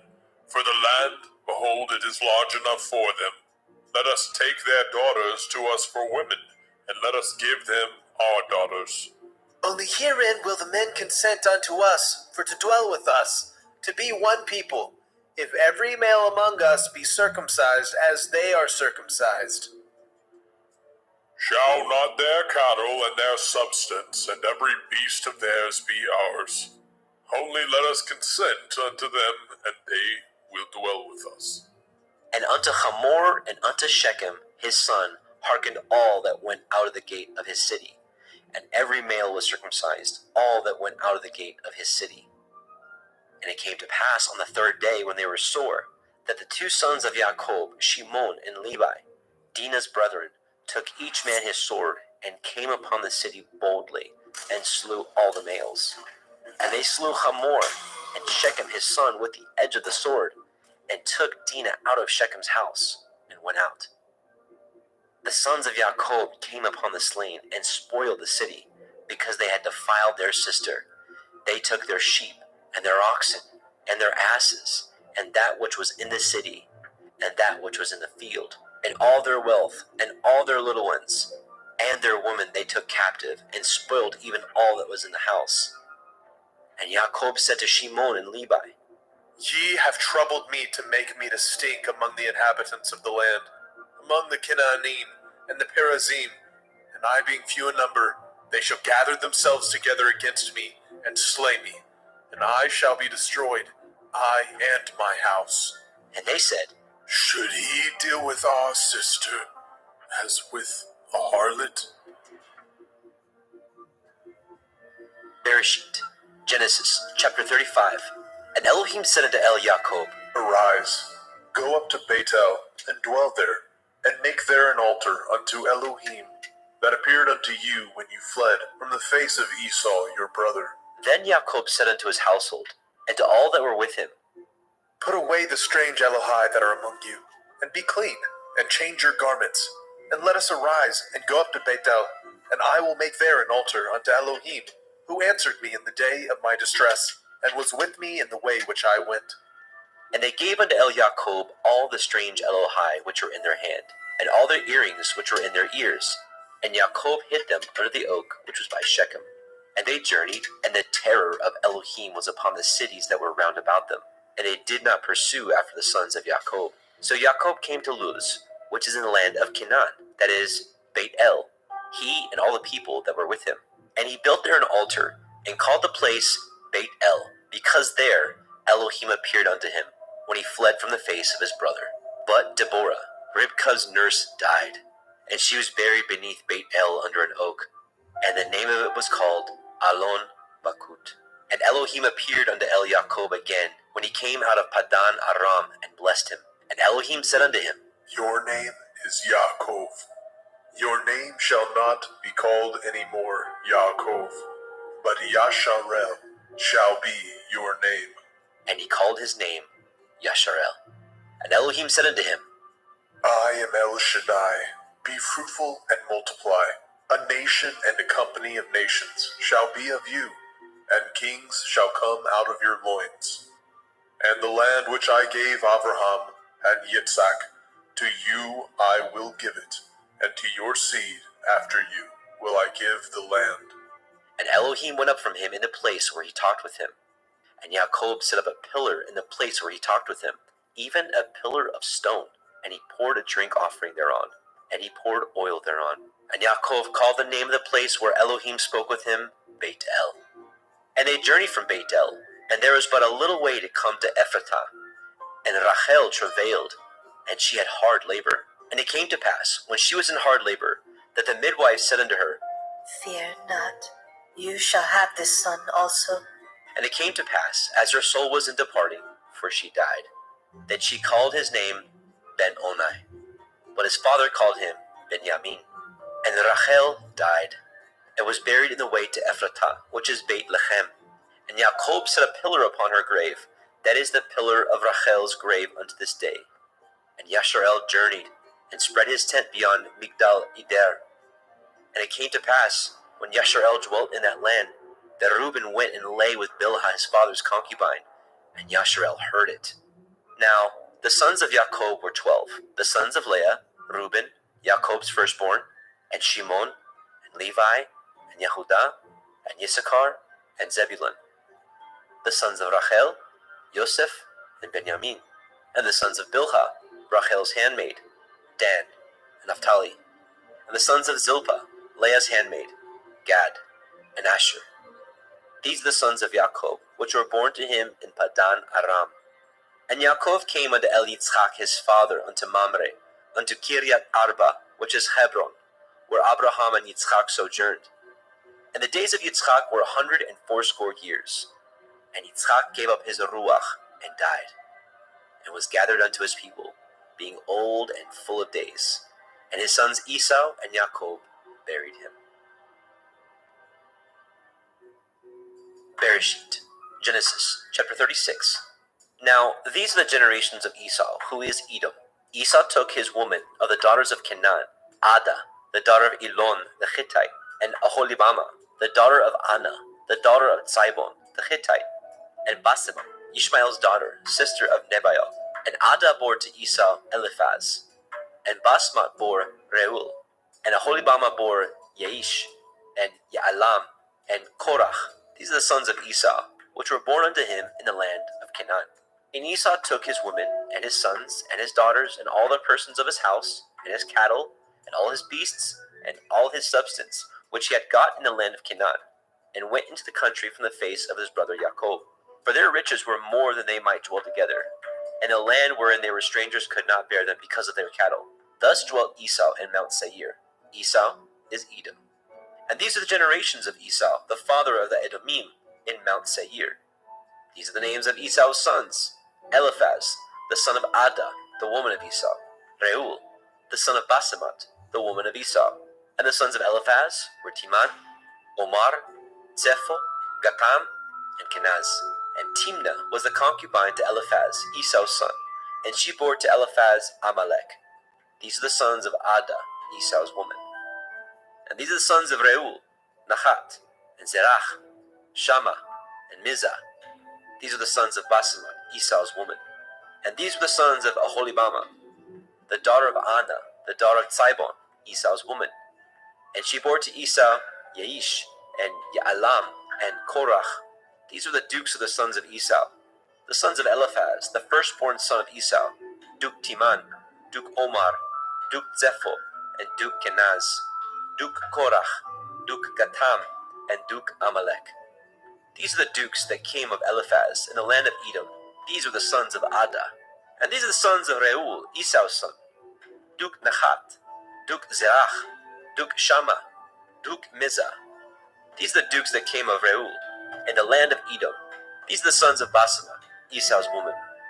And these are the sons of Aholibama, Esau's woman: Duke Yaish, Duke Ya'alam, Duke Korach. These are the dukes that came of Aholibama, the daughter of Anna, Esau's woman. These are the sons of Esau, who is Edom, and these are their dukes. These are the sons of Seir, the Horite, who inhabited the land, Lotan, and Shobal, and Sibon, and Anna, and Dishon, and Etzer, and Dishan. These are the dukes of the Horim, the children of Seir, in the land of Edom. And the children of Lotan were Horai and Chemam. And Lotan's sister was Timnah. And the children of Shobal were these, Alyan, and Manachat, and Ebal, and Shiphi, and Onam. And these are the children of Sibon, both Ayah and Anah. This was that Anah that found the mules in the wilderness, as he fed the asses of Sibon his father. And the children of Anah were these, Dishon, and Aholibama, the daughter of Anah. And these are the children of Dishon, Hemdan, and Eshban, and Yithron, and Cheran. The children of Etzer are these, Bilhan, and Zaavan, and Akan. The children of Dishon are these, Uts, and Aran. These are the dukes that came of the Horim, Duke Lotan, Duke Shobal, Duke Sibon, and Duke Anah, Duke Dishon, Duke Etzer, Duke Dishan. These are the dukes that came of the Horite, among their dukes in the land of Seir. And these are the kings that reigned in the land of Edom, before there reigned any king over the children of Yasharel. And Bela, the son of Beor, reigned in Edom, and the name of his city was Dinhaba. And Bela died, and Yobab, the son of Zerach of Botzra, reigned in his stead. And Yobab died, and Husham of the land of the Timani reigned in his stead. And Husham died, and Hadad, the son of Bedad, who smote Midian in the field of Moab, reigned in his stead. And the name of his city was Abit. And Hadad died, and Samlah of Masrekah reigned in his stead. And Samlah died, and Shaul of Rehoboth by the river reigned in his stead. And Shaul died, and Baal-Hanan, the son of Akbor, reigned in his stead. And Baal-Hanan, the son of Akbor, died, and Hadar reigned in his stead. And the name of his city was Pau. And his woman's name was Mehetabel, the daughter of Matred, the daughter of Me-Zahab. And these are the names of the dukes that came of Esau, according to their families, after their places, by their names: Duke Timnah, Duke Alia, Duke Yechet, Duke Oholibama, Duke Elah, Duke Pinon, Duke Kenaz, Duke Timan, Duke Mitzbar, Duke Magdiel, Duke Iram. These be the dukes of Edom, according to their habitations, in the land of their possession. He is Esau, the father of the Edomim. Bereshit, Genesis, chapter 37. And Jacob dwelt in the land wherein his father was a stranger, in the land of Canaan. These are the generations of Jacob. Joseph, being 17 years old, was feeding the flock with his brethren, and the lad was with the sons of Bilhah, and the sons of Zilpah, his father's women. And Joseph brought unto his father their evil report. Now Yashrael loved Joseph more than all his children, because he was the son of his old age, and he made him a coat of many colors. And when his brethren saw that their father loved him more than all his brethren, they hated him, and could not speak peaceably unto him. And Joseph dreamed a dream, and he told it to his brethren, and they hated him yet the more. And he said unto them, Hear, I pray you, this dream which I have dreamt. For behold, we were binding sheaves in the field, and lo, my sheaf arose, and stood upright, and behold, your sheaves stood round about, and made obeisance to my sheaf. And his brethren said unto him, Shall you indeed reign over us, or shall you indeed have dominion over us? And they hated him yet the more for his dreams and for his words.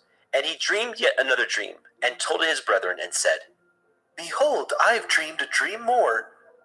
And behold, the sun and the moon and the 11 stars made obeisance to me. And he told it to his father and to his brethren. And his father rebuked him, and said unto him, What is this dream that you have dreamed? Shall I and your mother and your brethren indeed come to bow down ourselves to you, to the earth? And his brethren envied him. But his father observed the saying. And his brethren went to feed their father's flock in Shechem. And Yashrael said unto El-Yoseph, Do not your brethren feed the flock in Shechem? Come, and I will send you unto them. And he said to him, Here am I. And he said to him, Go, I pray you, and see whether it be well with your brethren, and well with the flocks, and bring me word again. So he sent him out to the valley of Hebron, and he came to Shechem. And a certain man found him, and behold, he was wandering in the field. And the man asked him, saying, What do you seek? And he said, I seek my brethren. Tell me, I pray you, where they feed their flocks. And the man said, They are departed hence, for I heard them say, Let us go to Dothan. And Yosef went after his brethren, and found them in Dothan. And when they saw him afar off, even before he came near unto them, they conspired against him to slay him. And they said one to another, Behold, this dreamer comes. Come now, therefore, and let us slay him, and cast him into some pit, and we will say, Some evil beast has devoured him, and we shall see what will become of his dreams. And Reuben heard it, and he delivered him out of their hands, and said, Let us not kill him. And Reuben said unto them, Shed no blood, but cast him into this pit that is in the wilderness, and lay no hand upon him. that he might rid him out of their hands, to deliver him to his father again. And it came to pass, when Joseph was come unto his brethren, that they stripped Joseph out of his coat of many colors that was on him. And they took him, cast him into a pit, and the pit was empty. There was no water in it, and they sat down to eat bread. And they lifted up their eyes and looked, and behold, a company of Ishmaelim came from Gilead, with their camels bearing spicery and balm and myrrh, going to carry it down to Mitzrayim. And Yehudah said unto his brethren, What profit is it if we slay our brother, and conceal his blood? Come, let us sell him to the Ishmaelim, and let not our hands be upon him, for he is our brother and our flesh. And his brethren were content. Then there passed by Midianim merchantmen, and they drew and lifted up Joseph out of the pit, and sold Joseph to the Ishmaelim for 20 pieces of silver. And they brought Joseph into Mitzrayim. And Reuben returned into the pit, and behold, Joseph was not in the pit. And he rent his clothes. And he returned to his brethren and said, The child is not, and I, whither shall I go? And they took Joseph's coat, and killed a kid of the goats, and dipped the coat in the blood. And he sent the coat of many colors. And they brought it to their father, and said, This we have found. Know whether it be your son's coat or no. And he knew it, and said, It is my son's coat. An evil beast has devoured him. Joseph is without doubt rent in pieces. And Jacob rent his clothes, and put sackcloth upon his loins, and mourned for his son many days. And all his sons and all his daughters rose up to comfort him, but he refused to be comforted. And he said, For I will go down into Sheol unto my son, mourning. Thus his father wept for him. And the Midianim sold him into Mitzrayim unto Potiphar, an officer of Pharaoh's, and a captain of the guard. Bereshit, Genesis chapter 38. And it came to pass at that time that Yehudah went down from his brethren, and turned into a certain Adulamite, whose name was Hira. And Yehudah saw there a daughter of a certain Canaanite, whose name was Shuach, and he took her, and went in unto her. And she conceived and bore a son, and he called his name And she conceived again and bore a son, and called his name Onan. And she yet again conceived and bore a son, and called his name Shelach. And he was at Keziv when she bore him. And Yehudah took a woman for his firstborn, whose name was Tamar. And Yehudah's firstborn, was wicked in the sight of Yahweh, and Yahweh slew him. And Yehudah said unto Onan, Go into your brother's woman, and marry her, and raise up seed to your brother. And Onan knew that the seed should not be his. And it came to pass, when he went in unto his brother's woman, that he spilled it on the ground, lest that he should give seed to his brother. And the thing which he did displeased Yahweh, wherefore he slew him also. Then said Yehudah to Tamar his daughter-in-law, Remain a widow at your father's house, till Shelach my son be grown. For he said, Lest, perchance, he die also, as his brethren did. And Tamar went and dwelt in her father's house. And in process of time, the daughter of Shuach, Yehudah's woman, died. And Yehudah was comforted, and went up unto his sheep shearers, to Timnathah, and his friend Hira, the Adulamite. And it was told Tamar, saying, Behold, your father-in-law goes up to Timnah to shear his sheep. And she put her widow's garments off from her, and covered her with a veil, and wrapped herself, and sat in an open place, which is by the way to Timnah. For she saw that Shelach was grown, and she was not given unto him to be his woman. When Yehudah saw her, he thought her to be a harlot, because she had covered her face. And he turned unto her by the way, and said, Go to, I pray you, let me come in unto you. For he knew not that she was his daughter-in-law. And she said, What will you give me, that you may come in unto me? And he said, I will send you a kid from the flock. And she said, Will you give me a pledge till you send it? And he said, What pledge shall I give you? And she said, Your signet your bracelets and your staff that is in your hand. And he gave it her, and came in unto her, and she conceived by him.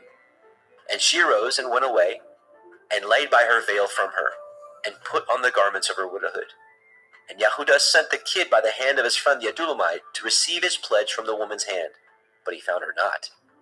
Then he asked the men of that place, saying, Where's the harlot that was openly by the wayside? And they said, There was no harlot in this place. and he returned to El Yehuda and said, I cannot find her. And also the men of that place said that there was no harlot in this place. And Yehuda said, Let her take it to her, lest we be shamed. Behold, I sent this kid, and you have not found her. And it came to pass, about 3 months after, that it was told Yehuda, saying, Tamar, your daughter-in-law, has played the harlot, and also, behold, she is with child by whoredom. And Yehuda said, Bring her forth, and let her be burnt. When she was brought forth, she sent to her father-in-law, saying, By the man whose these are, am I with child. and she said, Discern, I pray you, whose are these, the signet and bracelets and staff? and Yehuda acknowledged them. And he said, She is more righteous than I, because that I gave her not to Shalach my son. and he knew her again no more. And it came to pass in the time of her travail that, behold, twins were in her womb. And it came to pass when she travailed that the one put out his hand, and a midwife took and bound upon his hand a scarlet thread, saying, This came out first. And it came to pass, as he drew back his hand, that, behold, his brother came out. And she said, How have you broken forth? This breach be upon you. Therefore his name was called Peretz. And afterward came out his brother, that had the scarlet thread upon his hand, and his name was called Zerach. Bereshit, Genesis, chapter 39. And Joseph was brought down to Mitzrayim, and Potiphar, an officer of Pharaoh, captain of the guard of Mitzrayim, brought him of the hands of the Ishmaelim, which had brought him down thither.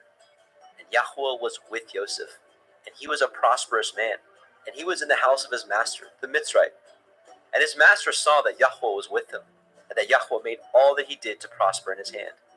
And Joseph found grace in his sight, and he served him, and he made him overseer of his house, and all that he had he put into his hand. And it came to pass, from the time that he had made him overseer in his house, and over all that he had, that Yahuwah blessed the Mitzrayim's house for Joseph's sake. And the blessing of Yahuwah was upon all that he had in the house and in the field. And he left all that he had in Joseph's hand, and he knew not aught he had, save the bread which he did eat. And Joseph was a goodly person and well favored. And it came to pass after these things, that his master's woman cast her eyes upon El Joseph. And she said, Lie with me. But he refused, and said unto his master's woman, Behold, my master knows not what is with me in the house, and he has committed all that he has to my hand. There is none greater in this house than I, neither has he kept back anything from me but you, because you are his woman. How then can I do this great wickedness and sin against Elohim? And it came to pass, as she spoke to El Joseph day by day, that he hearkened not unto her, to lie by her, or to be with her. And it came to pass about this time that Joseph went into the house to do his business, and there was none of the men of the house there within. And she caught him by his garment, saying, Lie with me. And he left his garment in her hand, and fled, and got him out. And it came to pass, when she saw that he had left his garment in her hand, and was fled forth, that she called unto the men of her house, and spoke unto them, saying, See, he has brought in an Ephraim unto us to mock us.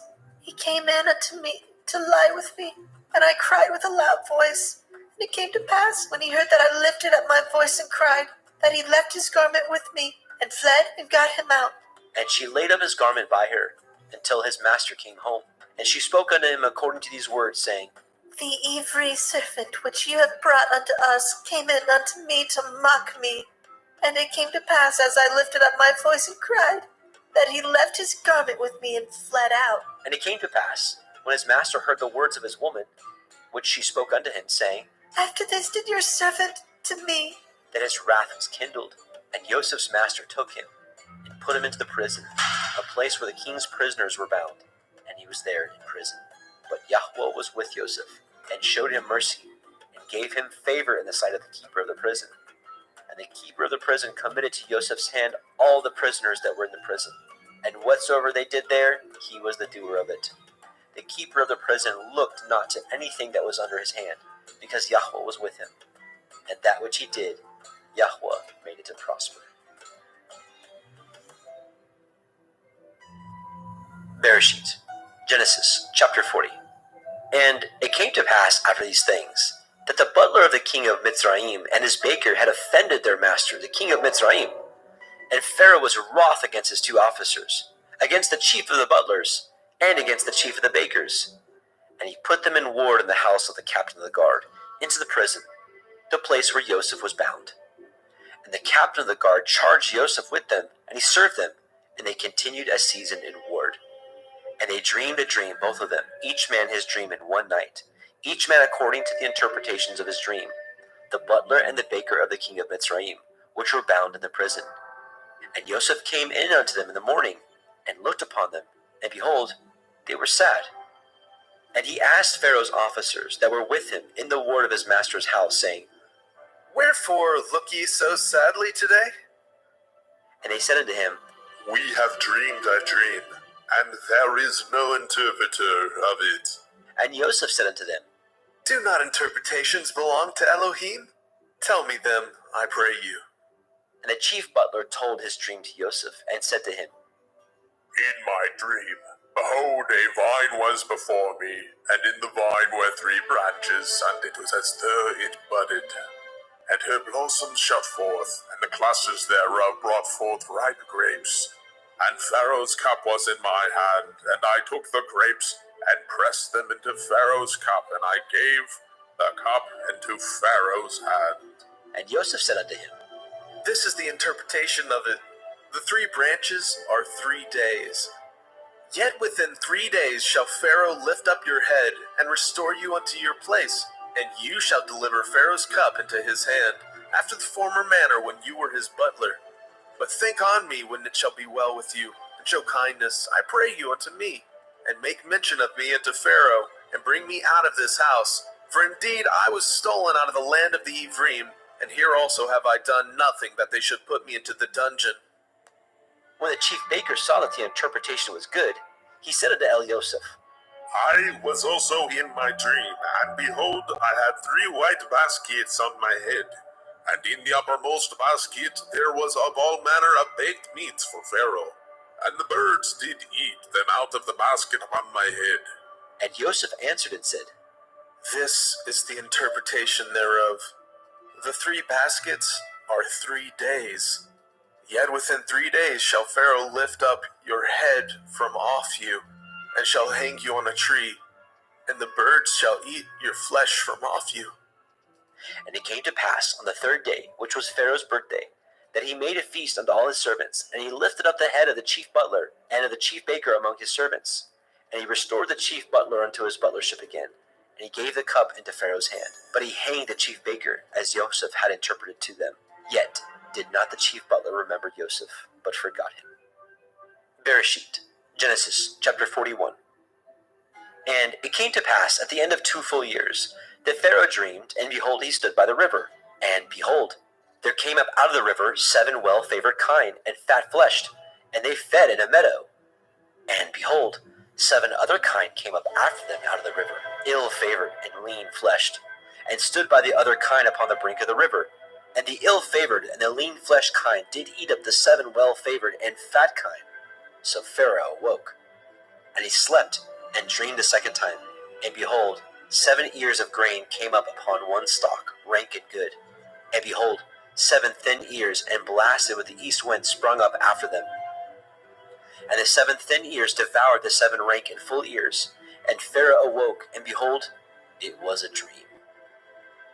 And it came to pass in the morning that his ruach was troubled, and he sent and called for all the magicians of Mitzrayim, and all the wise men thereof. And Pharaoh told them his dream, but there was none that could interpret them unto Pharaoh. Then spoke the chief butler unto Pharaoh, saying, I do remember my faults this day. Pharaoh was wroth with his servants, and put me in ward in the captain of the guard's house, both me and the chief baker. And we dreamed a dream in one night, I and he. And we dreamed each man according to the interpretation of his dream. And there was there with us a young man, an Ephraim, servant to the captain of the guard, and we told him, and he interpreted to us our dreams. To each man according to his dream he did interpret. And it came to pass as he interpreted to us, so it was. Me he restored unto my office, and him he hanged. Then Pharaoh sent and called Joseph, and he brought him hastily out of the dungeon. And he shaved himself, and changed his raiment, and came in unto Pharaoh. And Pharaoh said unto Joseph, I have a dream, and there is none that can interpret it.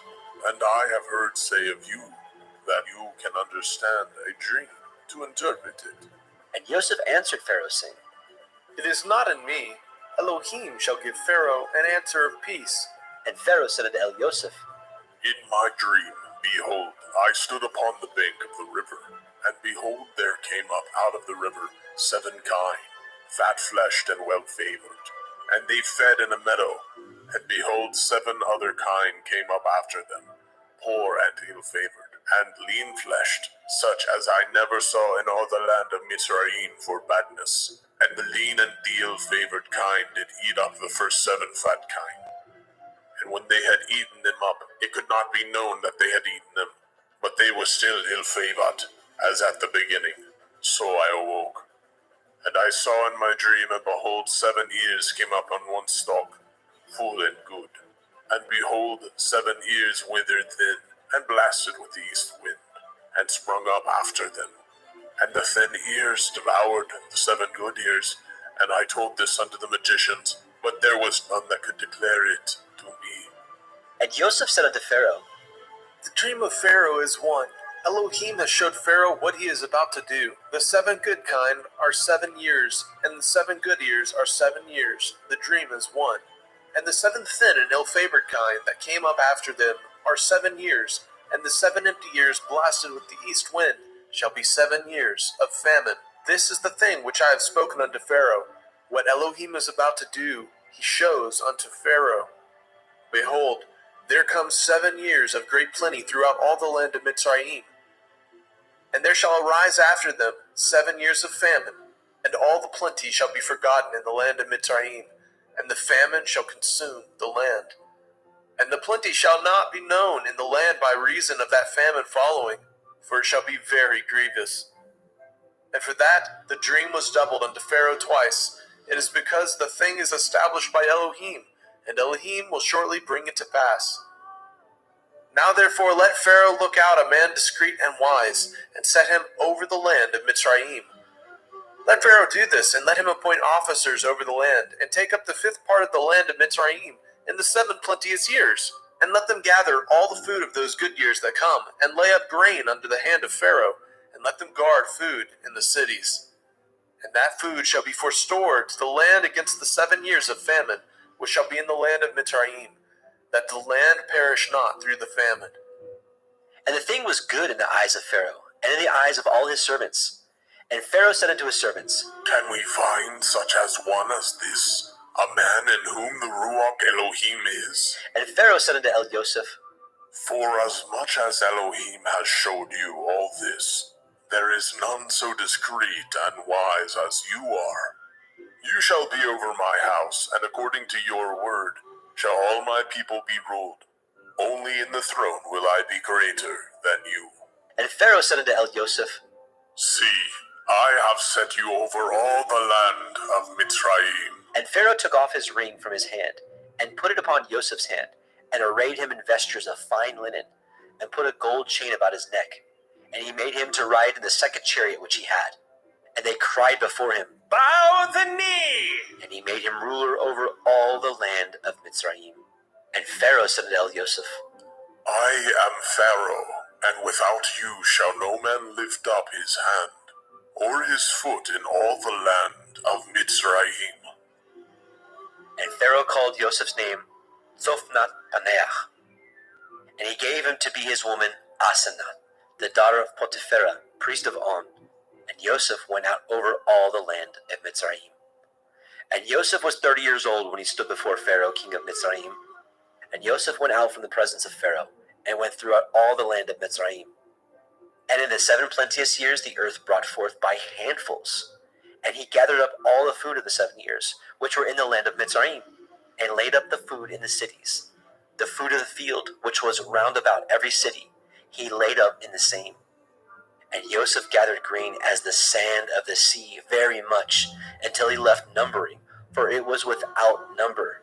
And unto Joseph were born 2 sons before the years of famine, which Asenath, the daughter of Potiphera, priest of On, bore unto him. And Joseph called the name of the firstborn Manasseh. For Elohim, Said he, has made me forget all my toil and all my father's house. and the name of the second called he Ephraim. For Elohim has caused me to be fruitful in the land of my affliction. And the 7 years of plenteousness that was in the land of Mitzrayim were ended. And the 7 years of famine began to come, according as Joseph had said, and the famine was in all the lands. But in all the land of Mitzrayim there was bread. And when all the land of Mitzrayim was famished, the people cried to Pharaoh for bread. And Pharaoh said unto all the Mitzrayim, Go unto Joseph. What he says to you, do. And the famine was over all the face of the earth. And Joseph opened all the storehouses, and sold unto the Mitzrayim. And the famine waxed sore in the land of Mitzrayim. And all the countries came into Mitzrayim to El Joseph for to buy grain, because that the famine was so sore in all the lands. Bereshit, Genesis chapter 42. Now, when Yaakov saw that there was grain in Mitzrayim, Yaakov said unto his sons, Why do ye look one upon another? and he said, Behold, I have heard that there is grain in Mitzrayim. Get you down thither, and buy for us from thence, that we may live and not die. And Joseph's 10 brethren went down to buy grain in Mitzrayim. But Benjamin, Joseph's brother, Yaakov, sent not with his brethren, for he said, Lest perchance mischief befall him. And the sons of Yashrael came to buy grain among those that came, for the famine was in the land of Canaan. And Joseph was the governor over the land. And he it was that sold to all the people of the land. And Joseph's brethren came, and bowed down themselves before him with their faces to the earth. And Joseph saw his brethren, and he knew them, but he made himself strange unto them, and spoke roughly unto them. And he said unto them, Whence come ye? and they said, From the land of Canaan, to buy food. And Joseph knew his brethren, but they knew not him. And Joseph remembered the dreams which he dreamed of them, and said unto them, Ye are spies, to see the nakedness of the land ye are come. and they said unto him, Nay, my lord, but to buy food are your servants come. We are all one man's sons. We are true men. Your servants are no spies. and he said unto them, Nay, but to see the nakedness of the land ye are come. and they said, Your servants are 12 brethren, the sons of one man in the land of Canaan. And behold, the youngest is this day with our father, and one is not. and Joseph said unto them, That is that I spoke unto you, saying, Ye are spies. Hereby ye shall be proved. By the life of Pharaoh ye shall not go forth hence, except your youngest brother come hither. Send one of you, and let him fetch your brother. And ye shall be kept in prison, that your words may be proved, whether there be any truth in you. Or else by the life of Pharaoh surely ye are spies. And he put them all together into word 3 days. And Joseph said unto them the 3rd day, This do and live, for I fear Elohim. If ye be true men, let one of your brethren be bound in the house of your prison. Go ye, carry grain for the famine of your houses, but bring your youngest brother unto me. So shall your words be verified, and ye shall not die. and they did so. And they said one to another, We are truly guilty concerning our brother, in that we saw the anguish of his soul when he besought us, and we would not hear. Therefore is this distress come upon us. And Reuben answered them, saying, Spoke I not unto you, saying, Do not sin against the child, and ye would not hear? Therefore, behold, also his blood is required. And they knew not that Joseph understood them, for he spoke unto them by an interpreter. And he turned himself about from them, and wept, and returned to them again, and communed with them, and took from them Shimon, and bound him before their eyes. Then Joseph commanded to fill their sacks with grain, and to restore every man's money into a sack, and to give them provision for the way. And thus he did unto them. And he laded their asses with grain, and departed thence. And as one of them opened his sack to give his ass provender in the inn, he espied his money, for, behold, it was in the sack's mouth. And he said unto his brethren, My money is restored, and lo, it is even in my sack. And their heart failed them. And they were afraid, saying one to another, What is this that Elohim has done unto us? And they came unto Eliakob their father, unto the land of Canaan, and told him all that befell unto them, saying, The man who is the Lord of the land spoke roughly to us, and took us for spies of the country. And we said unto him, We are true men, we are no spies. We be 12 brethren, sons of our father. One is not, and the youngest is this day with our father in the land of Canaan. And the man, the Lord of the country, said unto us, Hereby shall I know that ye are true men. Leave one of your brethren here with me, and take food for the famine of your households, and be gone. And bring your youngest brother unto me. Then shall I know that ye are no spies, but that ye are true men. So will I deliver you and your brother, and ye shall traffic in the land. And it came to pass, as they emptied their sacks, that behold, every man's bundle of money was in his sack. And when both they and their father saw the bundles of money, they were afraid. And Yaakov their father said unto them, Me have you bereaved of my children. Joseph is not, and Shimon is not, and ye will take Benjamin away? All these things are against me. And Reuben spoke unto his father, saying, Slay my 2 sons, if I bring him not to you. Deliver him into my hand, and I will bring him to you again. And he said, My son shall not go down with you, for his brother is dead, and he is left alone, if mischief befall him by the way in which ye go. Then ye shall bring down my gray hairs with sorrow to Sheol.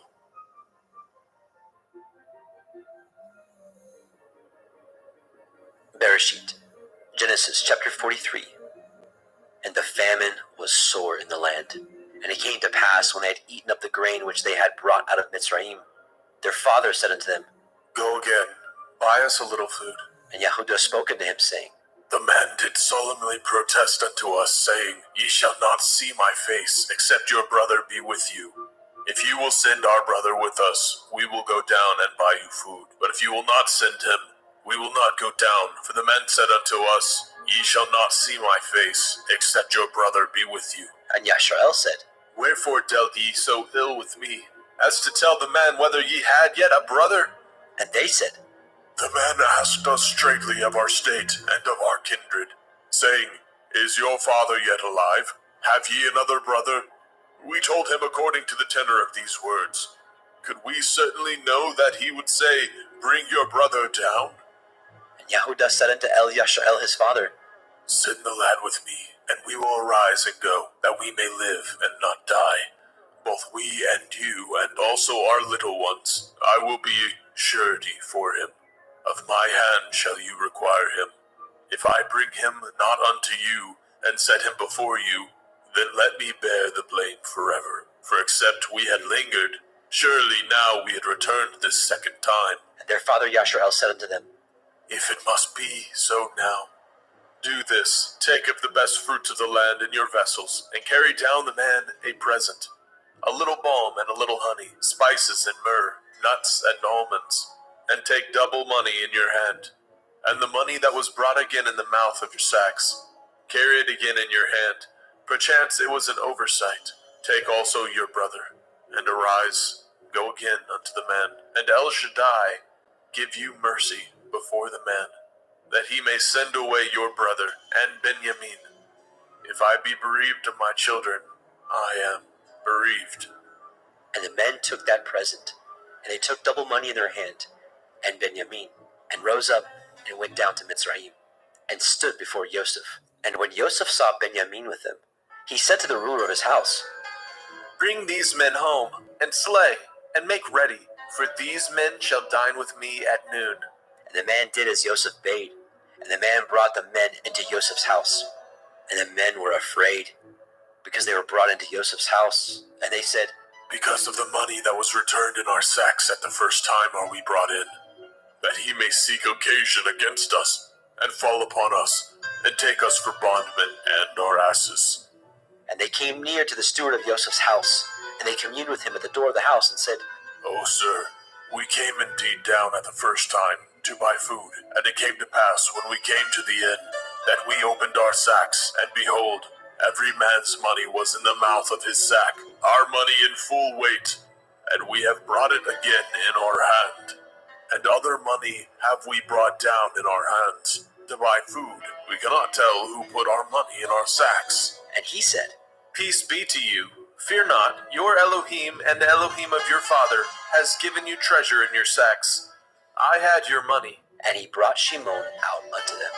And the man brought the men into Joseph's house, and gave them water, and they washed their feet, and he gave their asses provender.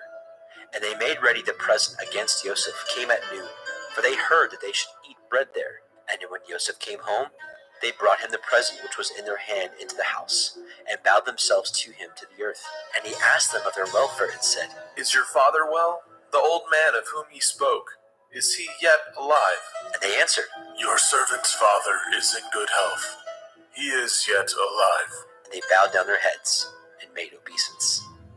And he lifted up his eyes, and saw his brother Benjamin, his mother's son, and said, Is this your younger brother, of whom ye spoke unto me? And he said, Elohim be gracious unto you, my son. And Joseph made haste, for his heart did yearn upon his brother. And he sought where to weep. And he entered into his chamber, and wept there. And he washed his face, and went out, and refrained himself, and said, Set on bread. And they set on for him by himself, and for them by themselves, and for the Mitzrayim which did eat with him by themselves, because the Mitzrayim might not eat bread with the Ephraim, for that is an abomination unto the Mitzrayim. And they sat before him, the firstborn according to his birthright, and the youngest according to his youth. And the men marveled one at another. And he took and sent messes unto them from before him. But Benjamin's mess was 5 times so much as any of theirs. And they drank and were merry with him.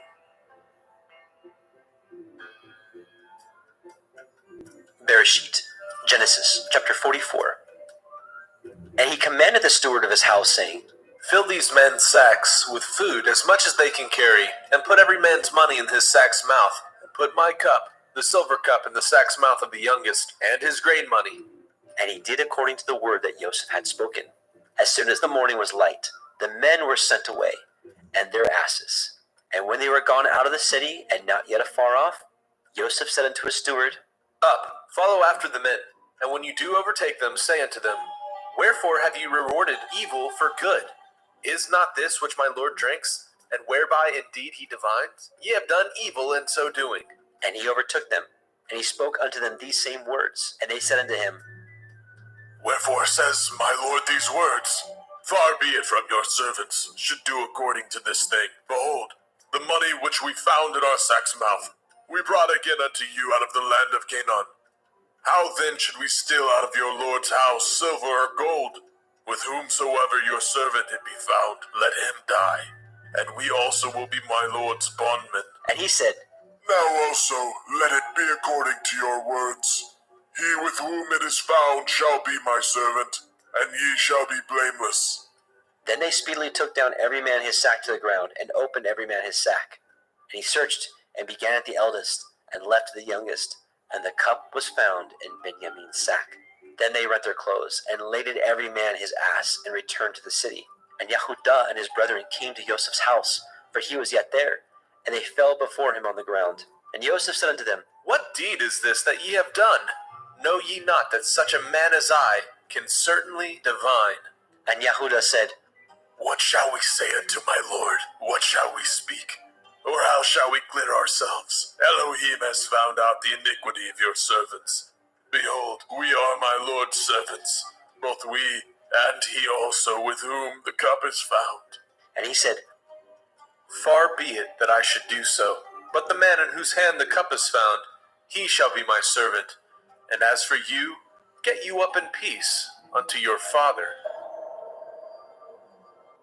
Then Yehudah came near unto him and said, O my Lord, let your servant, I pray you, speak a word in my Lord's ears, and let not your anger burn against your servant, for you are even as Pharaoh, my Lord, asked his servant, saying, Have ye a father or a brother? And we said unto my Lord, We have a father, an old man, and a child of his old age, a little one. And his brother is dead, and he alone is left of his mother, and his father loves him.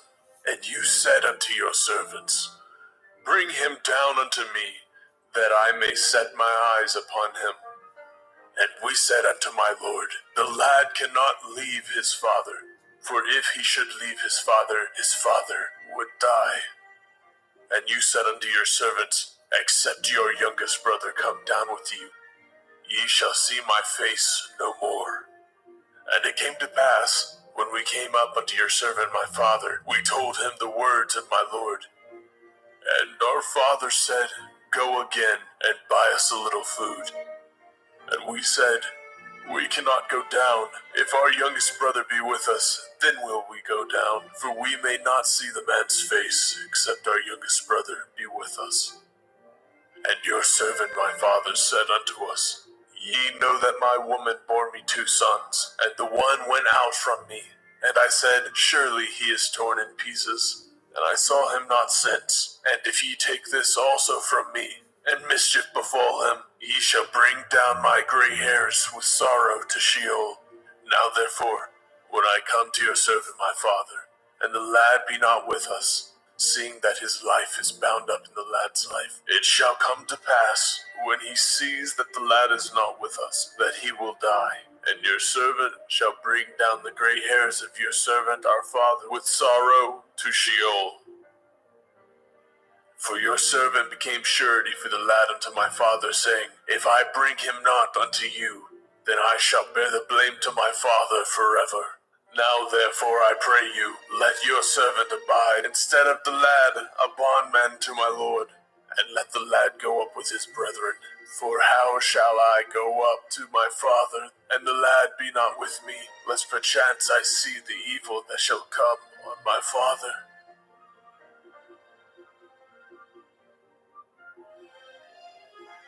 Bereshit, Genesis chapter 45. Then Joseph could not refrain himself before all them that stood by him, and he cried, Cause every man to go out from me. and there stood no man with him, while Joseph made himself known unto his brethren. And he wept aloud, and the Mitzrayim in the house of Pharaoh heard. And Joseph said unto his brethren, I am Joseph. Does my father yet live? And his brethren could not answer him, for they were troubled at his presence. And Joseph said unto his brethren, Come near to me, I pray you. and they came near. And he said, I am Joseph your brother, whom ye sold into Mitzrayim. Now therefore be not grieved, nor angry with yourselves that ye sold me hither, for Elohim did send me before you to preserve life. For these 2 years has the famine been in the land, and yet there are 5 years in which there shall neither be earing or harvest. And Elohim sent me before you to preserve you a posterity in the earth, and to save your lives by a great deliverance. So now it was not you that sent me hither, but Elohim. And he has made me a father to Pharaoh, and lord of all his house, a ruler throughout all the land of Mitzrayim. Haste ye, and go up to my father, and say unto him, Thus says your son, Joseph, Elohim has made me lord of all Mitzrayim. Come down unto me, tarry not, and you shall dwell in the land of Goshen, and you shall be near unto me, you and your children, and your children's children, and your flocks, and your herds, and all that you have. And there will I nourish you, for yet there are 5 years of famine, lest you and your household, and all that you have, come to poverty. And behold, your eyes see, and the eyes of my brother Benjamin, that it is my mouth that speaks unto you. And ye shall tell my father all my glory in Mitzrayim, and all that ye have seen, and ye shall haste and bring down my father hither. And he fell upon his brother Benjamin's neck, and wept. And Benjamin wept upon his neck. Moreover, he kissed all his brethren, and wept upon them. And after that, his brethren talked with him. And the fame thereof was heard in Pharaoh's house, saying, Joseph's brethren are come. And it pleased Pharaoh well, and his servants.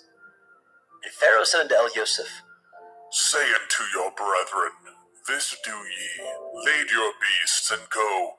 Get you unto the land of Canaan, and take your father and your households, and come unto me, and I will give you the good of the land of Mitzrayim, and ye shall eat the fat of the land. Now you are commanded, this do ye, take you wagons out of the land of Mitzrayim for your little ones, and for your women, and bring your father, and come. Also regard not your stuff, for the good of all the land of Mitzrayim is yours. And the children of Yashrael did so. And Joseph gave them wagons according to the commandment of Pharaoh, and gave them provision for the way. To all of them he gave each man changes of raiment. But to Benjamin he gave 300 pieces of silver and 5 changes of raiment. And to his father he sent after this manner: 10 asses laden with the good things of Mitzrayim, and 10 she-asses laden with grain and bread and meat for his father by the way. So he sent his brethren away, and they departed. And he said unto them, See that ye fall not out by the way. And they went up out of Mitzrayim, and came into the land of Canaan unto Jacob their father, and told him, saying, Joseph is yet alive, and he is governor over all the land of Mitzrayim. And Jacob's heart fainted, for he believed them not. And they told him all the words of Joseph which he had said unto them. And when he saw the wagons which Joseph had sent to carry him, the ruach of Jacob their father revived. And Yashrael said, It is enough. Joseph my son is yet alive. I will go and see him before I die.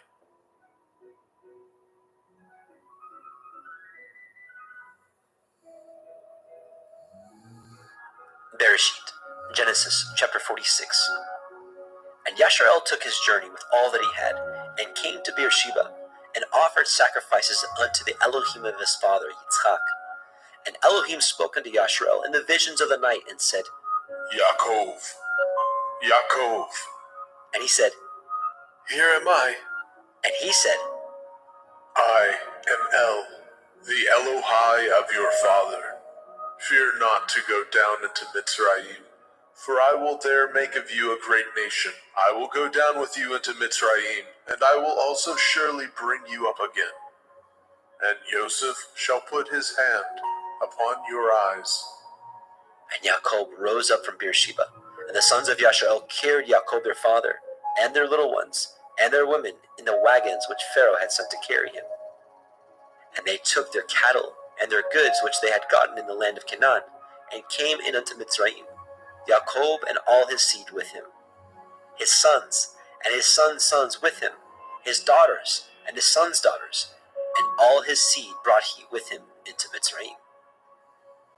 And these are the names of the children of Yashrael, which came into Mitzrayim: Jacob and his sons, Reuben, Jacob's firstborn, and the sons of Reuben, Hanok, and Palu, and Chetzron, and Carmi, and the sons of Shimon, Yemuel, and Yamin, and Ohad, and Yakin, and Sochar, and Shaul, the son of the Canaanite woman, and the sons of Levi, Gershon, Kohath, and Merari, and the sons of Yehudah, and Onan, and Shelach, and Peretz, and Zerach. But and Onan died in the land of Canaan.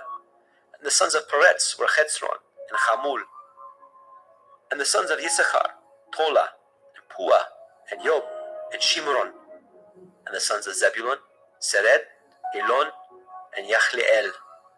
These be the sons of Leah, which she bore unto Jacob in Padan Aram, with his daughter Dinah.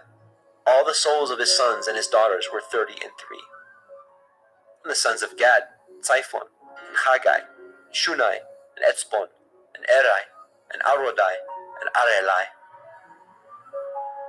And the sons of Asher, Yimna, Yishva, Yishbai, Beriah, and Serach their sister. And the sons of Beriah, Heber, Malkiel. These are the sons of Zilpah, whom Laban gave to Leah his daughter. And these she bore unto Jacob, even 16 souls. The sons of Rachel, Jacob's woman, Joseph, and Benjamin. And unto Joseph in the land of Mitzrayim were born Menashe and Ephraim, which Asenath, the daughter of Potiphera, priest of On, bore unto him. And the sons of Benjamin were Bela, and Becher, and Ashbel, and Gera, and Naaman, and Echai, and Rosh, and Mupim, and Hupim, and Ard. These are the sons of Rachel, which were born unto Jacob. All the souls were 14. And the sons of Dan, Hushim. And the sons of Naphtali, Yachzeel, Gunai, Yetzer, and Shilem. These are the sons of Bilhah, which Laban gave unto Rachel his daughter. And she bore these unto Jacob. All the souls were 7. All the souls that came with Jacob into Mitzrayim, which came out of his loins, besides Jacob's sons' women, all the souls were 66. And the sons of Joseph, which were born him in Mitzrayim, were 2 souls. All the souls of the house of Jacob, which came into Mitzrayim, were 70. And he sent Yehudah before him unto El Yosef, to direct his face unto Goshen. And they came into the land of Goshen. And Yosef made ready his chariot, and went up to meet Yasharahel his father, to Goshen, and presented himself unto him. And he fell on his neck, and wept on his neck a good while. And Yasharahel said unto El Yosef, Now let me die, since I have seen your face, because you are yet alive. And Yosef said unto his brethren, and unto his father's house, I will go up and show Pharaoh, and say unto him, My brethren and my father's house, which were in the land of Canaan, are come unto me, and the men are shepherds. For their trade has been to feed cattle, and they have brought their flocks and their herds, and all that they have. And it shall come to pass, when Pharaoh shall call you, and say, What is your occupation? That ye shall say, Your servant's trade has been about cattle from our youth, even until now, both we and also our fathers, that ye may dwell in the land of Goshen, for every shepherd is an abomination unto the Mitzrayim. Bereshit, Genesis, chapter 47. Then Joseph came and told Pharaoh and said, My father and my brethren, and their flocks, and their herds, and all that they have, are come out of the land of Canaan. And behold, they are in the land of Goshen. And he took some of his brethren, even 5 men, and presented them unto Pharaoh.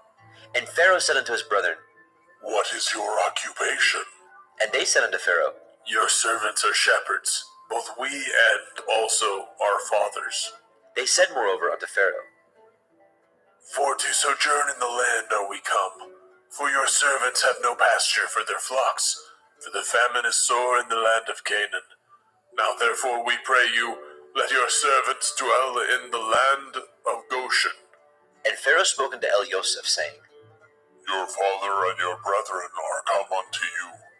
The land of Mitzrayim is before you. In the best of the land make your father and your brethren to dwell. In the land of Goshen let them dwell. And if you know any men of activity among them, then make them rulers over my cattle. And Joseph brought in Jacob his father, and set him before Pharaoh. And Jacob blessed Pharaoh. And Pharaoh said unto El Jacob, How old are you? And Jacob said unto Pharaoh, The days of the years of my pilgrimage are 130 years. Few and evil have the days of the years of my life been, and have not attained unto the days of the years of the life of my fathers, in the days of their pilgrimage. And Jacob blessed Pharaoh, and went out from before Pharaoh. And Joseph placed his father and his brethren, and gave them a possession in the land of Mitzrayim, in the best of the land, in the land of Ramesses, as Pharaoh had commanded. And Joseph nourished his father, and his brethren, and all his father's household, with bread according to their families. And there was no bread in all the land, for the famine was very sore, so that the land of Mitzrayim and all the land of Canaan fainted by reason of the famine. And Joseph gathered up all the money that was found in the land of Mitzrayim, and in the land of Canaan, for the grain which they bought. And Joseph brought the money into Pharaoh's house. And when the money failed in the land of Mitzrayim, and in the land of Canaan, all the Mitzrayim came unto El Yosef and said, Give us bread, for why should we die in your presence? For the money fails. And Joseph said, Give your cattle, and I will give you for your cattle, if money fail. And they brought their cattle unto El Yosef.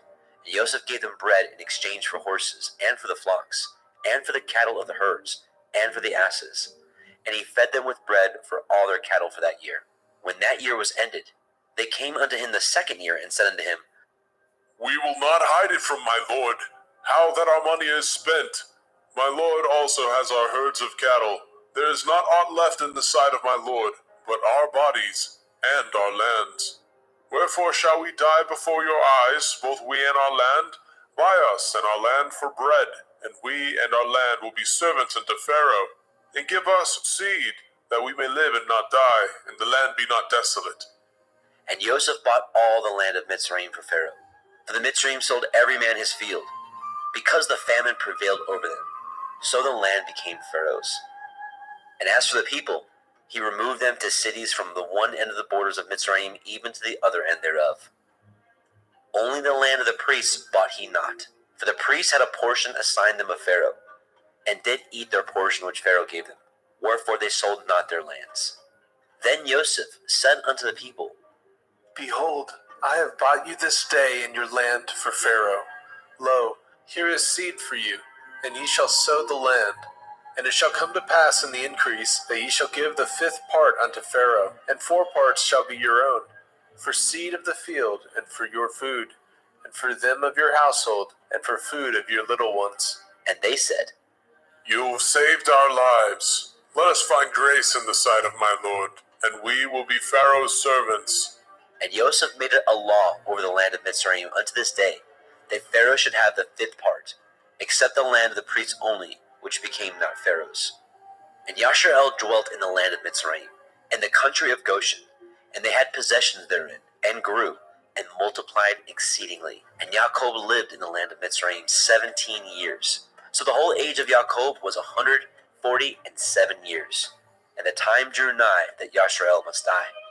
And he called his son Joseph, and said unto him, If now I have found grace in your sight, put, I pray you, your hand under my thigh, and deal kindly and truly with me. Bury me not, I pray you, in Mitzrayim. But I will lie with my fathers, and you shall carry me out of Mitzrayim, and bury me in their burying place. And he said, I will do as you have said. And he said, Swear unto me. And he swore unto him. And Yasharel bowed himself upon the bed's head. Bereshit, Genesis, chapter 48. And it came to pass, after these things, that one told Joseph, Behold, your father is sick. and he took with him his 2 sons, Manasseh and Ephraim. And one told Jacob and said, Behold, your son Joseph comes unto you. And Yasharel strengthened himself, and sat upon the bed. And Jacob said unto Joseph, El Shaddai appeared unto me at Luz, in the land of Canaan, and blessed me, and said unto me, Behold, I will make you fruitful and multiply you, and will make you a multitude of people, and will give you this land to your seed after you for an everlasting possession. And now your 2 sons, Ephraim and Manasseh, which were born unto you in the land of Mitzrayim, before I came unto you in Mitzrayim, are mine. As Reuben and Shimon, they shall be mine, and your issue, which you beget after them, shall be yours, and shall be called after the name of their brethren in their inheritance. And as for me, when I came from Padan Aram, Rachel died by me in the land of Canaan in the way, when yet there was but a little way to come unto Ephratah, and I buried her there in the way of Ephratah. The same is Bethlehem. And Yasharel beheld Joseph's sons, and said, Who are these? And Joseph said unto his father, They are my sons, whom Elohim has given me in this place. And he said, Bring them, I pray you, unto me, and I will bless them. Now the eyes of Yasharel were dim for age, so that he could not see. And he brought them near unto him, and he kissed them, and embraced them. And Yasharel said unto Joseph, I had thought not to see your face, and lo, Elohim has showed me also your seed. And Joseph brought them out from between his knees, and he bowed himself with his face to the earth. And Joseph took them both, Ephraim in his right hand toward Yasharel's left hand, and Manasseh in his left hand toward Yasharel's right hand, and brought them near unto him.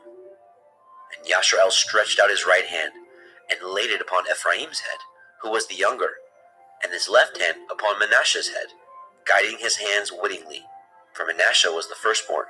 And he blessed Joseph, and said, Elohim, before whom my fathers Abraham and Yitzhak did walk, the Elohim which fed me all my life long unto this day, the angel which redeemed me from all evil, bless the lads, and let my name be named on them, and the name of my fathers Abraham and Yitzhak, and let them grow into a multitude, in the midst of the earth. And when Joseph saw that his father laid his right hand upon the head of Ephraim, it displeased him. And he held up his father's hand to remove it from Ephraim's head unto Manasseh's head. And Joseph said unto his father, Not so, my father. This is the firstborn. Put your right hand upon his head. And his father refused and said, I know it, my son, I know it.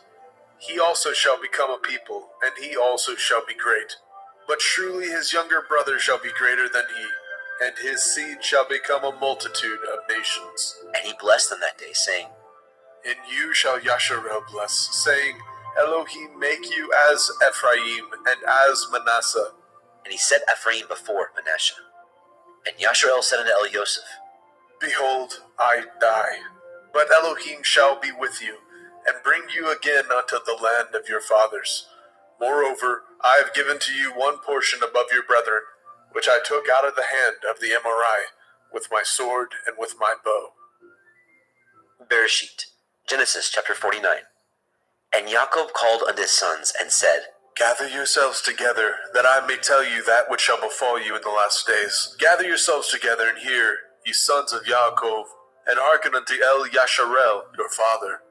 Reuben, you are my firstborn, my might, and the beginning of my strength, the excellency of dignity, and the excellency of power. Unstable as water, you shall not excel, because you went up to your father's bed, then defiled it. You went up to my couch. Shimon and Levi are brethren. Instruments of cruelty are in their habitations. O my soul, come not into their secret. Unto their assembly my honor be not united. For in their anger they slew a man, and in their self-will they dug down a wall.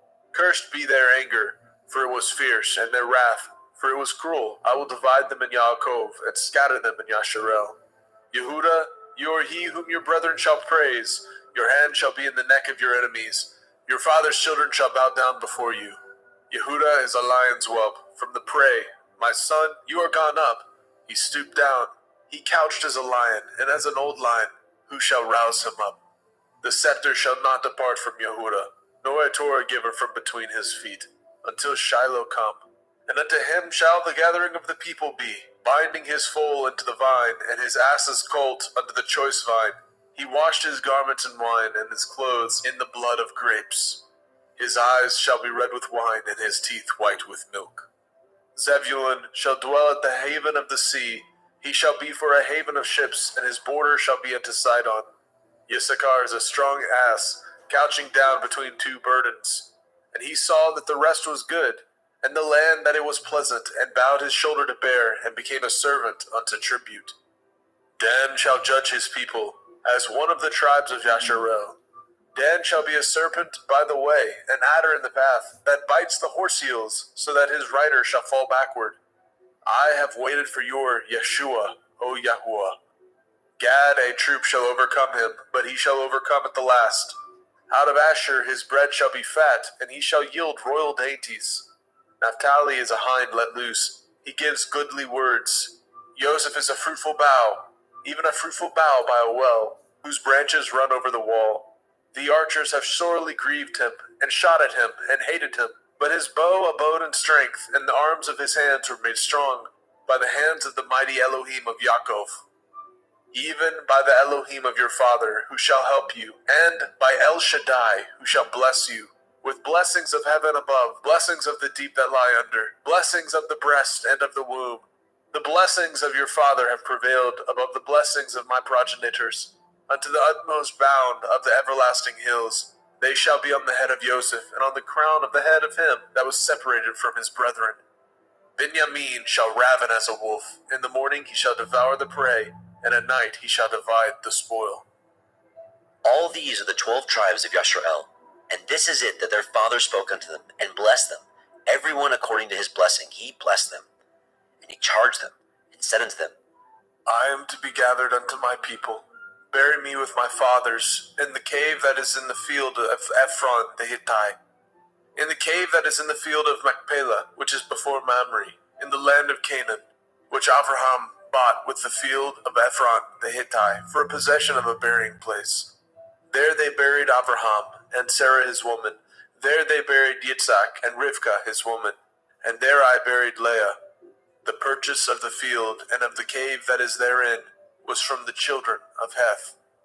And when Yaakov had made an end of commanding his sons, he gathered up his feet into the bed, and yielded up his ruach, and was gathered unto his people.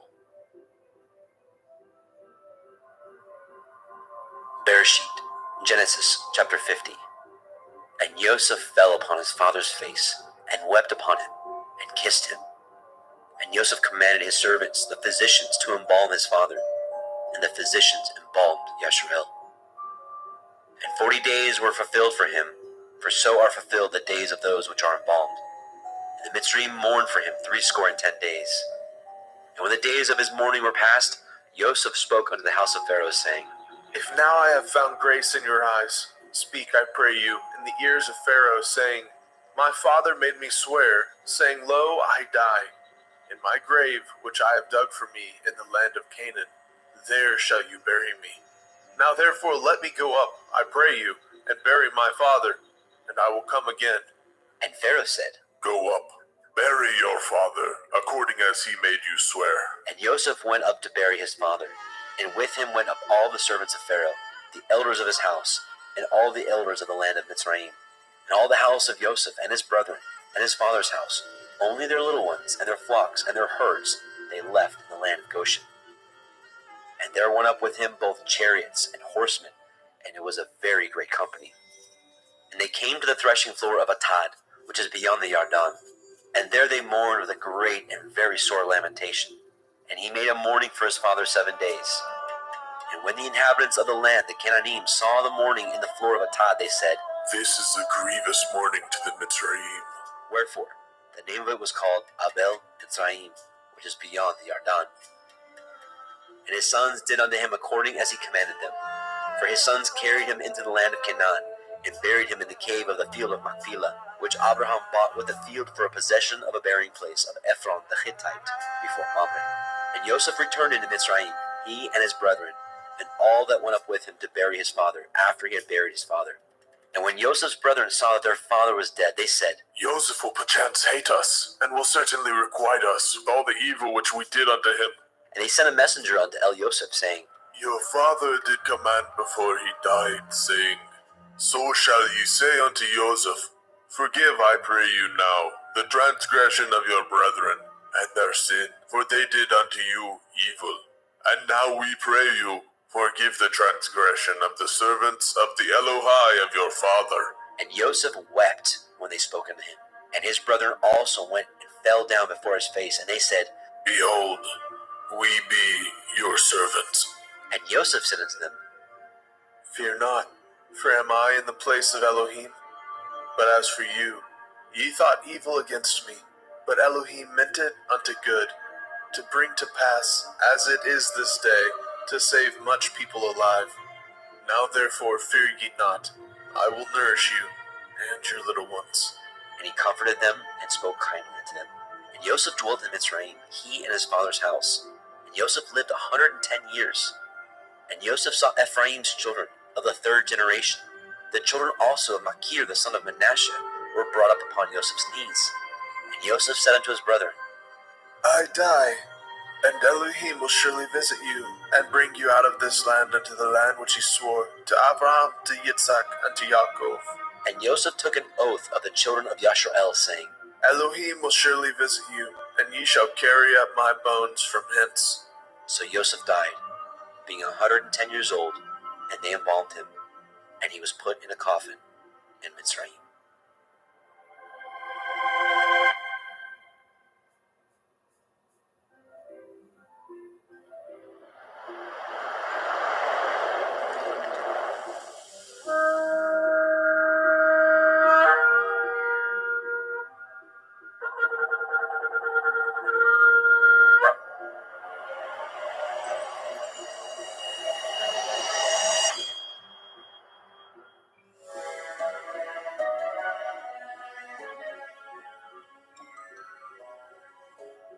Vayikra, Leviticus chapter 1. And Yahweh called unto Moshe, and spoke unto him out of the tabernacle of the assembly, saying, Speak unto the children of Yasharel, and say unto them, If any man of you bring an offering unto Yahweh, Ye shall bring your offering of the cattle, even of the herd and of the flock. If his offering be a burnt sacrifice of the herd, let him offer a male without blemish. He shall offer it of his own voluntary will at the door of the tabernacle of the assembly before Yahweh. And he shall put his hand upon the head of the burnt offering, and it shall be accepted for him to make an atonement for him. And he shall kill the bullock before Yahweh, and the priests, Aharon's sons, shall bring the blood, and sprinkle the blood round about upon the altar that is by the door of the tabernacle of the assembly. And he shall flay the burnt offering, and cut it into his pieces. And the sons of Aharon the priest shall put fire upon the altar, and lay the wood in order upon the fire. And the priests, Aharon's sons, shall lay the parts, the head, the fat, in order upon the wood that is on the fire, which is upon the altar. But his inwards and his legs shall he wash in water, and the priest shall burn all on the altar, to be a burnt sacrifice, an offering made by fire, of sweet savor unto Yahweh. And if his offering be of the flocks, namely of the sheep, or of the goats, for a burnt sacrifice, he shall bring it a male without blemish. And he shall kill it on the side of the altar northward, before Yahweh and the priest. Aharon's sons shall sprinkle his blood round about upon the altar. And he shall cut it into his pieces, with his head and his fat, and the priest shall lay them in order on the wood that is on the fire, which is upon the altar. But he shall wash the inwards of the legs with water, and the priest shall bring it all, and burn it upon the altar. It is a burnt sacrifice, an offering made by fire, of sweet savor unto Yahweh. And if the burnt sacrifice for his offering to Yahweh be of fowls, then he shall bring his offering of turtle doves, or of young pigeons. And the priest shall bring it unto the altar, and wring off his head, and burn it on the altar, and the blood thereof shall be wrung out at the side of the altar. And he shall pluck away his crop with his feathers, and cast it beside the altar on the east part, by the place of the ashes. And he shall cleave it with the wings thereof, but shall not divide it asunder. And the priest shall burn it upon the altar, upon the wood that is upon the fire. It is a burnt sacrifice, an offering made by fire, of sweet savor unto Yahweh. Vayikra, Leviticus chapter 2.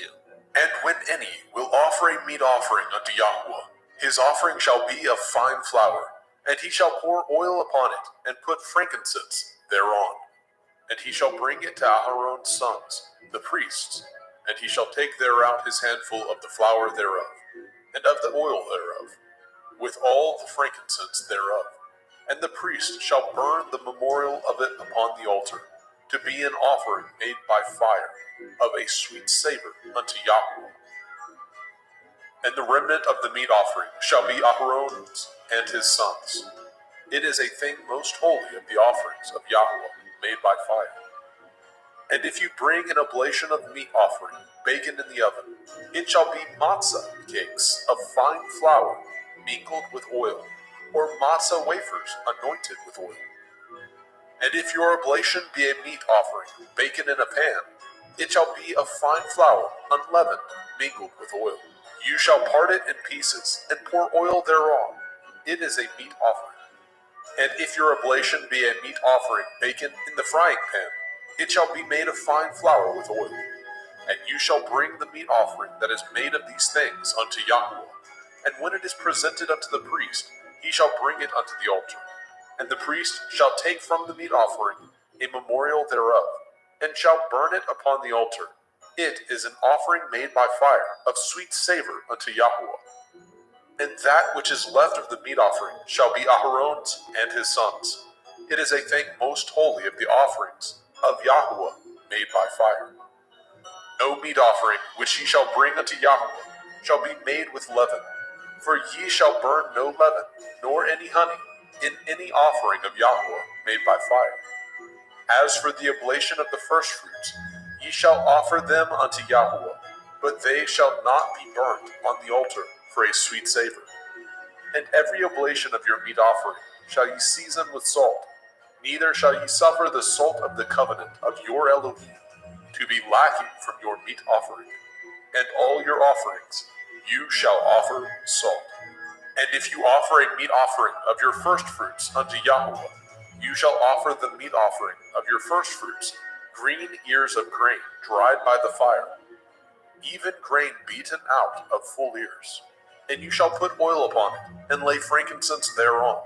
It is a meat offering. And the priest shall burn the memorial of it, part of the beaten grain thereof, and part of the oil thereof, with all the frankincense thereof. It is an offering made by fire unto Yahweh. Vayikra, Leviticus chapter 3. And if his oblation be a sacrifice of peace offering, if he offer it of the herd, whether it be a male or a female, he shall offer it without blemish before Yahweh. And he shall lay his hand upon the head of his offering, and kill it at the door of the tabernacle of the assembly. And Aharon's sons, the priests, shall sprinkle the blood upon the altar round about. And he shall offer of the sacrifice of the peace offering an offering made by fire unto Yahweh, the fat that covers the inwards, and all the fat that is upon the inwards, and the 2 kidneys, and the fat that is on them, which is by the flanks, and the caul above the liver, with the kidneys, it shall he take away. And Aharon's sons shall burn it on the altar upon the burnt sacrifice, which is upon the wood that is on the fire. It is an offering made by fire, of sweet savor unto Yahweh. And if his offering for a sacrifice of peace offering unto Yahweh be of the flock, male or female, he shall offer it without blemish. If he offer a lamb for his offering, then shall he offer before Yahweh. And he shall lay his hand upon the head of his offering, and kill it before the tabernacle of the assembly. And Aharon's sons shall sprinkle the blood thereof round about upon the altar. And he shall offer of the sacrifice of the peace offering an offering made by fire unto Yahweh, the fat thereof, and the whole rump. It shall he take off hard by the backbone, and the fat that covers the inwards, and all the fat that is upon the inwards, and the 2 kidneys, and the fat that is upon them, which is by the flanks, and the caul above the liver, and the kidneys, it shall he take away. And the priest shall burn it upon the altar. It is the food of the offering made by fire unto Yahweh. And if his offering be a goat, then he shall offer it before Yahweh. And he shall lay his hand upon the head of it, and kill it before the tabernacle of the assembly. And the sons of Aharon shall sprinkle the blood thereof upon the altar round about. And he shall offer thereof his offering, even an offering made by fire unto Yahweh, the fat that covers the inwards, and all the fat that is upon the inwards, and the 2 kidneys, and the fat that is upon them, which is by the flanks, and the caul above the liver, with the kidneys, it shall he take away. And the priest shall burn them upon the altar. It is the food of the offering, made by fire for a sweet savor. All the fat is Yahweh's. It shall be a perpetual statute for your generations throughout all your dwellings, that ye eat neither fat nor blood. Vayikra, Leviticus chapter 4. And Yahweh spoke unto Moshe, saying, Speak unto the children of Yasharel, saying, If a soul shall sin through ignorance against any of the commandments of Yahweh concerning things which ought not to be done, and shall do against any of them, if the priest that is anointed do sin according to the sin of the people, then let him bring for his sin, which he has sinned, a young bullock, without blemish unto Yahweh, for a sin offering. And he shall bring the bullock unto the door of the tabernacle of the assembly before Yahweh, and shall lay his hands upon the bullock's head, and kill the bullock before Yahweh. And the priest that is anointed shall take of the bullock's blood, and bring it to the tabernacle of the assembly. And the priest shall dip his finger in the blood, and sprinkle of the blood 7 times before Yahweh, before the veil of the sanctuary. And the priest shall put some of the blood upon the horns of the altar of sweet incense before Yahweh, which is in the tabernacle of the assembly, and shall pour all the blood of the bullock at the bottom of the altar of the burnt offering, which is at the door of the tabernacle of the assembly.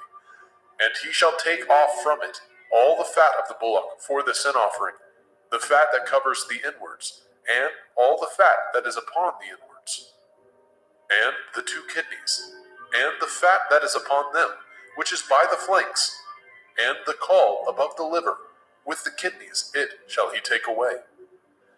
As it was taken off from the bullock of the sacrifice of peace offerings, and the priest shall burn them upon the altar of the burnt offering. And the skin of the bullock, and all his flesh, with his head, and with his legs, and his inwards, and his dung, even the whole bullock shall he carry forth without the camp, unto a clean place, where the ashes are poured out, and burn him on the wood with fire. Where the ashes are poured out shall he be burnt. And if the whole assembly of Yasharel sin through ignorance, and the thing be hid from the eyes of the assembly, and they have done somewhat against any of the commandments of Yahweh, concerning things which should not be done, and are guilty, when the sin which they have sinned against it is known, then the assembly shall offer a young bullock for the sin, and bring him before the tabernacle of the assembly. And the elders of the assembly shall lay their hands upon the head of the bullock before Yahweh, and the bullock shall be killed before Yahweh. And the priest that is anointed shall bring of the bullock's blood to the tabernacle of the assembly. And the priest shall dip his finger in some of the blood, and sprinkle it 7 times before Yahweh, even before the veil. And he shall put some of the blood upon the horns of the altar, which is set before Yahweh, that is in the tabernacle of the assembly, and shall pour out all the blood at the bottom of the altar of the burnt offering, which is at the door of the tabernacle of the assembly. And he shall take all his fat from him, and burn it upon the altar. And he shall do with the bullock as he did with the bullock for a sin offering, so shall he do with this. And the priest shall make an atonement for them, and it shall be forgiven them. And he shall carry forth the bullock without the camp, and burn him as he burned the first bullock. It is a sin offering for the assembly. When a ruler has sinned and done somewhat through ignorance against any of the commandments of Yahweh, Elohim, concerning things which should not be done, and is guilty, or if his sin, wherein he has sinned, come to his knowledge, he shall bring his offering, a kid of the goats, a male without blemish, and he shall lay his hand upon the head of the goats, and kill it in the place where they killed the burnt offering before Yahweh. It is a sin offering.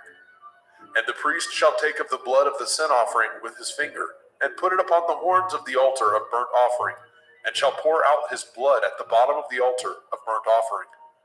And he shall burn all his fat upon the altar, as the fat of the sacrifice of peace offerings.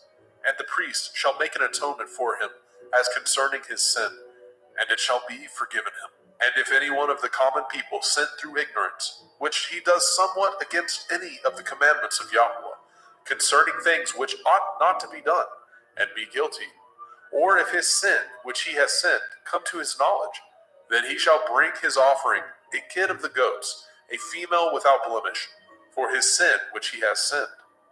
And he shall lay his hand upon the head of the sin offering, and slay the sin offering in the place of the burnt offering. And the priest shall take of the blood thereof with his finger, and put it upon the horns of the altar of burnt offering, and shall pour out all the blood thereof at the bottom of the altar. And he shall take away all the fat thereof, as the fat is taken away from off the sacrifice of peace offerings. And the priest shall burn it upon the altar for a sweet savor unto Yahweh. And the priest shall make an atonement for him, and it shall be forgiven him. And if he bring a lamb for a sin offering, he shall bring it a female without blemish. And he shall lay his hand upon the head of the sin offering, and slay it for the sin offering in the place where they killed the burnt offering. And the priest shall take of the blood of the sin offering with his finger, and put it upon the horns of the altar of burnt offering, and shall pour out all the blood thereof at the bottom of the altar. And he shall take away all the fat thereof, as the fat of the lamb is taken away from the sacrifice of the peace offering. And the priest shall burn them upon the altar, according to the offering made by fire unto Yahweh. And the priest shall make an atonement for his sin that he has committed, and it shall be forgiven him. Vayikra, Leviticus chapter 5. And if a soul sin, and hear the voice of swearing, and is a witness, whether he has seen or known of it, if he do not utter it, then he shall bear his iniquity.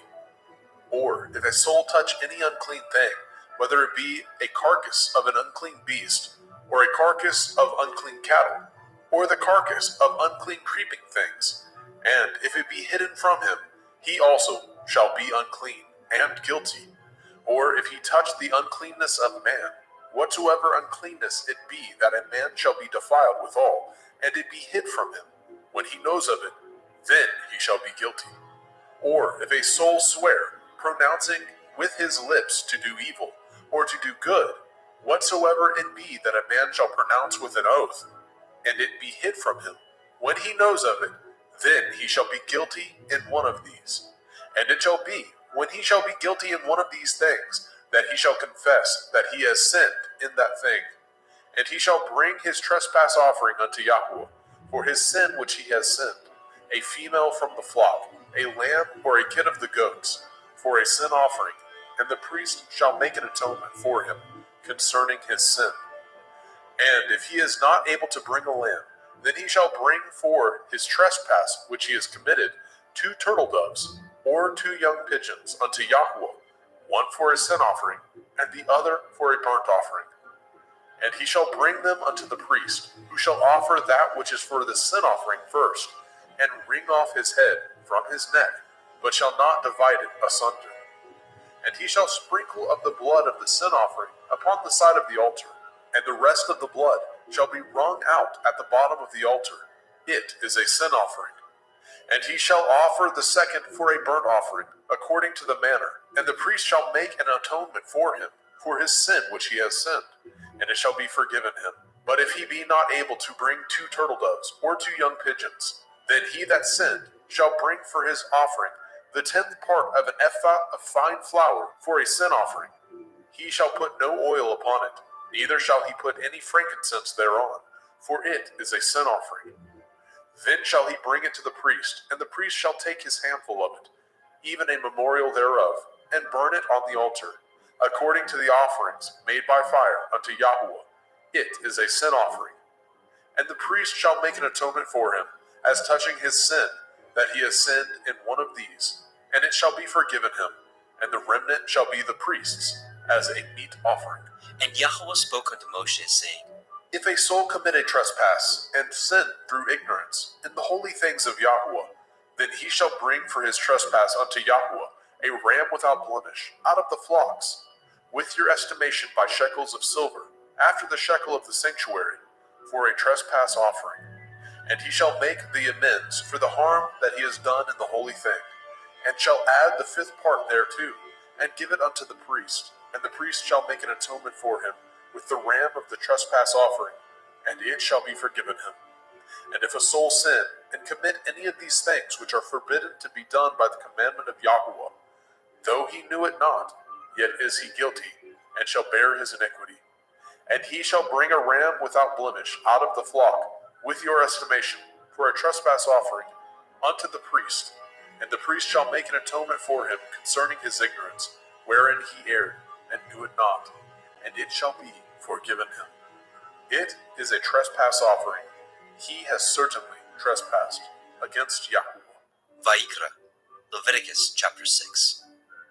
And Yahweh spoke unto Moshe, saying, If a soul sin, and commit a transgression against Yahweh, and lie unto his neighbor, in that which was delivered him to keep, or in fellowship, or in a thing taken away by violence, or has deceived his neighbor, or have found that which was lost, and lies concerning it, and swears falsely, in any of these that a man does, sinning therein, then it shall be, because he has sinned and is guilty, that he shall restore that which he took violently away, or the thing which he has deceitfully gotten, or that which was delivered him to keep, or the lost thing which he found, or all that which he has sworn falsely, he shall even restore it in the principal, and shall add the 5th part more thereto, and give it unto him to whom it appertains, in the day of his trespass offering.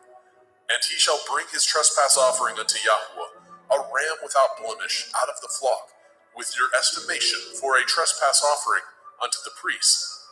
And the priest shall make an atonement for him before Yahweh, and it shall be forgiven him for anything of all that he has done in trespass therein. And Yahweh spoke unto Moshe, saying, Command Aaron and his sons, saying, This is the Torah of the burnt offering. It is the burnt offering because of the burning upon the altar all night unto the morning, and the fire of the altar shall be burning in it.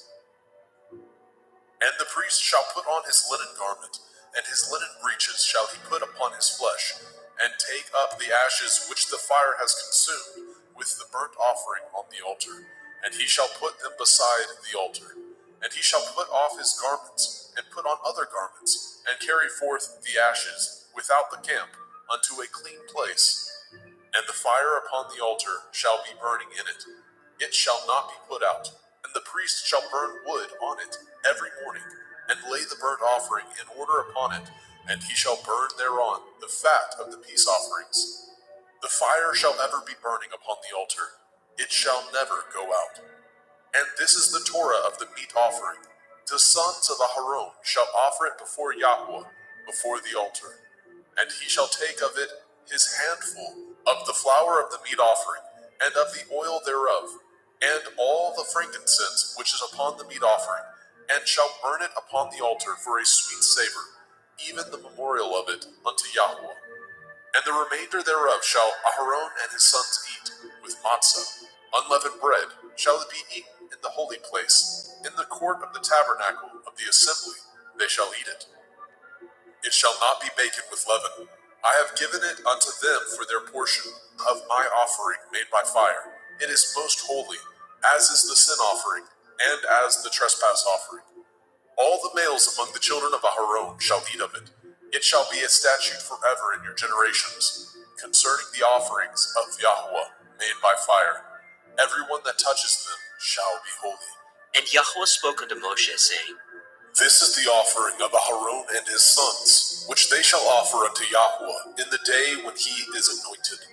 The 10th part of an ephah of fine flour for a meat offering perpetual, half of it in the morning, and half thereof at night. In a pan it shall be made with oil, and when it is baken, you shall bring it in, and the baken pieces of the meat offering shall you offer for a sweet savor unto Yahweh. And the priest of his sons, that is anointed in his stead, shall offer it. It is a statute forever unto Yahweh. It shall be wholly burnt. For every meat offering for the priest shall be wholly burnt. It shall not be eaten. And Yahweh spoke unto Moshe, saying, Speak unto Aharon and to his sons, saying, This is the Torah of the sin offering. In the place where the burnt offering is killed, shall the sin offering be killed before Yahweh. It is most holy. The priest that offers it for sin shall eat it. In the holy place shall it be eaten, in the court of the tabernacle of the assembly. Whatsoever shall touch the flesh thereof shall be holy. And when there is sprinkled of the blood thereof upon any garment, you shall wash that whereon it was sprinkled in the holy place. But the earthen vessel wherein it was sodden shall be broken. And if it be sodden in a brazen pot, it shall be both scoured and rinsed in water. All the males among the priests shall eat thereof. It is most holy. And no sin offering, whereof any of the blood is brought into the tabernacle of the assembly, to reconcile withal in the holy place, shall be eaten. It shall be burnt in the fire. Vayikra, Leviticus chapter 7. Likewise, this is the Torah of the trespass offering. It is most holy.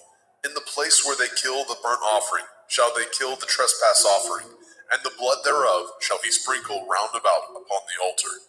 And he shall offer it of all the fat thereof, the rump, the fat that covers the inwards, and the 2 kidneys, and the fat that is on them, which is by the flanks, and the caul that is above the liver. With the kidneys it shall he take away.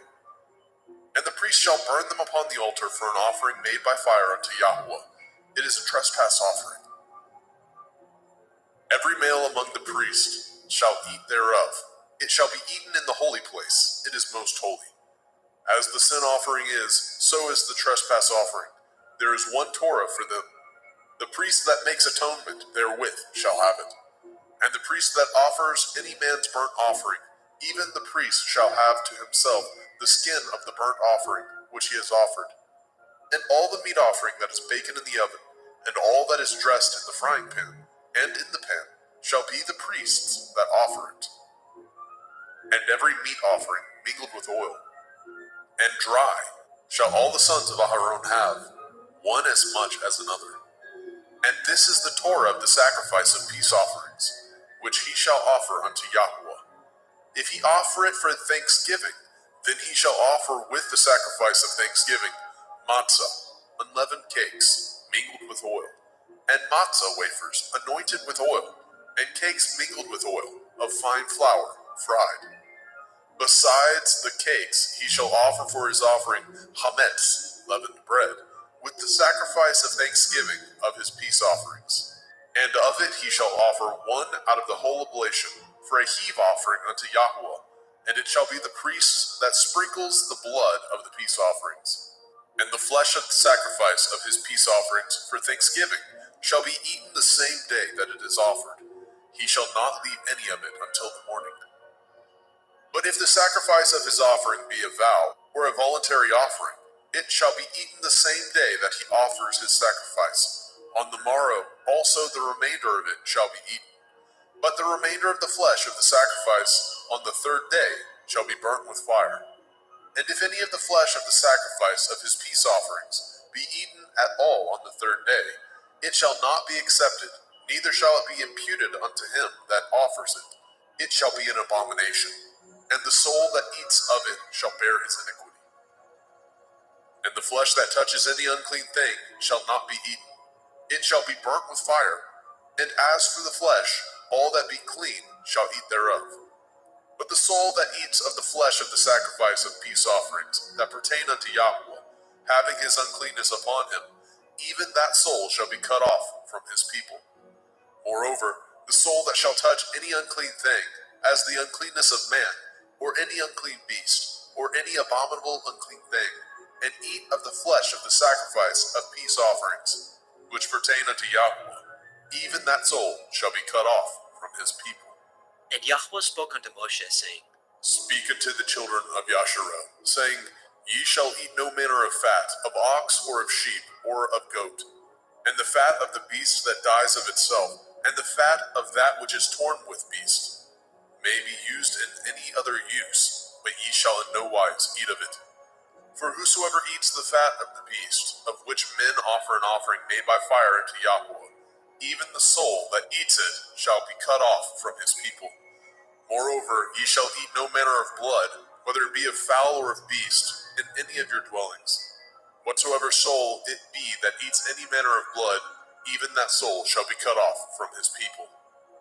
And Yahweh spoke unto Moshe, saying, Speak unto the children of Yasharel, saying, He that offers the sacrifice of his peace offerings unto Yahweh shall bring his oblation unto Yahweh of the sacrifice of his peace offerings. His own hand shall bring the offerings of Yahweh made by fire. The fat with the breast it shall he bring, that the breast may be waved for a wave offering before Yahweh. And the priest shall burn the fat upon the altar, but the breast shall be Aharon's and his sons'. And the right shoulder shall ye give unto the priest for a heave offering of the sacrifices of your peace offerings. He among the sons of Aharon that offers the blood of the peace offerings and the fat shall have the right shoulder for his part. For the wave breast and the heave shoulder have I taken of the children of Yasharel from off the sacrifices of their peace offerings, and have given them unto Aharon the priest, and unto his sons by a statute forever, from among the children of Yasharel. This is the portion of the anointing of Aharon, and of the anointing of his sons, out of the offerings of Yahweh made by fire, in the day when he presented them to minister unto Yahweh in the priest's office, which Yahweh commanded to be given them of the children of Yasharel, in the day that he anointed them, by a statute forever throughout their generations. This is the Torah of the burnt offering, of the meat offering, and of the sin offering, and of the trespass offering, and of the consecrations, and of the sacrifice of the peace offerings, which Yahweh commanded Moshe in Mount Sinai, in the day that he commanded the children of Yasharel to offer their oblations unto Yahweh in the wilderness of Sinai. Vayikra, Leviticus chapter 8. And Yahweh spoke unto Moshe, saying, Take Aharon and his sons with him, and the garments, and the anointing oil, and a bullock for the sin offering, and 2 rams, and a basket of matzah, unleavened bread, and gather all the assembly together unto the door of the tabernacle of the assembly. And Moshe did as Yahweh commanded him. And the assembly was gathered together unto the door of the tabernacle of the assembly. And Moshe said unto the assembly, This is the thing which Yahweh commanded to be done. And Moshe brought Aharon and his sons, and washed them with water. And he put upon him the coat, and girded him with the belt, and clothed him with the robe, and put the ephod upon him. And he girded him with the belt of the ephod, and bound it unto him therewith. And he put the breastplate on him also. He put in the breastplate the Urim and the Tumim. And he put the turban upon his head. Also upon the turban, even upon his forefront, did he put the golden plate, the holy crown, as Yahweh commanded Moshe. And Moshe took the anointing oil, and anointed the tabernacle, and all that was therein, and sanctified them. And he sprinkled thereof upon the altar 7 times, and anointed the altar and all his vessels, both the laver and his foot, to sanctify them. And he poured of the anointing oil upon Aharon's head, and anointed him, to sanctify him. And Moshe brought Aharon's sons, and put coats upon them, and girded them with belts, and put bonnets upon them, as Yahweh commanded Moshe. And he brought the bullock for the sin offering, and Aharon and his sons laid their hands upon the head of the bullock for the sin offering, and he slew it. And Moshe took the blood, and put it upon the horns of the altar round about with his finger, and purified the altar, and poured the blood at the bottom of the altar, and sanctified it, to make reconciliation upon it. And he took all the fat that was upon the inwards, and the caul above the liver, and the 2 kidneys, and their fat, and Moshe burned it upon the altar. But the bullock, and his hide, and his flesh, and his dung, he burnt with fire without the camp, as Yahweh commanded Moshe. And he brought the ram for the burnt offering, and Aharon and his sons laid their hands upon the head of the ram, and he killed it. And Moshe sprinkled the blood upon the altar round about. And he cut the ram into pieces, and Moshe burnt the head, and the pieces, and the fat. And he washed the inwards and the legs in water, and Moshe burnt the whole ram upon the altar. It was a burnt sacrifice for a sweet savor, and an offering made by fire unto Yahweh, as Yahweh commanded Moshe. And he brought the other ram, the ram of consecration, and Aharon and his sons laid their hands upon the head of the ram, and he slew it. And Moshe took of the blood of it, and put it upon the tip of Aharon's right ear, and upon the thumb of his right hand, and upon the great toe of his right foot. And he brought Aharon's sons, and Moshe put of the blood upon the tip of their right ear, and upon the thumbs of their right hands, and upon the great toes of their right feet. And Moshe sprinkled the blood upon the altar round about. And he took the fat, and the rump, and the fat that was upon the inwards, and the caul above the liver, and the 2 kidneys, and their fat, and the right shoulder. And out of the basket of matzah that was before Yahweh, he took 1 matzah cake, and a cake of oiled bread, and 1 wafer, and put them on the fat, and upon the right shoulder. And he put all upon Aharon's hands, and upon his sons' hands, and waved them for a wave offering before Yahweh. And Moshe took them from off their hands, and burnt them on the altar upon the burnt offering. They were consecrations for a sweet savor. It is an offering made by fire unto Yahweh.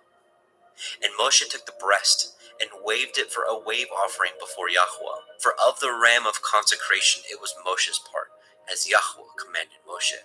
And Moshe took of the anointing oil, and of the blood which was upon the altar, and sprinkled it upon Aharon and his garments, and upon his sons, and upon his sons' garments with him, and sanctified Aharon and his garments, and his sons' garments with him. And Moshe said unto Aharon and to his sons, Boil the flesh at the door of the tabernacle of the assembly, and there eat it, with the bread that is in the basket of consecrations, as I commanded, saying, Aharon and his sons shall eat it. And that which remains of the flesh and of the bread shall ye burn with fire. And ye shall not go out of the door of the tabernacle of the assembly in 7 days, until the days of your consecration be at an end. For 7 days shall he consecrate you. As he has done this day, so Yahweh has commanded to do, to make an atonement for you. Therefore shall ye abide at the door of the tabernacle of the assembly day and night 7 days, and guard the watch of Yahweh, that ye die not. For so I am commanded. So Aharon and his sons did all the things which Yahweh commanded by the hand of Moshe. Vayikra, Leviticus chapter 9. And it came to pass on the 8th day that Moshe called Aharon and his sons and the elders of Yisrael.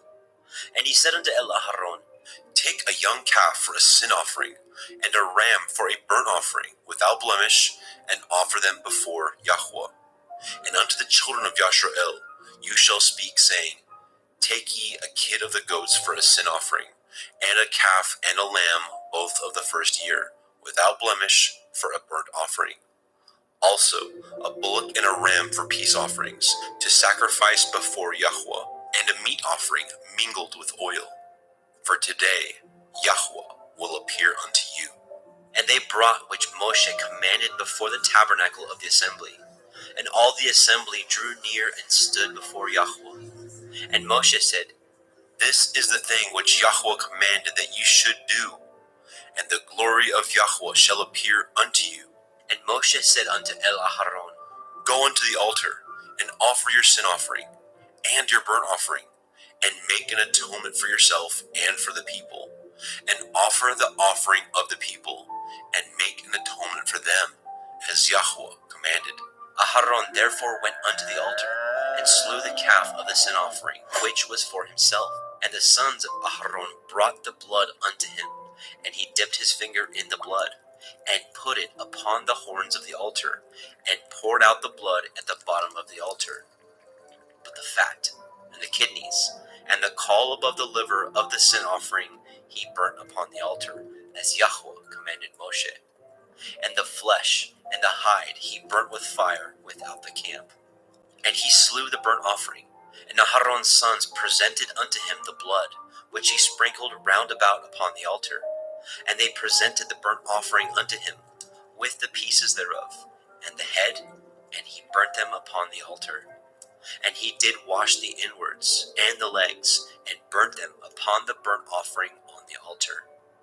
And he brought the people's offering, and took the goat, which was the sin offering for the people, and slew it, and offered it for sin as the first. And he brought the burnt offering, and offered it according to the manner. And he brought the meat offering, and took a handful thereof, and burnt it upon the altar, beside the burnt sacrifice of the morning. He slew also the bullock and the ram for a sacrifice of peace offerings, which was for the people. And Aharon's sons presented unto him the blood, which he sprinkled upon the altar round about. And the fat of the bullock and of the ram, the rump, and that which covers the inwards, and the kidneys, and the caul above the liver, and they put the fat upon the breasts, and he burnt the fat upon the altar. And the breasts and the right shoulder Aharon waved for a wave offering before Yahweh, as Moshe commanded. And Aharon lifted up his hand toward the people, and blessed them, and came down from offering of the sin offering, and the burnt offering, and peace offerings. And Moshe and Aharon went into the tabernacle of the assembly, and came out, and blessed the people. And the glory of Yahweh appeared unto all the people. And there came a fire out from before Yahweh, and consumed upon the altar the burnt offering, and the fat, which when all the people saw, they shouted, and fell on their face. Vayikra, Leviticus chapter 10. And Nadab and Abihu, the sons of Aharon, took either of them his censer, and put fire therein, and put incense thereon, and offered strange fire before Yahweh, which he commanded them not. And there went out fire from Yahweh, and devoured them, and they died before Yahweh. Then Moshe said unto El Aharon, This is that Yahweh spoke, saying, I will be sanctified in them that come nigh me, and before all the people I will be glorified. And Aharon held his peace. And Moshe called Mishael and Elishaphan, the sons of Uziel, the uncle of Aharon, and said unto them, Come near, carry your brethren from before the sanctuary out of the camp. So they went near, and carried them in their coats out of the camp, as Moshe had said. And Moshe said unto Aharon, and unto Eleazar, and unto Ithamar his sons, Uncover not your heads, neither rend your clothes, lest ye die, and lest the wrath come upon all the people. But let your brethren, the whole house of Yashrael, bewail the burning which Yahweh has kindled. And ye shall not go out from the door of the tabernacle of the assembly, lest ye die. For the anointing oil of Yahweh is upon you. And they did according to the word of Moshe. And Yahweh spoke unto Aharon, saying, Do not drink wine, nor strong drink, you nor your sons with you, when ye go into the tabernacle of the assembly, lest ye die. It shall be a statute forever throughout your generations, and that ye may put difference between holy and unholy, and between unclean and clean, and that ye may teach the children of Yasharel all the statutes which Yahweh has spoken unto them by the hand of Moshe. And Moshe spoke unto Aharon, and unto Eleazar, and unto Ithamar, his sons that were left, Take the meat offering that remains of the offerings of Yahweh made by fire, and eat it without leaven beside the altar, for it is most holy. And ye shall eat it in the holy place, because it is your due, and your sons' due, of the sacrifices of Yahweh made by fire, for so I am commanded. And the wave breast and the heave shoulder shall ye eat in a clean place, you and your sons and your daughters with you, for they be your due, and your sons' due, which are given out of the sacrifices of peace offerings of the children of Yashrael. The heave shoulder and the wave breast shall they bring with the offerings made by fire of the fat, to wave it for a wave offering before Yahweh, and it shall be yours and your sons with you by a statute forever, as Yahweh has commanded. And Moshe diligently sought the goat of the sin offering, and behold, it was burnt. And he was angry with Eleazar and Ithamar, the sons of Aharon, which were left alive, saying, Wherefore have ye not eaten the sin offering in the holy place, seeing it is most holy? And Elohim has given it to you to bear the iniquity of the assembly, to make an atonement for them before Yahweh. Behold, the blood of it was not brought in within the holy place. Ye should indeed have eaten it in the holy place, as I commanded. And Aharon said unto Moshe, Behold, this day have they offered their sin offering and their burnt offering before Yahweh, and such things have befallen me. And if I had eaten the sin offering today, should it have been accepted in the sight of Yahweh? And when Moshe heard that, he was content. Vayikra, Leviticus chapter 11. And Yahweh spoke unto El Moshe, and to El Aharon, saying unto them, Speak unto the children of Yasharel, saying, These are the beasts which ye shall eat among all the beasts that are on the earth. Whatsoever parts the hoof, and is cloven-footed, and chews the cud, among the beasts, that shall ye eat. Nevertheless, these shall ye not eat of them that chew the cud, or of them that divide the hoof. As the camel, because he chews the cud, but divides not the hoof, he is unclean unto you. And the coney, because he chews the cud, but divides not the hoof, he is unclean unto you. And the hare, because he chews the cud, but divides not the hoof, he is unclean unto you. And the swine, though he divide the hoof, and be cloven-footed, yet he chews not the cud, he is unclean to you. Of their flesh shall ye not eat, and their carcass shall ye not touch, they are unclean to you. These shall ye eat of all that are in the waters. Whatsoever has fins and scales in the waters, in the seas, and in the rivers, them shall you eat. And all that have not fins and scales in the seas and in the rivers, of all that move in the waters, and of any living thing which is in the waters, they shall be an abomination unto you.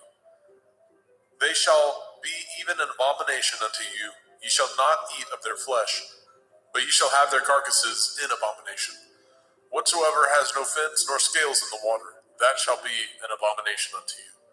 And these are they which ye shall have an abomination among the fowls. They shall not be eaten.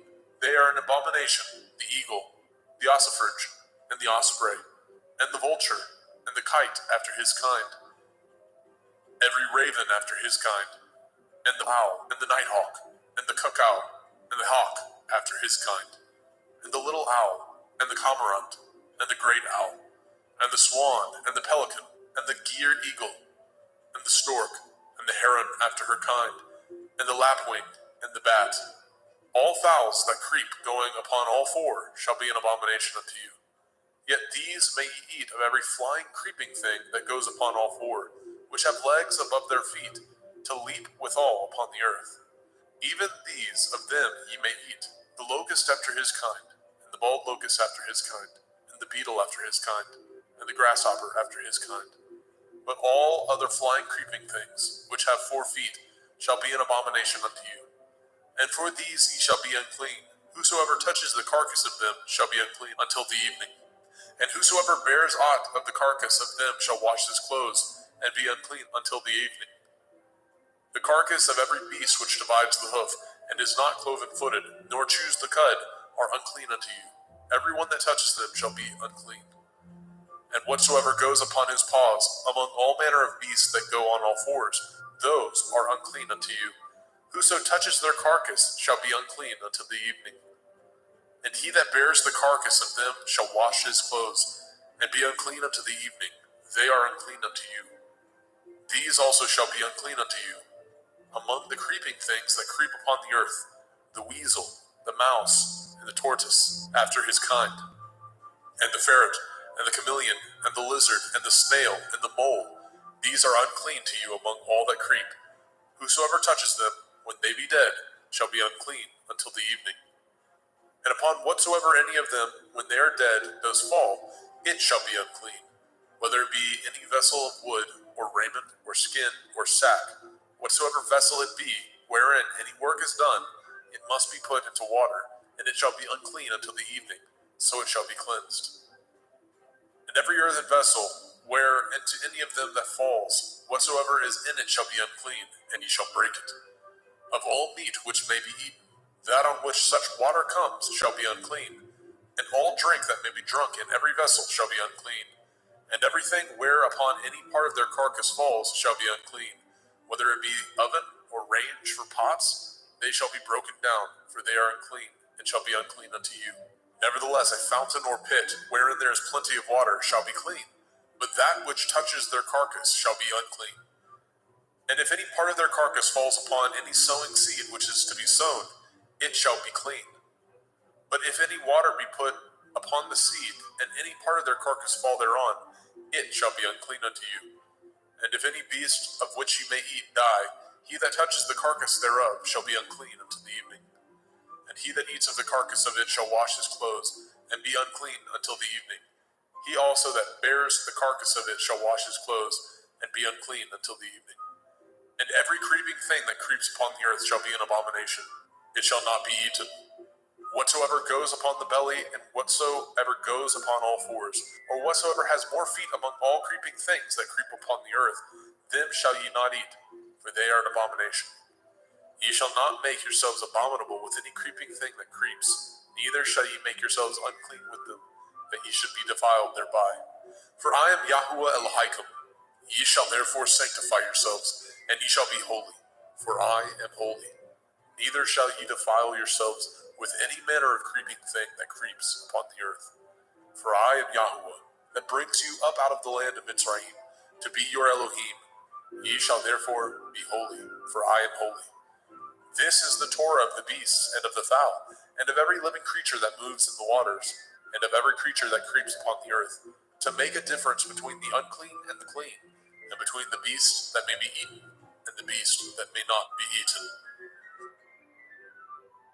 Vaikra, Leviticus chapter 12. And Yahweh spoke unto Moshe, saying, Speak unto the children of Yasharel, saying, If a woman have conceived seed, and born a male child, then she shall be unclean 7 days. According to the days of the separation for her infirmity, shall she be unclean. And in the 8th day, the flesh of his foreskin shall be circumcised. And she shall then continue in the blood of her purifying 33 days. She shall touch no hallowed thing, nor come into the sanctuary, until the days of her purifying be fulfilled. But if she bear a female child, then she shall be unclean 2 weeks, as in her separation, and she shall continue in the blood of her purifying 66 days. And when the days of her purifying are fulfilled, for a son or for a daughter, she shall bring a lamb of the first year for a burnt offering, and a young pigeon or a turtle dove for a sin offering, unto the door of the tabernacle of the assembly, unto the priest, who shall offer it before Yahweh, and make an atonement for her, and she shall be cleansed from the issue of her blood. This is the Torah for her that has borne a male or a female. And if she be not able to bring a lamb, then she shall bring 2 turtle doves or 2 young pigeons, the one for the burnt offering, and the other for a sin offering. And the priest shall make an atonement for her, and she shall be clean. Vaikra, Leviticus chapter 13. And Yahweh spoke unto El Moshe and El Aharon, saying, When a man shall have in the skin of his flesh a rising, a scab, or a bright spot, and it be in the skin of his flesh, like the plague of leprosy, then he shall be brought unto El Aharon the priest, or unto one of his sons the priests. And the priest shall look on the plague in the skin of the flesh, and when the hair in the plague is turned white, and the plague in sight be deeper than the skin of his flesh, it is a plague of leprosy, and the priest shall look on him and pronounce him unclean. If the bright spot be white in the skin of his flesh, and in sight be not deeper than the skin, and the hair thereof be not turned white, then the priest shall shut up him that has the plague 7 days.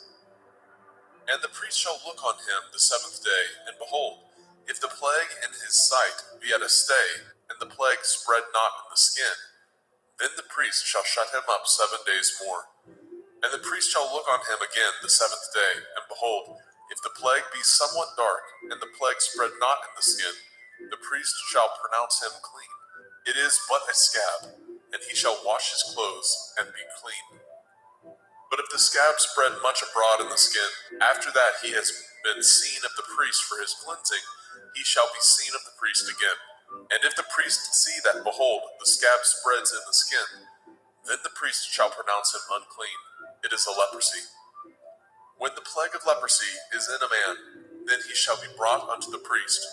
And the priest shall see him, and behold, if the rising be white in the skin, and it have turned the hair white, and there be quick raw flesh in the rising, it is an old leprosy in the skin of his flesh, and the priest shall pronounce him unclean, and shall not shut him up, for he is unclean.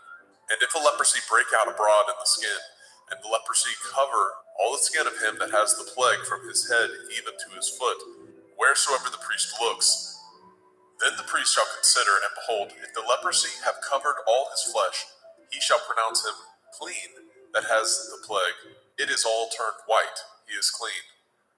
But when raw flesh appears in him, he shall be unclean. And the priest shall see the raw flesh and pronounce him to be unclean, for the raw flesh is unclean. It is a leprosy. Or if the raw flesh turn again, and be changed unto white, he shall come unto the priest. And the priest shall see him, and behold, if the plague be turned unto white, then the priest shall pronounce him clean that has the plague. He is clean. The flesh also, in which even in the skin thereof was a boil, and is healed. And in the place of the boil, where there be a white rising, or a bright spot, white, and somewhat reddish, and it be showed to the priest. And if, when the priest sees it, behold, it be in sight lower than the skin, and the hair thereof be turned white, the priest shall pronounce him unclean.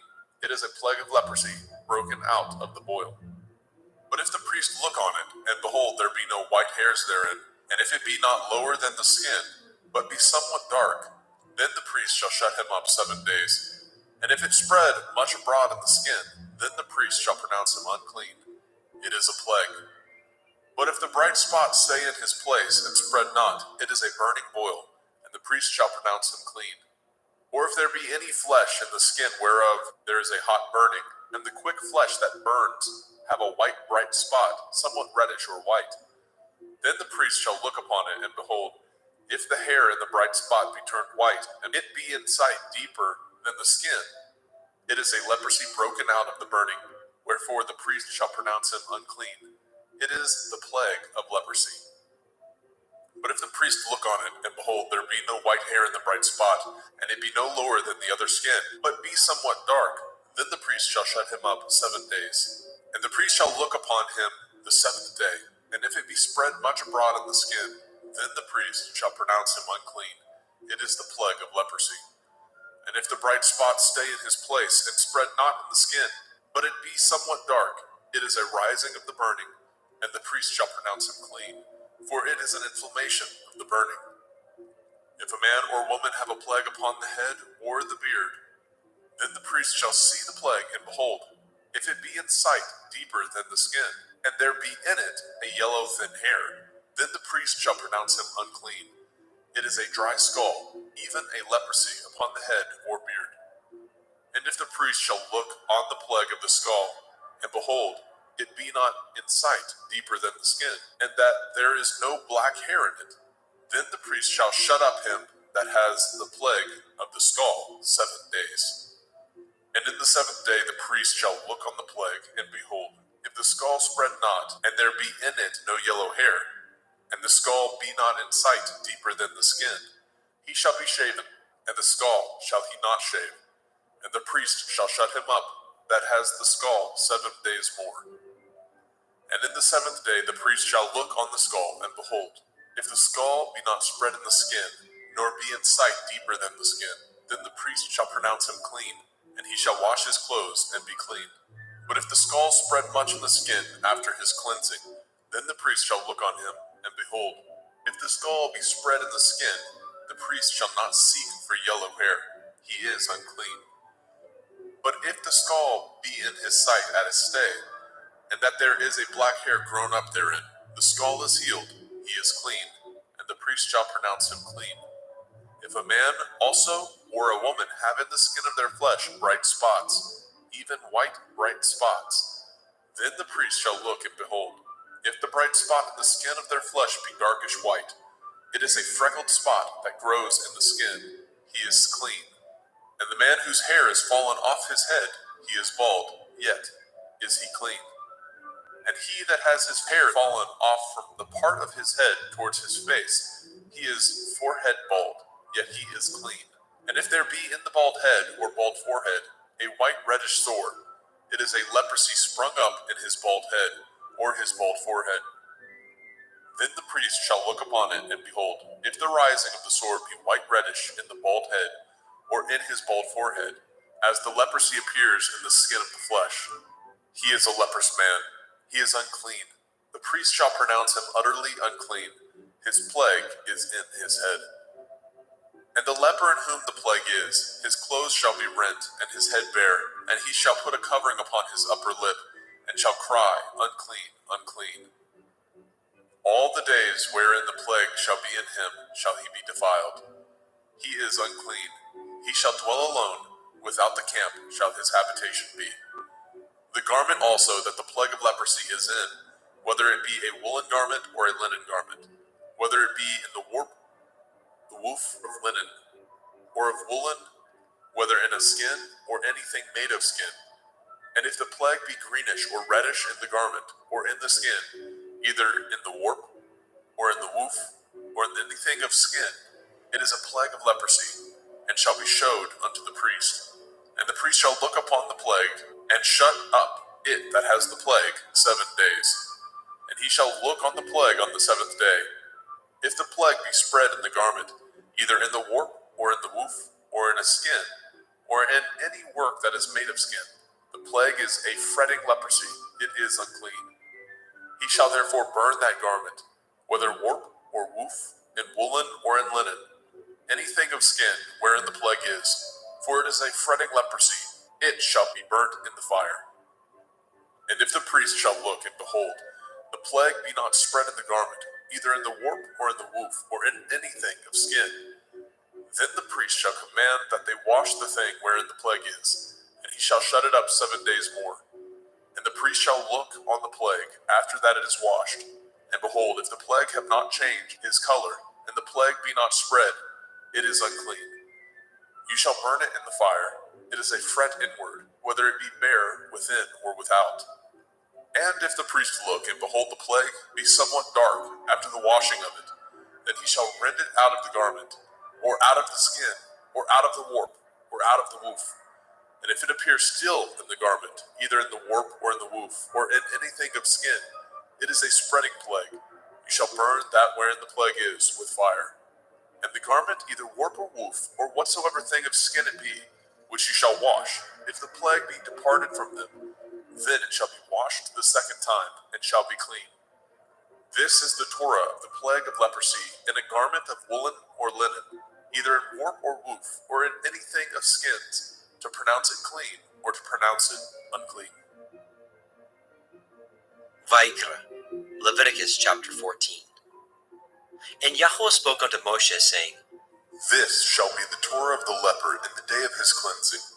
He shall be brought unto the priest, and the priest shall go forth out of the camp.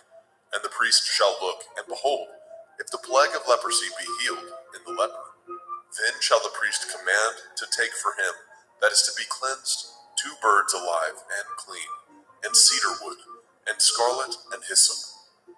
And the priest shall command that one of the birds be killed in an earthen vessel over running water.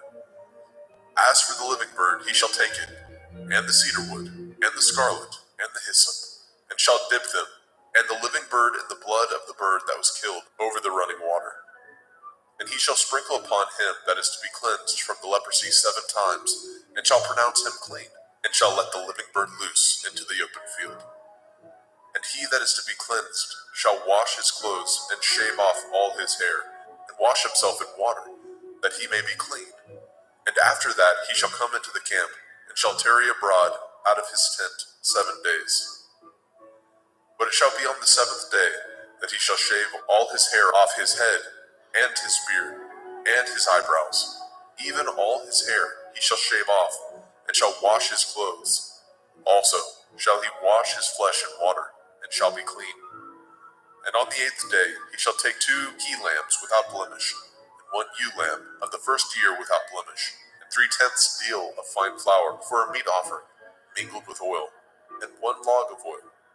And the priest that makes him clean shall present the man that is to be made clean, and those things before Yahweh at the door of the tabernacle of the assembly.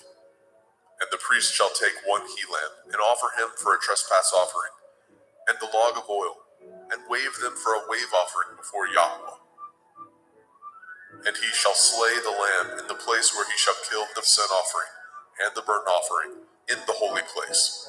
For as the sin offering is the priest's, so is the trespass offering. It is most holy.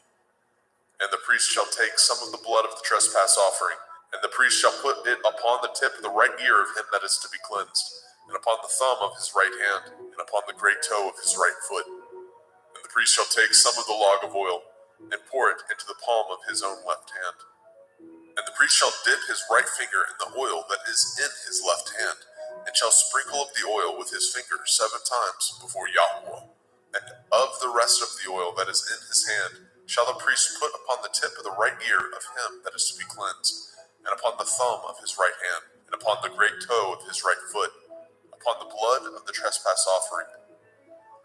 And the remnant of the oil that is in the priest's hand he shall pour upon the head of him that is to be cleansed, and the priest shall make an atonement for him before Yahweh. And the priest shall offer the sin offering, and make an atonement for him that is to be cleansed from his uncleanness, and afterwards he shall kill the burnt offering.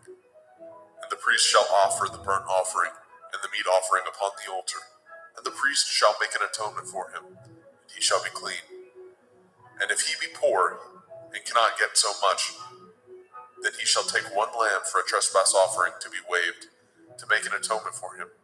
and 1/10 deal of fine flour mingled with oil for a meat offering in a log of oil, and 2 turtle doves or 2 young pigeons, such as he is able to get, and the one shall be a sin offering, and the other a burnt offering. And he shall bring them on the 8th day for his cleansing unto the priest, unto the door of the tabernacle of the assembly before Yahweh. And the priest shall take the lamb of the trespass offering and the log of oil, and the priest shall wave them for a wave offering before Yahweh. And he shall kill the lamb of the trespass offering, and the priest shall take some of the blood of the trespass offering, and put it upon the tip of the right ear of him that is to be cleansed, and upon the thumb of his right hand, and upon the great toe of his right foot. And the priest shall pour of the oil into the palm of his own left hand.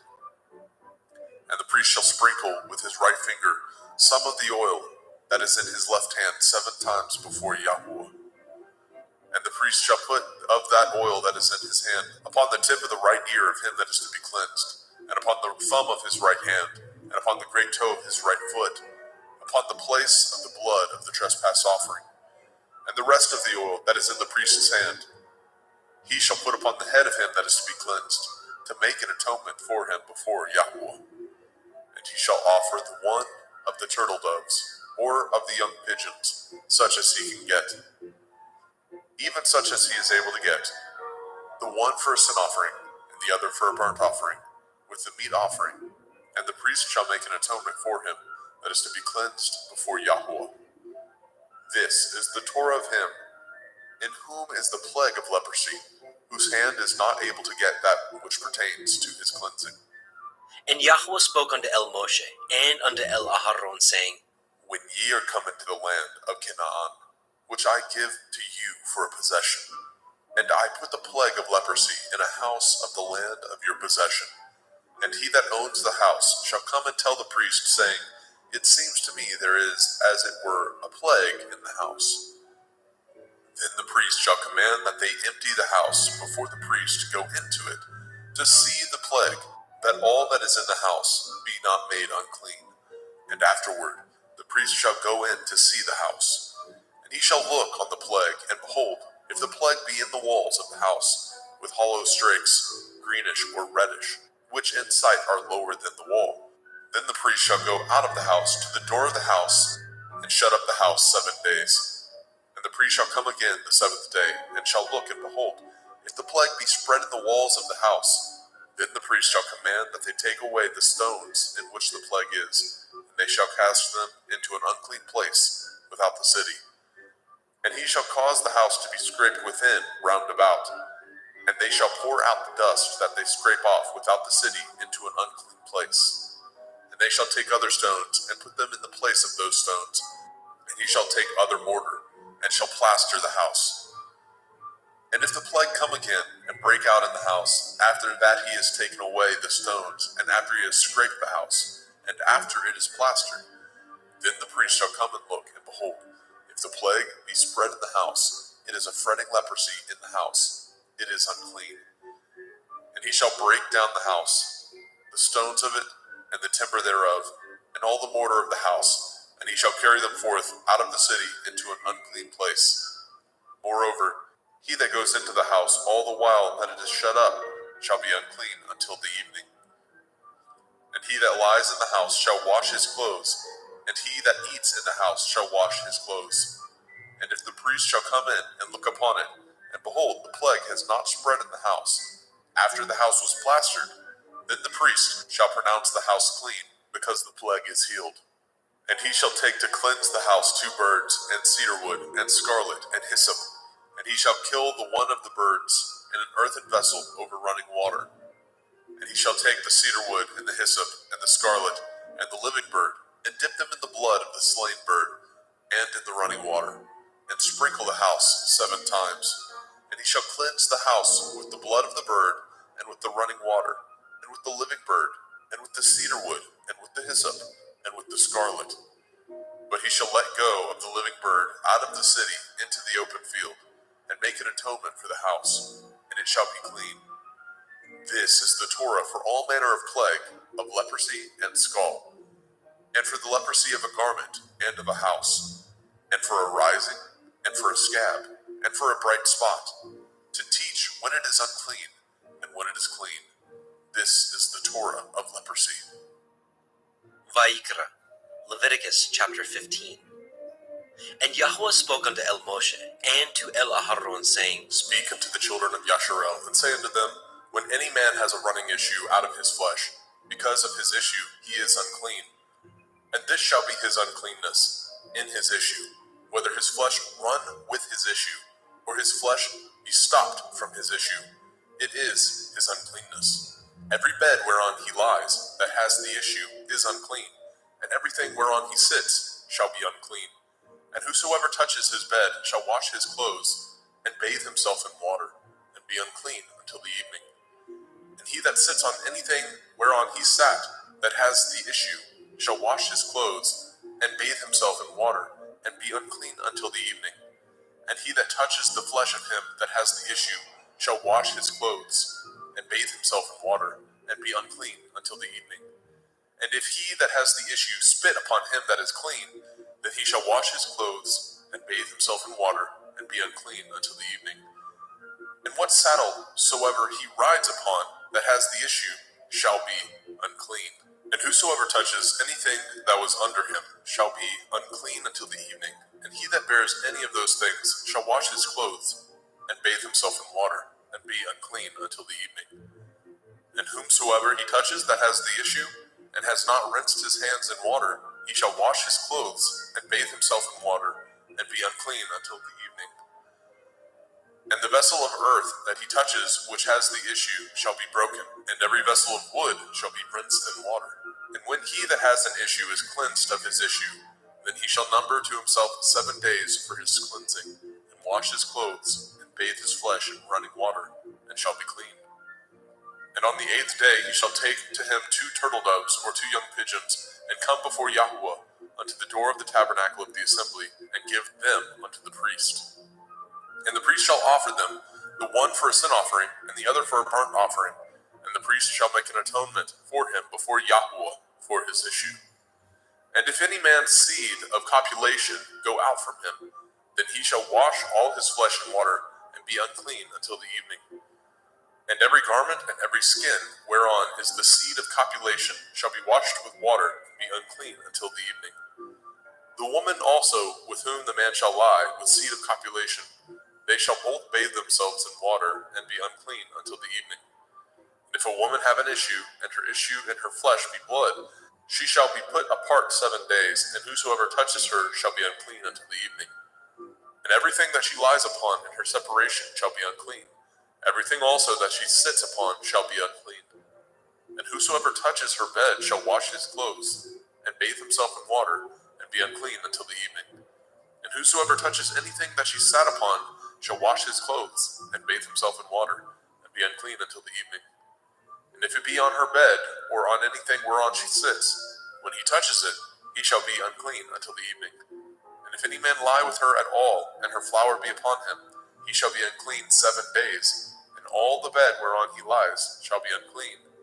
And if a woman have an issue of her blood many days out of the time of her separation, or if it run beyond the time of her separation, all the days of the issue of her uncleanness shall be as the days of her separation. She shall be unclean. Every bed whereon she lies, all the days of her issue shall be unto her as the bed of her separation, and whatsoever she sits upon shall be unclean, as the uncleanness of her separation. And whosoever touches those things shall be unclean, and shall wash his clothes, and bathe himself in water, and be unclean until the evening. But if she be cleansed of her issue, then she shall number to herself 7 days, and after that she shall be clean. And on the 8th day she shall take unto her 2 turtle doves, or 2 young pigeons, and bring them unto the priest to the door of the tabernacle of the assembly. And the priest shall offer the one for a sin offering, and the other for a burnt offering. And the priest shall make an atonement for her before Yahuwah for the issue of her uncleanness. Thus shall ye separate the children of Yasharel from their uncleanness, that they die not in their uncleanness, when they defile my tabernacle that is among them. This is the Torah of him that has an issue, and of him whose seed goes from him, and is defiled therewith, and of her that is sick of her flowers, and of him that has an issue, of the man and of the woman, and of him that lies with her that is unclean. Vayikra, Leviticus chapter 16. And Yahweh spoke unto Moshe after the death of the two sons of Aharon, when they offered before Yahweh and died. And Yahweh said unto El Moshe, Speak unto El Aharon your brother, that he come not at all times into the holy place within the veil before the mercy seat, which is upon the ark, that he die not. For I will appear in the cloud upon the mercy seat. Thus shall Aharon come into the holy place with a young bullock for a sin offering, and a ram for a burnt offering. He shall put on the holy linen coat, and he shall have the linen breeches upon his flesh, and shall be girded with a linen belt, and with the linen turban shall he be attired. These are holy garments. Therefore shall he wash his flesh in water, and so put them on. And he shall take of the assembly of the children of Yasharel 2 kids of the goats for a sin offering, and 1 ram for a burnt offering. And Aharon shall offer his bullock of the sin offering, which is for himself, and make an atonement for himself and for his house. And he shall take the 2 goats, and present them before Yahweh at the door of the tabernacle of the assembly. And Aharon shall cast lots upon the 2 goats, 1 lot for Yahuwah, and the other lot for Azazel. And Aharon shall bring the goat upon which Yahuwah's lot fell, and offer him for a sin offering. But the goat on which the lot fell to be for Azazel shall be presented alive before Yahuwah, to make an atonement with him, and to let him go for Azazel into the wilderness. And Aharon shall bring the bullock of the sin offering, which is for himself, and shall make an atonement for himself and for his house, and shall kill the bullock of the sin offering, which is for himself. And he shall take a censer full of burning coals of fire from off the altar before Yahuwah, and his hands full of sweet incense beaten small, and bring it within the veil. And he shall put the incense upon the fire before Yahuwah, that the cloud of the incense may cover the mercy seat that is upon the testimony, that he die not. And he shall take of the blood of the bullock, and sprinkle it with his finger upon the mercy seat eastward. And before the mercy seat shall he sprinkle of the blood with his finger 7 times. Then shall he kill the goat of the sin offering that is for the people, and bring his blood within the veil, and do with that blood as he did with the blood of the bullock, and sprinkle it upon the mercy seat, and before the mercy seat. And he shall make an atonement for the holy place, because of the uncleanness of the children of Yasharel, and because of their transgressions, in all their sins. And so shall he do for the tabernacle of the assembly, that remains among them in the midst of their uncleanness. And there shall be no man in the tabernacle of the assembly, when he goes to make an atonement in the holy place, until he comes out, and have made an atonement for himself, and for his household, and for all the assembly of Yasharel. And he shall go out unto the altar that is before Yahuwah, and make an atonement for it, and shall take of the blood of the bullock, and of the blood of the goat, and put it upon the horns of the altar round about. And he shall sprinkle the blood upon it with his finger 7 times, and cleanse it, and hallow it from the uncleanness of the children of Yasharel. And when he has made an end of reconciling the holy place, and the tabernacle of the assembly, and the altar, he shall bring the live goat. And Aharon shall lay both his hands upon the head of the live goat, and confess over him all the iniquities of the children of Yasharel, and all their transgression in all their sins, putting them upon the head of the goat, and shall send him away by the hand of a fit man into the wilderness. And the goat shall bear upon him all their iniquities, unto a land not inhabited, and he shall let go the goat in the wilderness.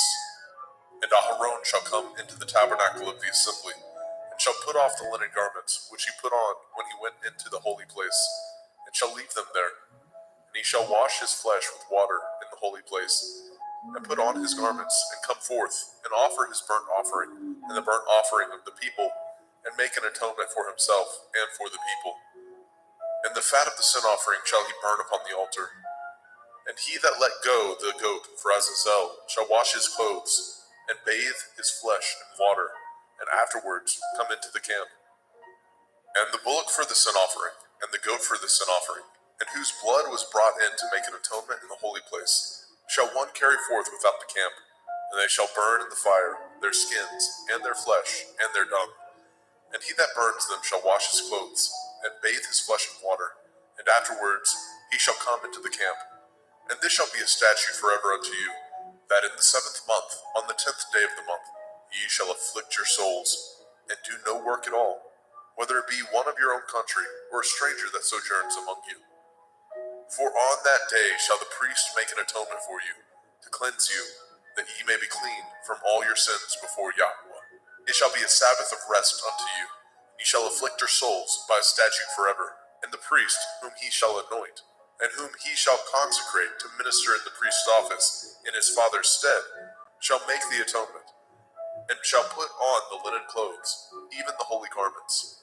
And he shall make an atonement for the holy sanctuary, and he shall make an atonement for the tabernacle of the assembly, and for the altar, and he shall make an atonement for the priests, and for all the people of the assembly.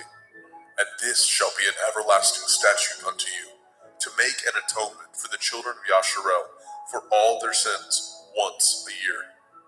And he did as Yahweh commanded Moshe.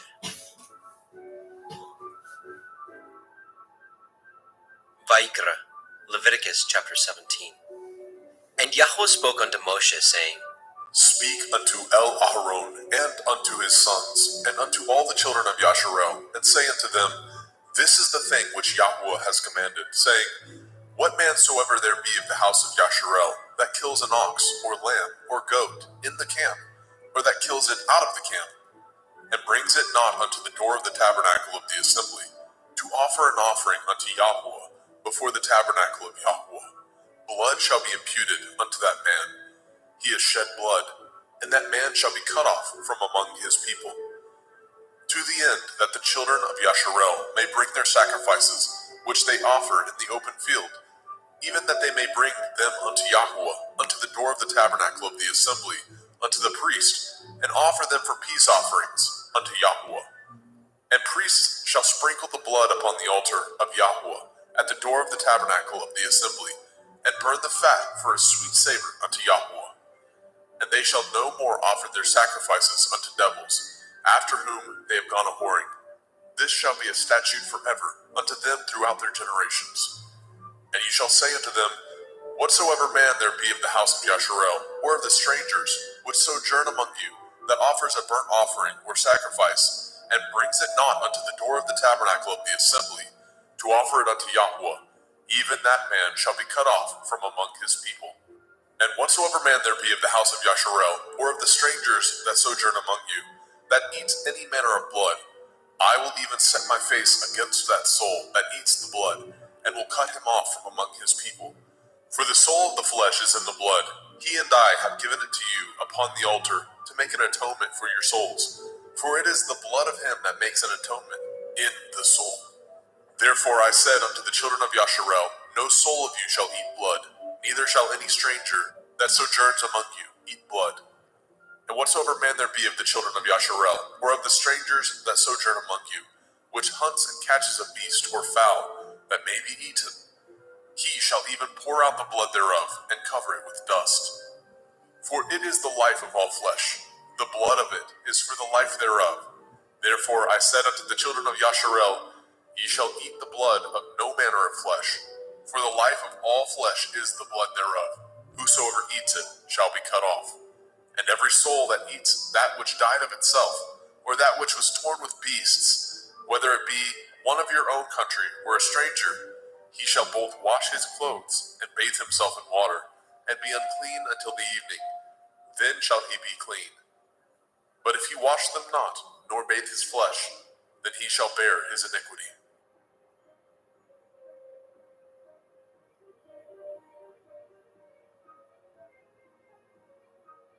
Vayikra, Leviticus chapter 18. And Yahweh spoke unto Moshe, saying, Speak unto the children of Yasharel, and say unto them, I am Yahweh Elohaikum. After the doings of the land of Mitzrayim, where ye dwell, shall ye not do. And after the doings of the land of Canaan, whither I bring you, shall ye not do. Neither shall ye walk in their ordinances. Ye shall do my judgments, and guard my ordinances, to walk therein. I am Yahuwah Elohaikum. Ye shall therefore guard my statutes and my judgments, which if a man do, he shall live in them. I am Yahuwah. None of you shall approach to any that is near of kin to him, to uncover their nakedness. I am Yahuwah. The nakedness of your father, or the nakedness of your mother, shall you not uncover. She is your mother. You shall not uncover her nakedness. The nakedness of your father's woman shall you not uncover. It is your father's nakedness. The nakedness of your sister, the daughter of your father, the daughter of your mother, whether she be born at home or born abroad, even their nakedness you shall not uncover. The nakedness of your son's daughter, or of your daughter's daughter, even their nakedness you shall not uncover, for theirs is your own nakedness. The nakedness of your father's woman's daughter, begotten of your father, she is your sister, you shall not uncover her nakedness. You shall not uncover the nakedness of your father's sister, she is your father's near kinswoman. You shall not uncover the nakedness of your mother's sister, for she is your mother's near kinswoman. You shall not uncover the nakedness of your father's brother. You shall not approach to his woman, she is your aunt. You shall not uncover the nakedness of your daughter-in-law, she is your son's woman. You shall not uncover her nakedness. You shall not uncover the nakedness of your brother's woman, it is your brother's nakedness. You shall not uncover the nakedness of a woman and her daughter, neither shall you take her son's daughter, or her daughter's daughter, to uncover her nakedness, for they are your near kinswoman, it is wickedness. Neither shall you take a woman to her sister, to vex her, to uncover her nakedness, beside the other in her lifetime. Also you shall not approach unto a woman to uncover her nakedness, as long as she is put apart for her uncleanness. Moreover, you shall not lie carnally with your neighbor's woman, to defile yourself with her. And you shall not let any of your seed pass through the fire to Molech, neither shall you profane the name of your Elohim. I am Yahweh. You shall not lie with mankind, as with womankind. It is an abomination. Neither shall you lie with any beast, to defile yourself therewith. Neither shall any woman stand before a beast to lie down thereto. It is confusion. Defile not ye yourselves in any of these things, for in all these the nations are defiled, which I cast out before you. And the land is defiled, therefore I do visit the iniquity thereof upon it, and the land itself vomits out her inhabitants. Ye shall therefore guard my statutes and my judgments, and shall not commit any of these abominations, neither any of your own nation, nor any stranger that sojourns among you. For all these abominations have the men of the land done, which were before you, and the land is defiled, that the land spew not you out also, when ye defile it, as it spewed out the nations that were before you. For whosoever shall commit any of these abominations, even the souls that commit them shall be cut off from among their people. Therefore shall ye guard my ordinance, that ye commit not any of these abominable customs, which were committed before you, and that ye defile not yourselves therein. I am Yahuwah Elohaikum.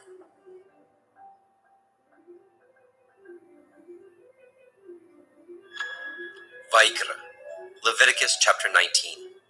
And Yahweh spoke unto Moshe, saying, Speak unto all the assembly of the children of Yasharel, and say unto them, Ye shall be holy, for I, Yahuwah Elohaikum, am holy. Ye shall fear every man his mother and his father, and guard my Shabbathot. I am Yahuwah Elohaikum. Turn ye not unto idols, nor make to yourselves molten Elohim. I am Yahuwah Elohaikum. And if ye offer a sacrifice of peace offerings unto Yahuwah, ye shall offer it at your own will. It shall be eaten the same day ye offer it, and on the morrow. And if aught remain unto the third day, it shall be burnt in the fire.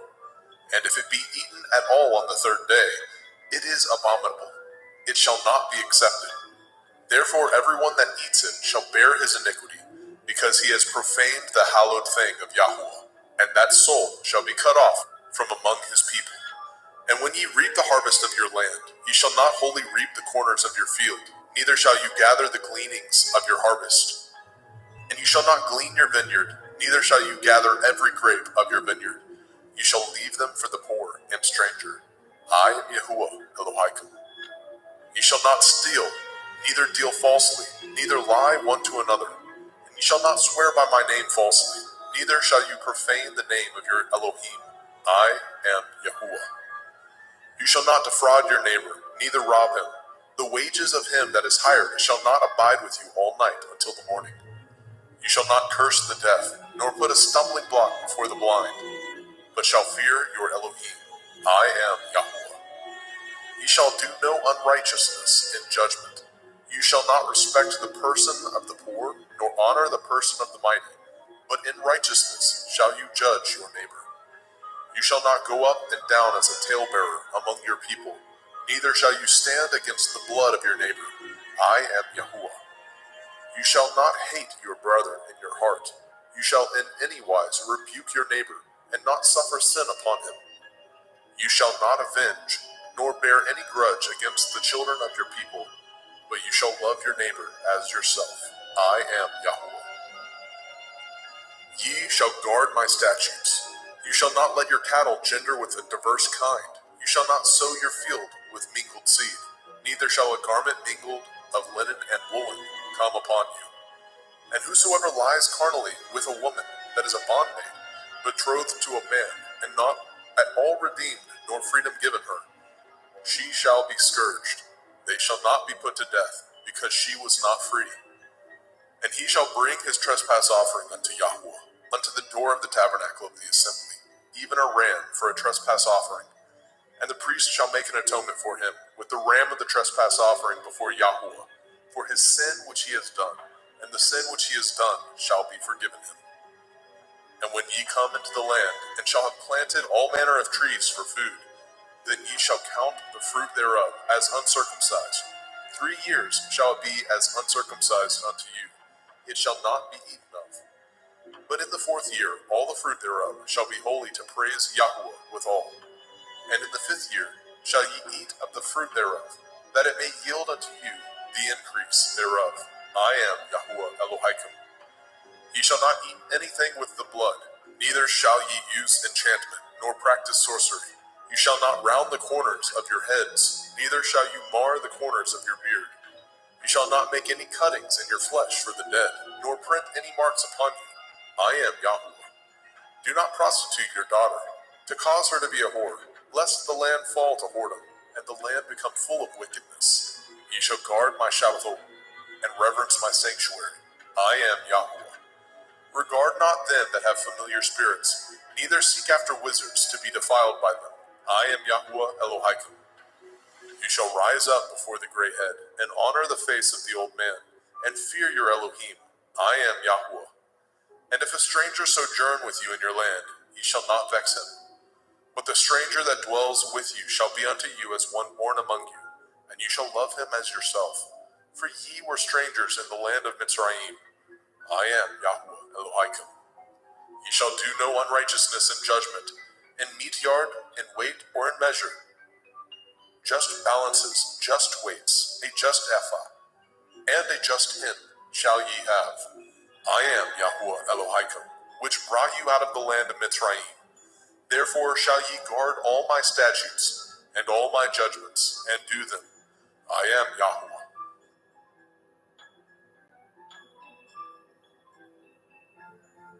Vayikra, Leviticus chapter 20. And Yahuwah spoke unto Moshe, saying, Again you shall say to the children of Yasharel, Whosoever he be of the children of Yasharel, or of the strangers that sojourn in Yasharel, that gives any of his seed unto Molech, he shall surely be put to death. The people of the land shall stone him with stones. And I will set my face against that man, and I will cut him off from among his people, because he has given of his seed unto Molech, to defile my sanctuary, and to profane my holy name. And if the people of the land do any ways hide their eyes from the man, when he gives of his seed unto Molech, and kill him not, then I will set my face against that man, and against his family, and will cut him off, and all that go a-whoring after him, to commit whoredom with Molech, from among their people. And the soul that turns after such as have familiar spirits, and after wizards, to go a-whoring after them, I will even set my face against that soul, and will cut him off from among his people. Sanctify yourselves, therefore, and be ye holy, for I am Yahuwah Elohim, and ye shall guard my statutes, and do them.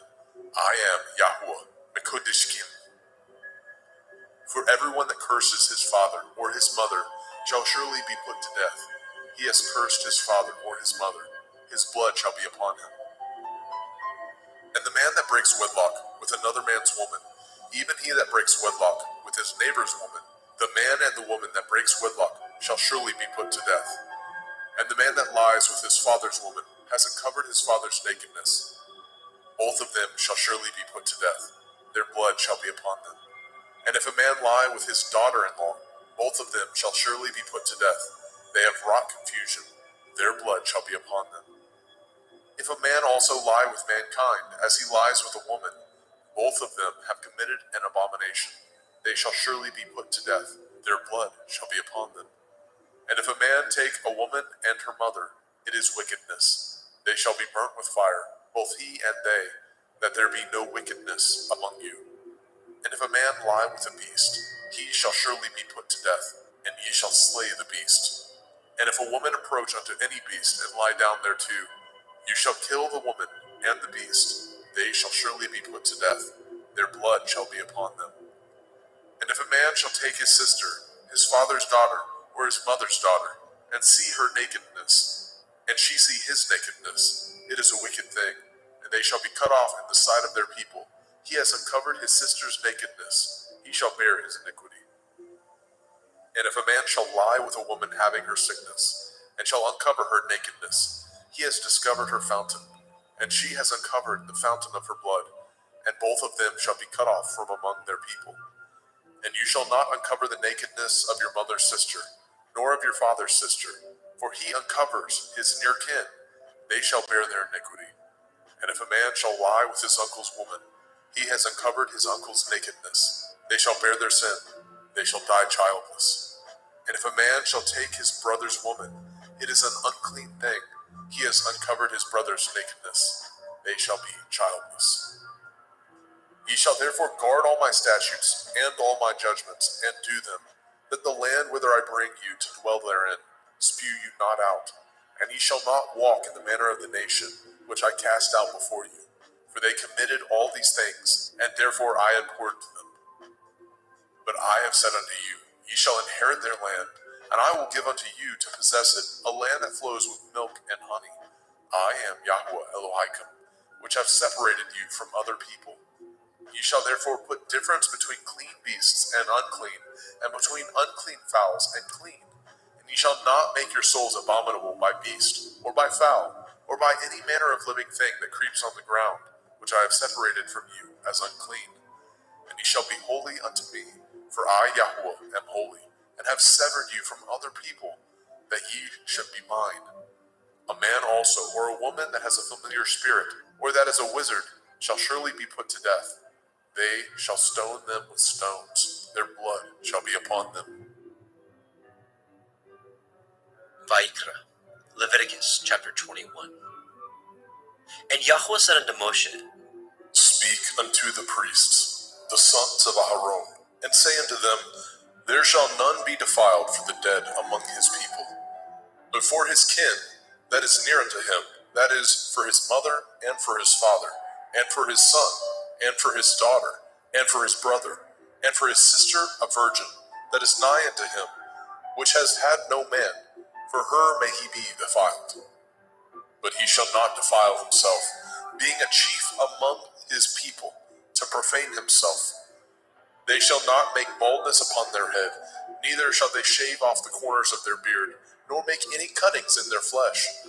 They shall be holy unto their Elohim, and not profane the name of their Elohim.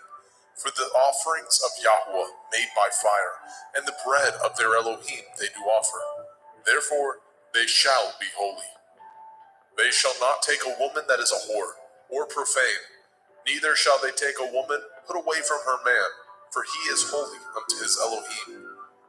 You shall sanctify him therefore, for he offers the bread of your Elohim. He shall be holy unto you, for I, Yahweh, which sanctify you, am holy. And the daughter of any priest, if she profane herself by playing the whore, she profanes her father, she shall be burnt with fire. And he that is high priest among his brethren, upon whose head the anointing oil was poured, and that is consecrated to put on the garments, shall not uncover his head, nor rend his clothes.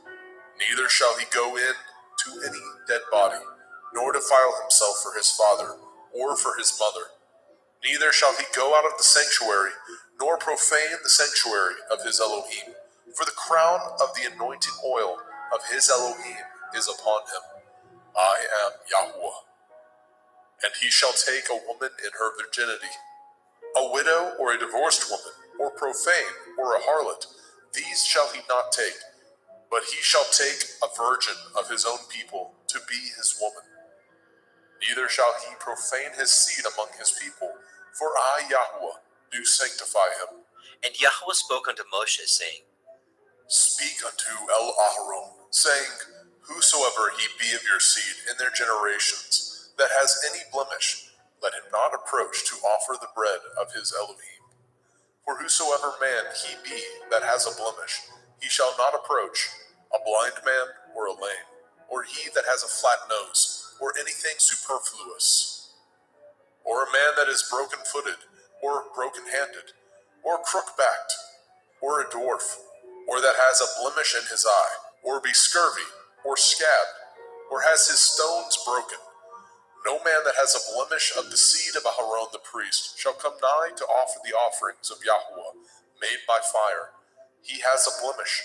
He shall not come nigh to offer the bread of his Elohim. He shall not eat the bread of his Elohim, both of the most holy and of the holy. Only he shall not go in unto the veil, nor come nigh unto the altar, because he has a blemish, that he profane not my sanctuaries. For I, Yahweh, do sanctify them. And Moshe told it unto El-Aharon, and to his sons, and to all the children of Yasharel. Vayikra, Leviticus chapter 22. And Yahweh spoke unto Moshe, saying, Speak unto El-Aharon and to his sons, that they separate themselves from the holy things of the children of Yasharel, and that they profane not my holy name in those things which they hallow unto me. I am Yahweh. Say unto them, Whosoever he be of all your seed among your generations, that goes unto the holy things which the children of Yasharel hallow unto Yahweh, having his uncleanness upon him, that soul shall be cut off from my presence. I am Yahweh. What man soever of the seed of Aharon is a leper, or has a running issue, he shall not eat of the holy things until he be clean. And whoso touches anything that is unclean by the dead, or a man whose seed goes from him, or whosoever touches any creeping thing whereby he may be made unclean, or a man of whom he may take uncleanness, whatsoever uncleanness he has, the soul which has touched any such thing shall be unclean until evening, and shall not eat of the holy things, unless he wash his flesh with water. And when the sun is down, he shall be clean, and shall afterward eat of the holy things, because it is his food. That which dies of itself, or is torn with beasts, he shall not eat, to defile himself therewith. I am Yahweh. They shall therefore guard my ordinance, lest they bear sin for it, and die therefore. If they profane it, I, Yahweh, do sanctify them. There shall no stranger eat of the holy thing. A sojourner of the priest, or a hired servant, shall not eat of the holy thing. But if the priest buy any soul with his money, he shall eat of it. And he that is born in his house, they shall eat of his meat. If the priest's daughter also be married unto a stranger, she may not eat of an offering of the holy things. But if the priest's daughter be a widow or divorced, and have no child, and is returned unto her father's house, as in her youth, she shall eat of her father's meat, but there shall no stranger eat thereof. And if a man eat of the holy thing unwittingly, then he shall put the fifth part thereof unto it, and shall give it unto the priest with the holy thing. And they shall not profane the holy things of the children of Yasharel, which they offer unto Yahweh, or suffer them to bear the iniquity of trespass when they eat their holy things. For I, Yahweh, do sanctify them. And Yahweh spoke unto El-Moshe, saying, Speak unto El-Aharon, and to his sons, and unto all the children of Yasharel, and say unto them, Whatsoever he be of the house of Yasharel, or of the strangers in Yasharel, that will offer his oblation for all his vows, and for all his freewill offerings, which they will offer unto Yahweh for a burnt offering, ye shall offer at your own will a male without blemish, of the cattle, of the sheep, or or of the goats. But whatsoever has a blemish, that shall ye not offer, for it shall not be acceptable for you. And whosoever offers a sacrifice of peace offerings unto Yahweh to accomplish his vow, or a freewill offering in cattle or sheep, it shall be perfect to be accepted. There shall be no blemish therein. Blind or broken or maimed, or having a running sore, or scurvy, or scabbed, ye shall not offer these unto Yahweh, nor make an offering by fire of them upon the altar unto Yahweh. Either a bullock or a lamb that has anything superfluous or lacking in his parts, that may you offer for a freewill offering, but for a vow it shall not be accepted. Ye shall not offer unto Yahweh that which is bruised, or crushed, or broken, or cut, neither shall ye make any offerings thereof in your land. Neither from a stranger's hand shall ye offer the bread of your Elohim of any of these, because their corruption is in them, and blemishes be in them. They shall not be accepted for you. And Yahweh spoke unto Moshe, saying, When a bullock or a sheep or a goat is brought forth, then it shall be 7 days under the dam, and from the 8th day and thenceforth it shall be accepted for an offering made by fire unto Yahweh. And whether it be cow or ewe, ye shall not kill it, and her young, both in 1 day. And when ye offer a sacrifice of thanksgiving unto Yahweh, offer it at your own will. On the same day it shall be eaten up. Ye shall leave none of it until the morrow. I am Yahweh. Therefore shall ye guard my commandments, and do them. I am Yahweh.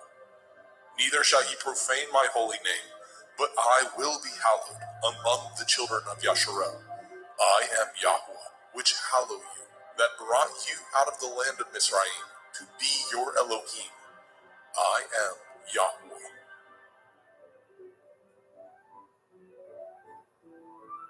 Vayikra, Leviticus chapter 23. And Yahweh spoke unto Moshe, saying, Speak unto the children of Yasharel, and say unto them concerning the feasts of Yahweh, which ye shall proclaim to be holy assemblies. Even these are my feasts. 6 days shall work be done, but the 7th day is the Sabbath of rest, a holy assembly. Ye shall do no work therein. It is the Sabbath of Yahweh in all your dwellings.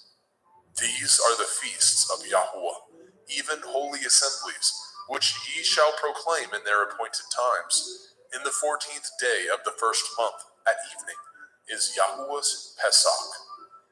And on the 15th day of the same month is the feast of Matzah unto Yahweh. 7 days ye must eat matzah, unleavened bread. In the 1st day ye shall have a holy assembly. Ye shall do no servile work therein, but ye shall offer an offering made by fire unto Yahweh 7 days. In the 7th day is a holy assembly. Ye shall do no servile work therein. And Yahweh spoke unto Moshe, saying, Speak unto the children of Yasharel, and say unto them, When ye are come into the land which I give unto you, and shall reap the harvest thereof, then ye shall bring a sheaf of the first fruits of your harvest unto the priest. And he shall wave the sheaf before Yahweh, to be accepted for you. On the morrow after the Sabbath, the priest shall wave it. And ye shall offer that day when ye wave the sheaf, a he-lamb without blemish, of the 1st year, for a burnt offering unto Yahweh. And the meat offering thereof shall be 2/10 deals of fine flour mingled with oil, an offering made by fire unto Yahweh, for a sweet savor. And the drink offering thereof shall be of wine, the 4th part of a hin. And ye shall eat neither bread nor parched grain, nor green ears, until the selfsame day that ye have brought an offering unto your Elohim. It shall be a statute forever throughout your generations, in all your dwellings. And ye shall count unto you from the morrow after the Sabbath, from the day that ye brought the sheaf of the wave offering, 7 Shavuot. Sabbaths shall be complete.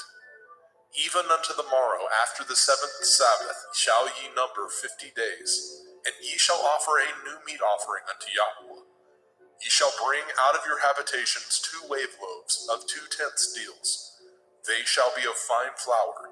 They shall be baken with leaven, They are the first fruits unto Yahweh.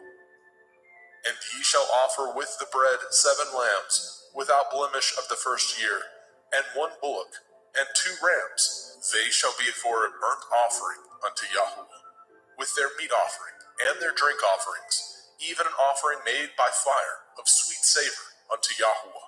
Then ye shall sacrifice 1 kid of the goats for a sin offering, and 2 lambs of the first year for a sacrifice of peace offerings. And the priest shall wave them with the bread of the first fruits for a wave offering before Yahweh. With the 2 lambs, they shall be holy to Yahweh for the priest. And ye shall proclaim on the selfsame day that it may be a holy assembly unto you. Ye shall do no servile work therein. It shall be a statute forever in your dwellings throughout your generations. And when ye reap the harvest of your land, you shall not make clean riddance of the corners of your field when you reap. Neither shall you gather any gleanings of your harvest. You shall leave them unto the poor, and to the stranger. I am Yahweh Elohim. And Yahweh spoke unto Moshe, saying, Speak unto the children of Yasharel, saying, In the 7th month, on the 1st day of the month, shall ye have a Sabbath, a memorial of blowing of shofarot, Yom Teruah, the feast of trumpets, the day of the awakening blast, a holy assembly. Ye shall do no servile work therein, but ye shall offer an offering made by fire unto Yahweh. And Yahweh spoke unto Moshe, saying, Also on the 10th day of this 7th month is Yom Kippurim, the day of atonement. It shall be a holy assembly unto you, and ye shall afflict your souls, and offer an offering made by fire unto Yahweh. And ye shall do no work in that same day, for it is Yom Kippurim, to make an atonement for you before Yahweh Elohim. For whatsoever soul it be that shall not be afflicted in that same day, he shall be cut off from among his people. And whatsoever soul it be that does any work in that same day, the same soul will I destroy from among his people. Ye shall do no manner of work. It shall be a statute forever throughout your generations, in all your dwellings. It shall be unto you a Sabbath of rest, and ye shall afflict your souls in the 9th day of the month at evening. From evening unto evening shall ye celebrate your Sabbath. And Yahweh spoke unto Moshe, saying, Speak unto the children of Yasharel, saying, The 15th day of this 7th month shall be the feast of Sukkot, tabernacles, for 7 days unto Yahweh. On the 1st day shall be a holy assembly. Ye shall do no servile work therein. 7 days ye shall offer an offering made by fire unto Yahweh. On the 8th day shall be a holy assembly unto you, and ye shall offer an offering made by fire unto Yahweh. It is a solemn assembly, and ye shall do no servile work therein. These are the feasts of Yahweh, which ye shall proclaim to be holy assemblies, to offer an offering made by fire unto Yahweh, a burnt offering and a meat offering, a sacrifice and drink offerings, everything upon his day. Besides the Shavuot, Sabbaths of Yahweh, and beside your gifts, and beside all your vows, and beside all your freewill offerings, which ye give unto Yahweh. Also in the 15th day of the 7th month, when ye have gathered in the fruit of the land, ye shall keep a feast unto Yahweh 7 days. On the 1st day shall be a Sabbath, and on the 8th day shall be a Sabbath. And ye shall take you on the 1st day the boughs of goodly trees, branches of palm trees, and the boughs of thick trees, and willows of the brook. And ye shall rejoice before Yahweh Elohim 7 days. And ye shall keep it a feast unto Yahweh 7 days in the year. It shall be a statute forever in your generations. Ye shall celebrate it in the 7th month. Ye shall dwell in sukkahs, booths, 7 days. All that are Yasharel born shall dwell in sukkahs. That your generations may know that I made the children of Yasharel to dwell in sukkahs, when I brought them out of the land of Mitzrayim. I am Yahweh Elohim. And Moshe declared unto the children of Yasharel the feasts of Yahweh.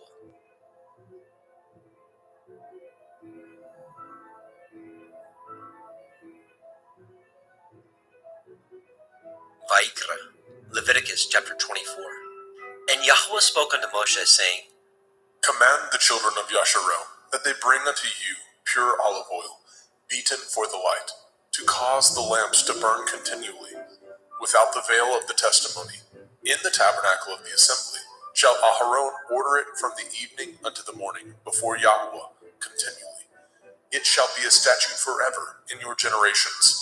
He shall order the lamps upon the pure menorah, 7-branched candlestick, before Yahweh continually. And you shall take fine flour, and bake 12 cakes thereof. 2/10 deals shall be in 1 cake. And you shall set them in 2 rows, 6 on a row, upon the pure table before Yahweh. And you shall put pure frankincense upon each row, that it may be on the bread for a memorial, even a memorial made by fire unto Yahweh. Every Sabbath he shall set it in order before Yahweh continually, being taken from the children of Yasharel by an everlasting covenant. And it shall be Aharon and his sons, and they shall eat it in the holy place, for it is most holy unto him of the offerings of Yahweh made by fire, by a perpetual statute. And the son of a Yashareliteth woman, whose father was a Mitzri, went out among the children of Yasharel. And this son of the Yashareliteth woman and a man of Yasharel strove together in the camp. And the Yashareliteth woman's son blasphemed the name of Yahweh and cursed. And they brought him unto Moshe, and his mother's name was Shelomith, the daughter of Divri, of the tribe of Dan. And they put him in ward, that the mind of Yahweh might be showed them. And Yahweh spoke unto Moshe, saying, Bring forth him that has cursed without the camp, and let all that heard him lay their hands upon his head, and let all the assembly stone him. And you shall speak unto the children of Yasharel, saying, Whosoever curses his Elohim shall bear his sin. And he that blasphemes the name of Yahweh, he shall surely be put to death. And all the assembly shall certainly stone him, as well the stranger, as he that is born in the land, when he blasphemes the name of Yahweh, shall be put to death. And he that kills any man shall surely be put to death. And he that kills a beast shall make it good, beast for beast. And if a man cause a blemish in his neighbor, as he has done, so shall it be done to him. Breach for breach, eye for eye, tooth for tooth. As he has caused a blemish in a man, so shall it be done to him again. And he that kills a beast, he shall restore it. And he that kills a man, he shall be put to death. Ye shall have one manner of law, as well for the stranger, as for one of your own country. For I am Yahweh Elohaikum. And Moshe spoke to the children of Yasharel, that they should bring forth him that had cursed out of the camp, and stone him with stones. And the children of Yasharel did as Yahweh commanded Moshe.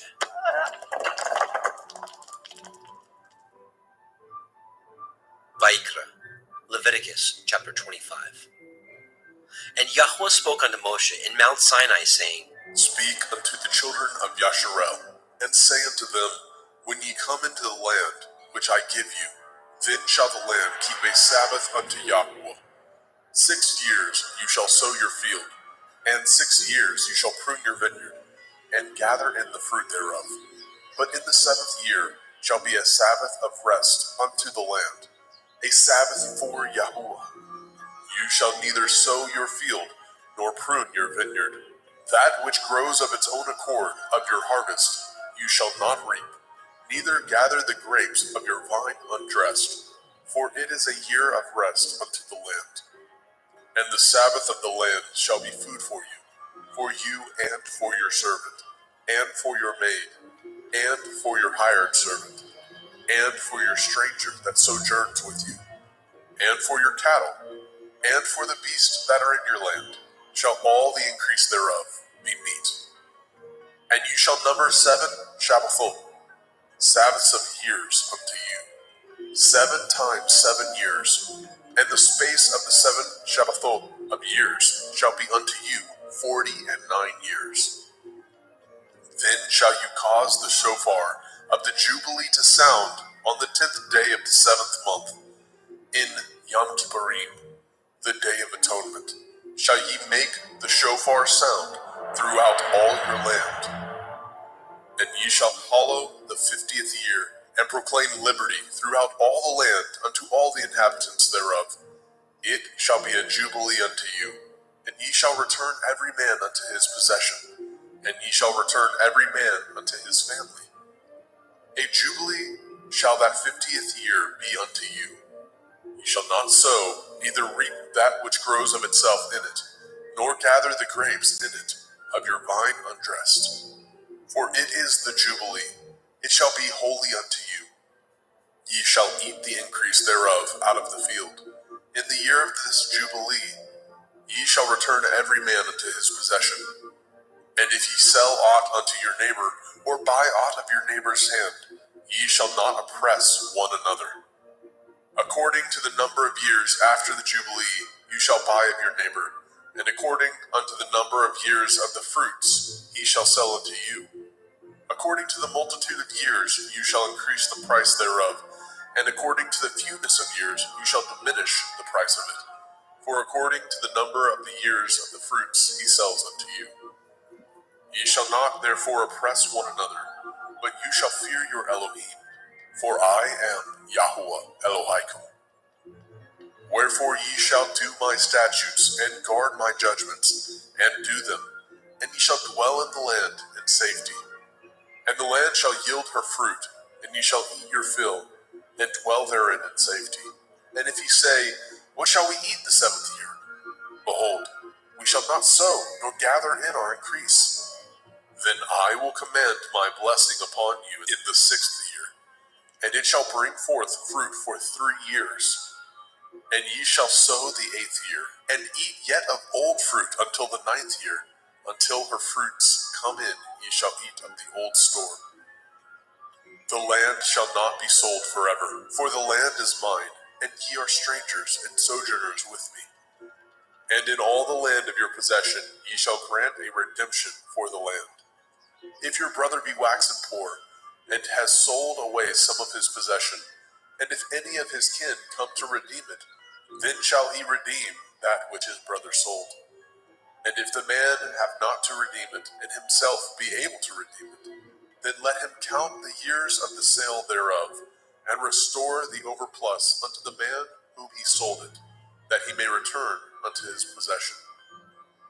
But if he be not able to restore it to him, then that which is sold shall remain in the hand of him that has bought it until the year of Jubilee.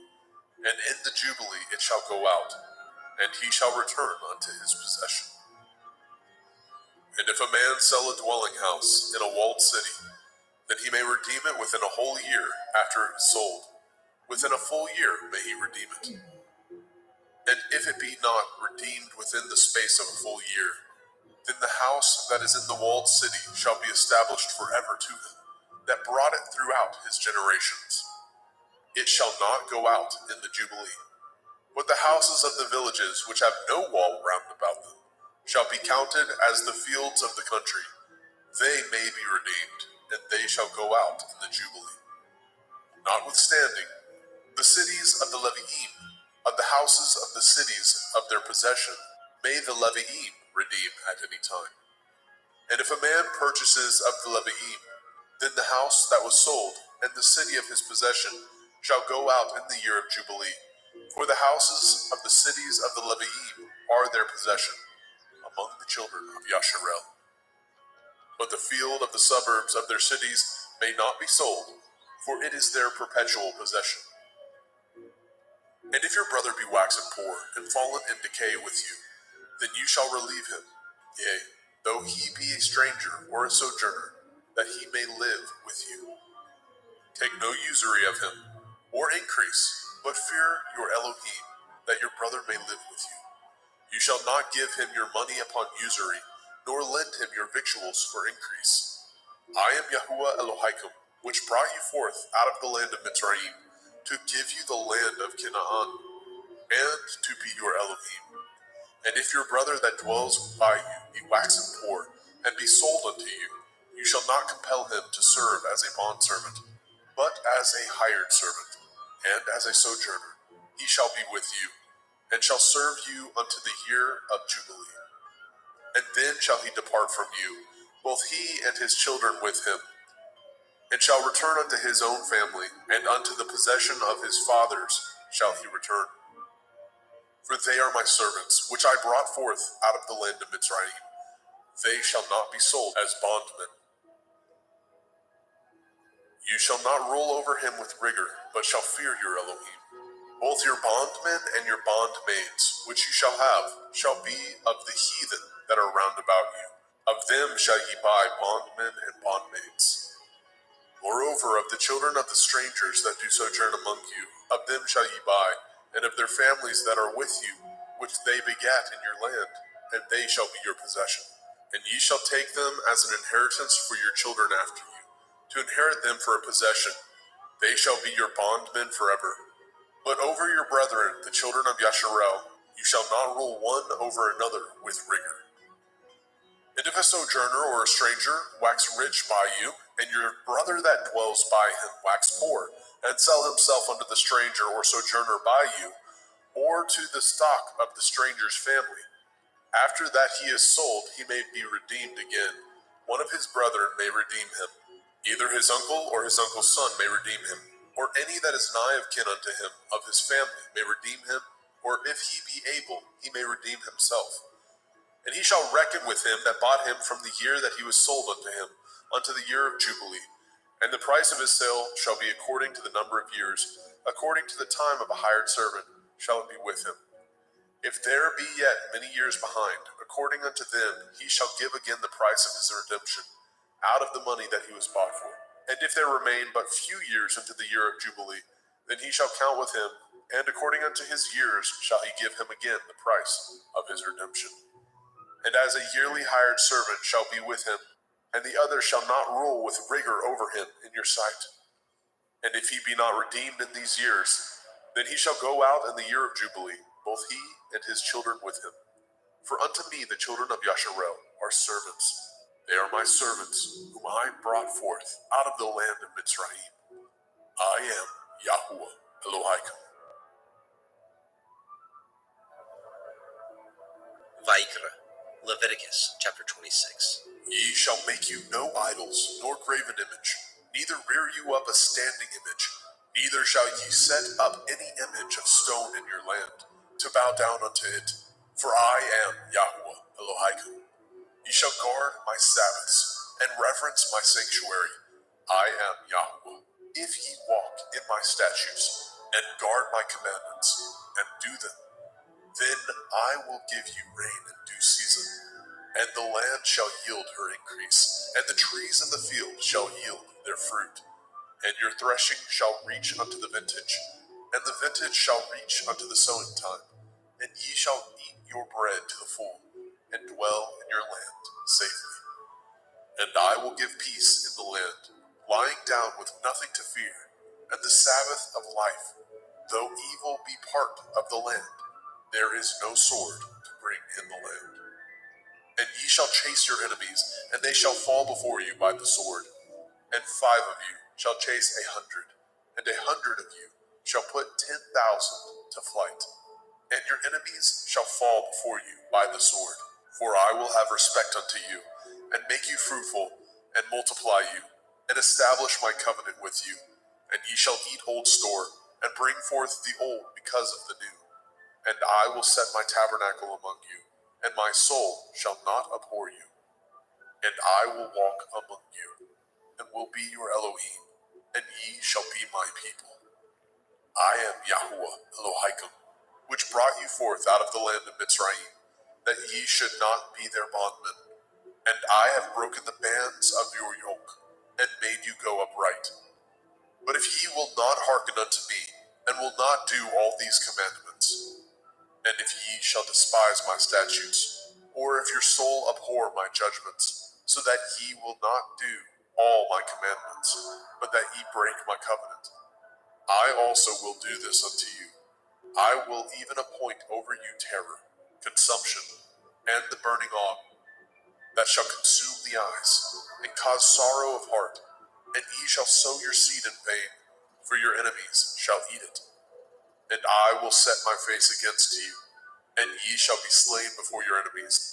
They that hate you shall reign over you, and ye shall flee when none pursues you. And if ye will not yet for all this hearken unto me, then I will punish you 7 times more for your sins. And I will break the pride of your power, and I will make your heaven as iron, and your earth as brass.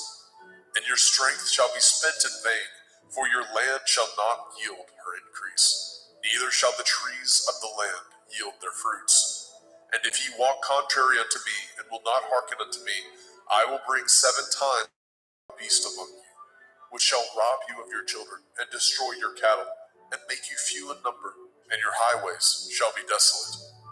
And if ye will not be reformed by me by these things, but will walk contrary unto me, then will I walk contrary unto you, and will punish you yet 7 times for your sins. And I will bring a sword upon you, that shall avenge the quarrel of my covenant. And when ye are gathered together within your cities, I will send the pestilence among you, and ye shall be delivered into the hand of the enemy. And when I have broken the staff of your bread, 10 women shall bake your bread in one oven, and they shall deliver you your bread again by weight, and ye shall eat and not be satisfied. And if ye will not for all this hearken unto me, but walk contrary unto me, then I will walk contrary unto you also in fury, and I, even I, will chastise you 7 times for your sins. And ye shall eat the flesh of your sons, and the flesh of your daughters shall ye eat. And I will destroy your high places, and cut down your images, and cast your carcasses upon the carcasses of your idols, and my soul shall abhor you. And I will make your cities waste, and bring your sanctuaries unto desolation. And I will not smell the savor of your sweet odors. And I will bring the land unto desolation, and your enemies which dwell therein shall be astonished at it. And I will scatter you among the heathen, and will draw out my sword after you. And your land shall be desolate, and your cities waste. Then shall the land enjoy her Shabbathot, as long as it lies desolate, and ye be in your enemy's land. Even then shall the land rest, and enjoy her Shabbathot. As long as it lies desolate, it shall rest, because it did not rest in your Shabbathot, when ye dwelt upon it. And upon them that are left alive of you, I will send a faintness into their hearts, in the land of their enemies, and the sound of a shaken leaf shall chase them, and they shall flee as fleeing from a sword, and they shall fall when none pursues. And they shall fall one upon another, as it were before a sword, when none pursues, and ye have no power to stand before your enemies. And ye shall perish among the heathen, and the land of your enemies shall eat you up. And they that are left of you shall pine away in their iniquity, in your enemies' lands, and also in the iniquities of their fathers shall they pine away with them. If they shall confess their iniquity, and the iniquity of their fathers, with their transgressions which they transgressed against me, and that also they have walked contrary unto me, and that I also have walked contrary unto them, and have brought them into the land of their enemies, if then their uncircumcised heart be humbled, and they then accept of the punishment of their iniquity, then I will remember my covenant with Yaakov, and also my covenant with Yitzhak, and also my covenant with Abraham will I remember, and I will remember the land. The land also shall be left of them, and shall enjoy her Shabbathot, while she lies desolate without them. And they shall accept of the punishment of their iniquity, because they despised my judgments, and because their soul abhorred my statutes. And yet, for all that, when they be in the land of their enemies, I will not cast them away, neither will I abhor them, to destroy them utterly, and to break my covenant with them. For I am Yahweh Elohim. But I will for their sakes remember the covenant of their ancestors, whom I brought forth out of the land of Mitzrayim, in the sight of the heathen, that I might be their Elohim. I am Yahweh. These are the commandments and judgments and Torah, which Yahweh made between him and the children of Yisrael in Mount Sinai by the hand of Moshe.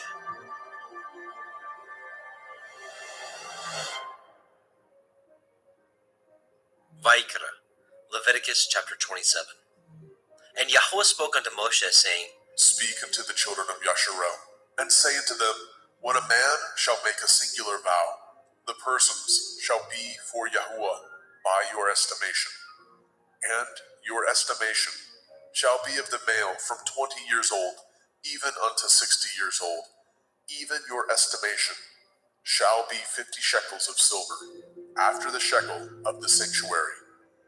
And if it be a female, then your estimation shall be 30 shekels.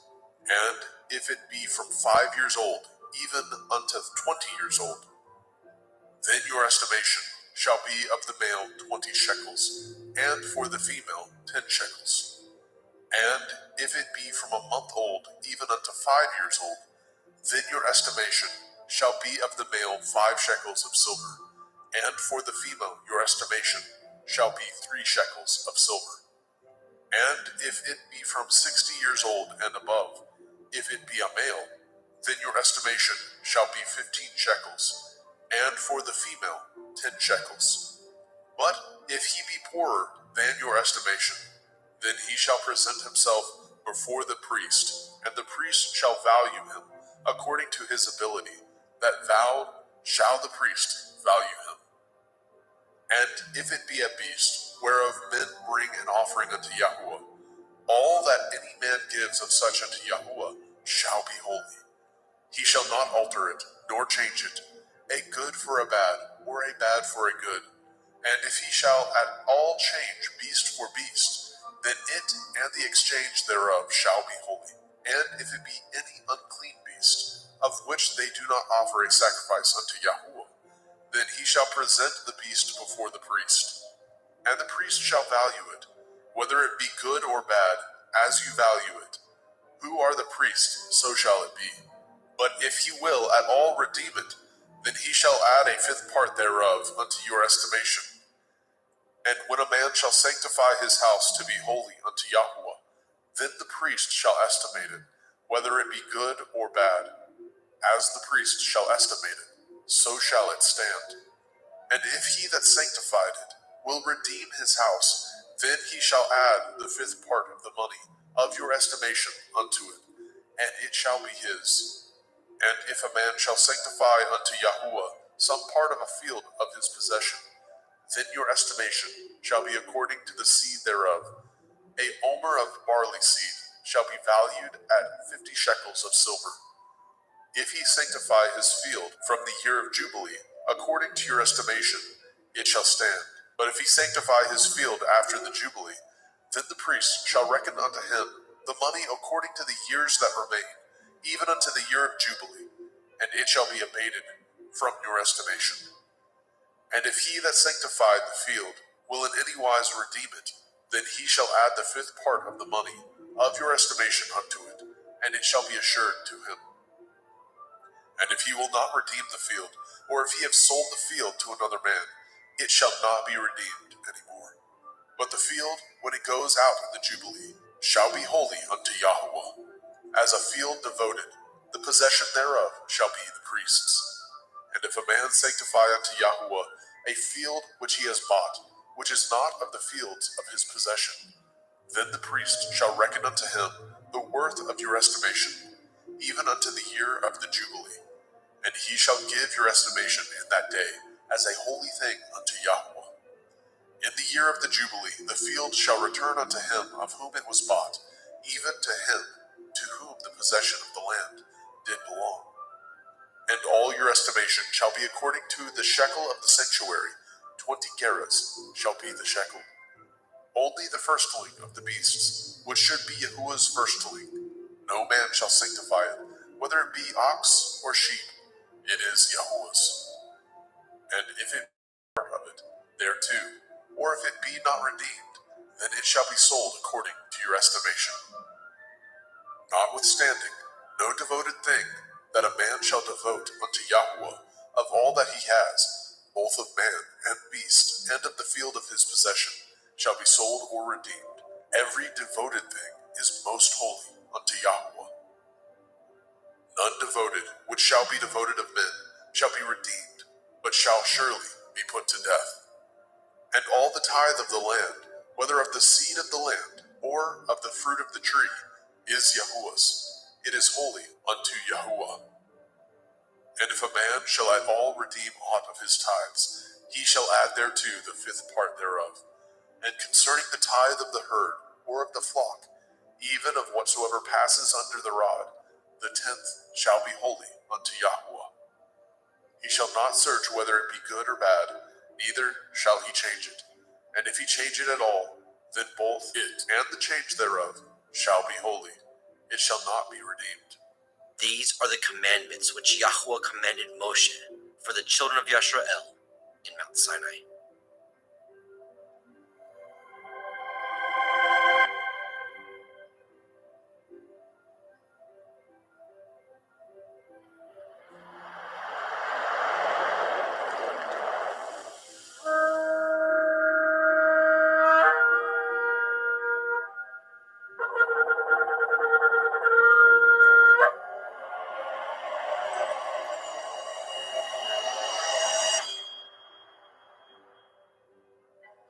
Bemidbar, Numbers chapter 1. And Yahuwah spoke unto Moshe in the wilderness of Sinai, in the tabernacle of the assembly, on the first day of the second month, in the second year after they were come out of the land of Mitzrayim, saying, Take ye the sum of all the assembly of the children of Yasharel, after their families, by the house of their fathers, with the number of their names, every male by their polls, from 20 years old and upward, all that are able to go forth to war in Yasharel. You and Aharon shall number them by their armies, and with you there shall be a man of every tribe, every one head of the house of his fathers. And these are the names of the men that shall stand with you. Of the tribe of Reuben, Elitzur, the son of Shedeur; of Shimon, Shalumiel, the son of Suri-Yeshdai; of Yehuda, Nachshon, the son of Aminadav; of Yisachar, Nethaniel, the son of Suar; of Zebulun, Eliav, the son of Shalom; of the children of Joseph, of Ephraim, Elishama, the son of Amihud; of Manasseh, Gamliel, the son of Pedasdur; of Benjamin, Abidan, the son of Gideoni; of Dan, Achiezer, the son of Amishadai; of Asher, Pagiel, the son of Okran; of Gad, Eliasaph, the son of Deuel; of Naphtali, Ahira, the son of Enan. These were the renowned of the assembly, princes of the tribes of their fathers, heads of thousands in Yasharel. And Moshe and Aharon took these men which are expressed by their names, and they all these together on the first day of the second month, and they declared their pedigrees after their families, by the house of their fathers, according to the number of the names, from 20 years old and upwards by their polls. As Yahuwah commanded Moshe, so he numbered them in the wilderness of Sinai. And the children of Reuben, Yasharel's eldest son, by their generations, after their families, by the house of their fathers, according to the number of the names, by their polls, every male from 20 years old and upward, all that were able to go forth to war. Those that were numbered of them, even of the tribe of Reuben, were 46,500. Of the children of Shimon, by their generations, after their families, by the house of their fathers, those that were numbered of them, according to the number of the names, by their polls, every male from 20 years old and upward, all that were able to go forth to war. Those that were numbered of them, even of the tribe of Shimon, were 59,300. Of the children of Gad, by their generations, after their families, by the house of their fathers, according to the number of the names, from 20 years old and upward, all that were able to go forth to war. Those that were numbered of them, even of the tribe of Gad, were 45,650. Of the children of Yehuda, by their generations, after their families, by the house of their fathers, according to the number of the names, from 20 years old and upward, all that were able to go forth to war. Those that were numbered of them, even of the tribe of Yehudah, were 314,600. Of the children of Issachar, by their generations, after their families, by the house of their fathers, according to the number of the names, from 20 years old and upward, all that were able to go forth to war. Those that were numbered of them, even of the tribe of Issachar, were 54,400. Of the children of Zebulun, by their generations, after their families, by the house of their fathers, according to the number of the names, from 20 years old and upward, all that were able to go forth to war. Those that were numbered of them, even of the tribe of Zebulun, were 57,400. Of the children of Joseph, namely, of the children of Ephraim, by their generations, after their families, by the house of their fathers, according to the number of the names, from 20 years old and upward, all that were able to go forth to war, 500. Of the children of Manasseh, by their generations, after their families, by the house of their fathers, according to the number of the names, from 20 years old and upward, all that were able to go forth to war.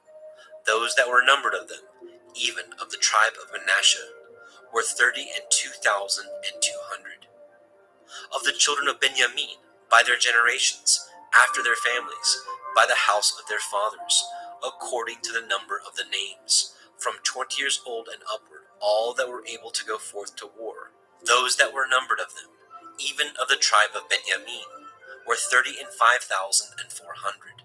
Of the children of Dan, by their generations, after their families, by the house of their fathers, according to the number of the names, from 20 years old and upward, all that were able to go forth to war. Those that were numbered of them, even of the tribe of Dan, were 62,700. Of the children of Asher, by their generations, after their families, by the house of their fathers, according to the number of the names, from 20 years old and upward, all that were able to go forth to war. Those that were numbered of them, even of the tribe of Asher, were 41,500. Of the children of Naphtali, through their generations, after their families, by the house of their fathers, according to the number of the names, from 20 years old and upward, all that were able to go forth to war. Those that were numbered of them, even of the tribe of Naphtali, were 53,400. These are those that were numbered, which Moshe and Aharon numbered, and the princes of Yashrael, being 12 men, each one was for the house of his fathers. So were all those that were numbered of the children of Yashrael, by the house of their fathers, from 20 years old and upward, all that were able to go forth to war in Yashrael. Even all they that were numbered were 600,000 and 3,550. But the Leviim, after the tribe of their fathers, were not numbered among them. For Yahuwah had spoken unto Moshe, saying, Only you shall not number the tribe of Levi, neither take the sum of them among the children of Yasharel. But you shall appoint the Leviim over the tabernacle of testimony, and over all the vessels thereof, and over all things that belong to it. They shall bear the tabernacle, and all the vessels thereof, and they shall minister unto it, and shall encamp around about the tabernacle.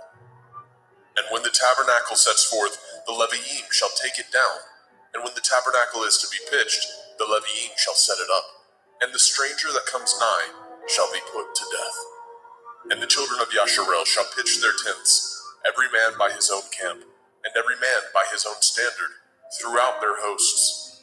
But the Leviim shall pitch round about the tabernacle of testimony, that there be no wrath upon the assembly of the children of Yasharel. And the Leviim shall guard the watch of the tabernacle of testimony. And the children of Yashrael did according to all that Yahweh commanded Moshe. So did they.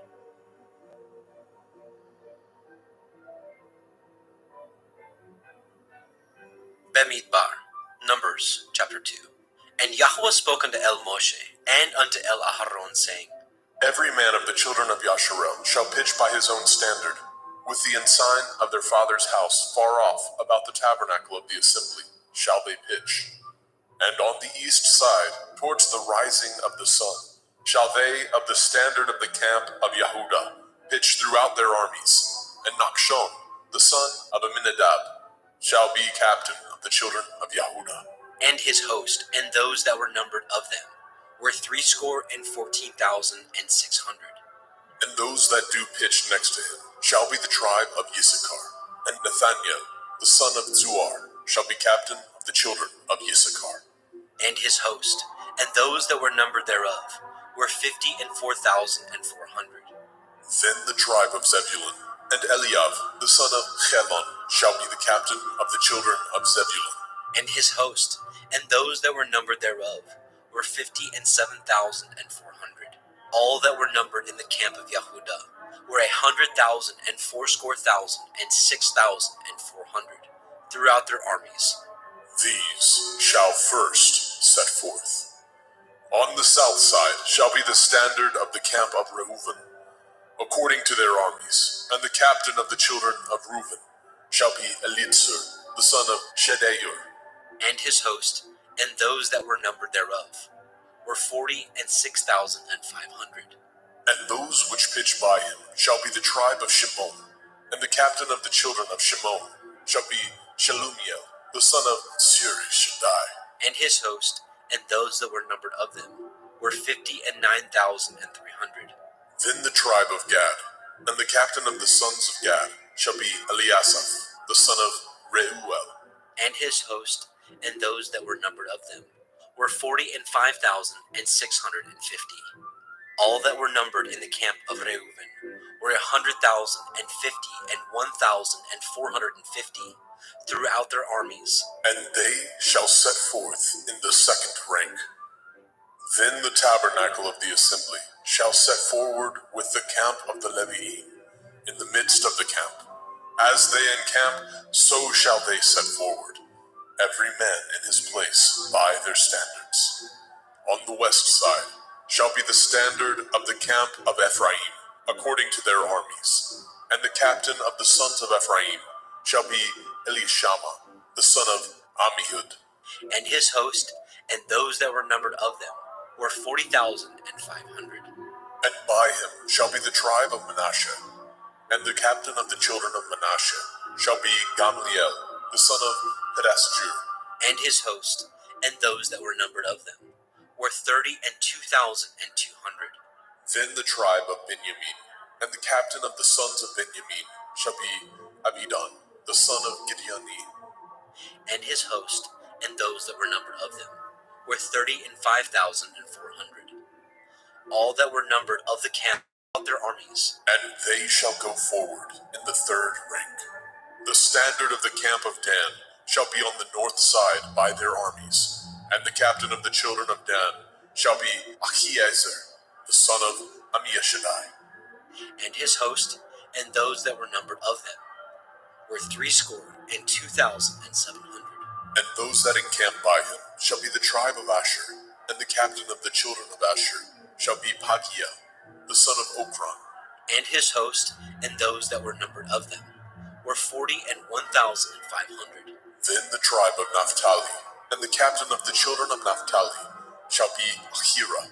The son of the children of Naphtali shall be Ahira, the son of Enan. And his host, and those that were numbered of them, were 53,400.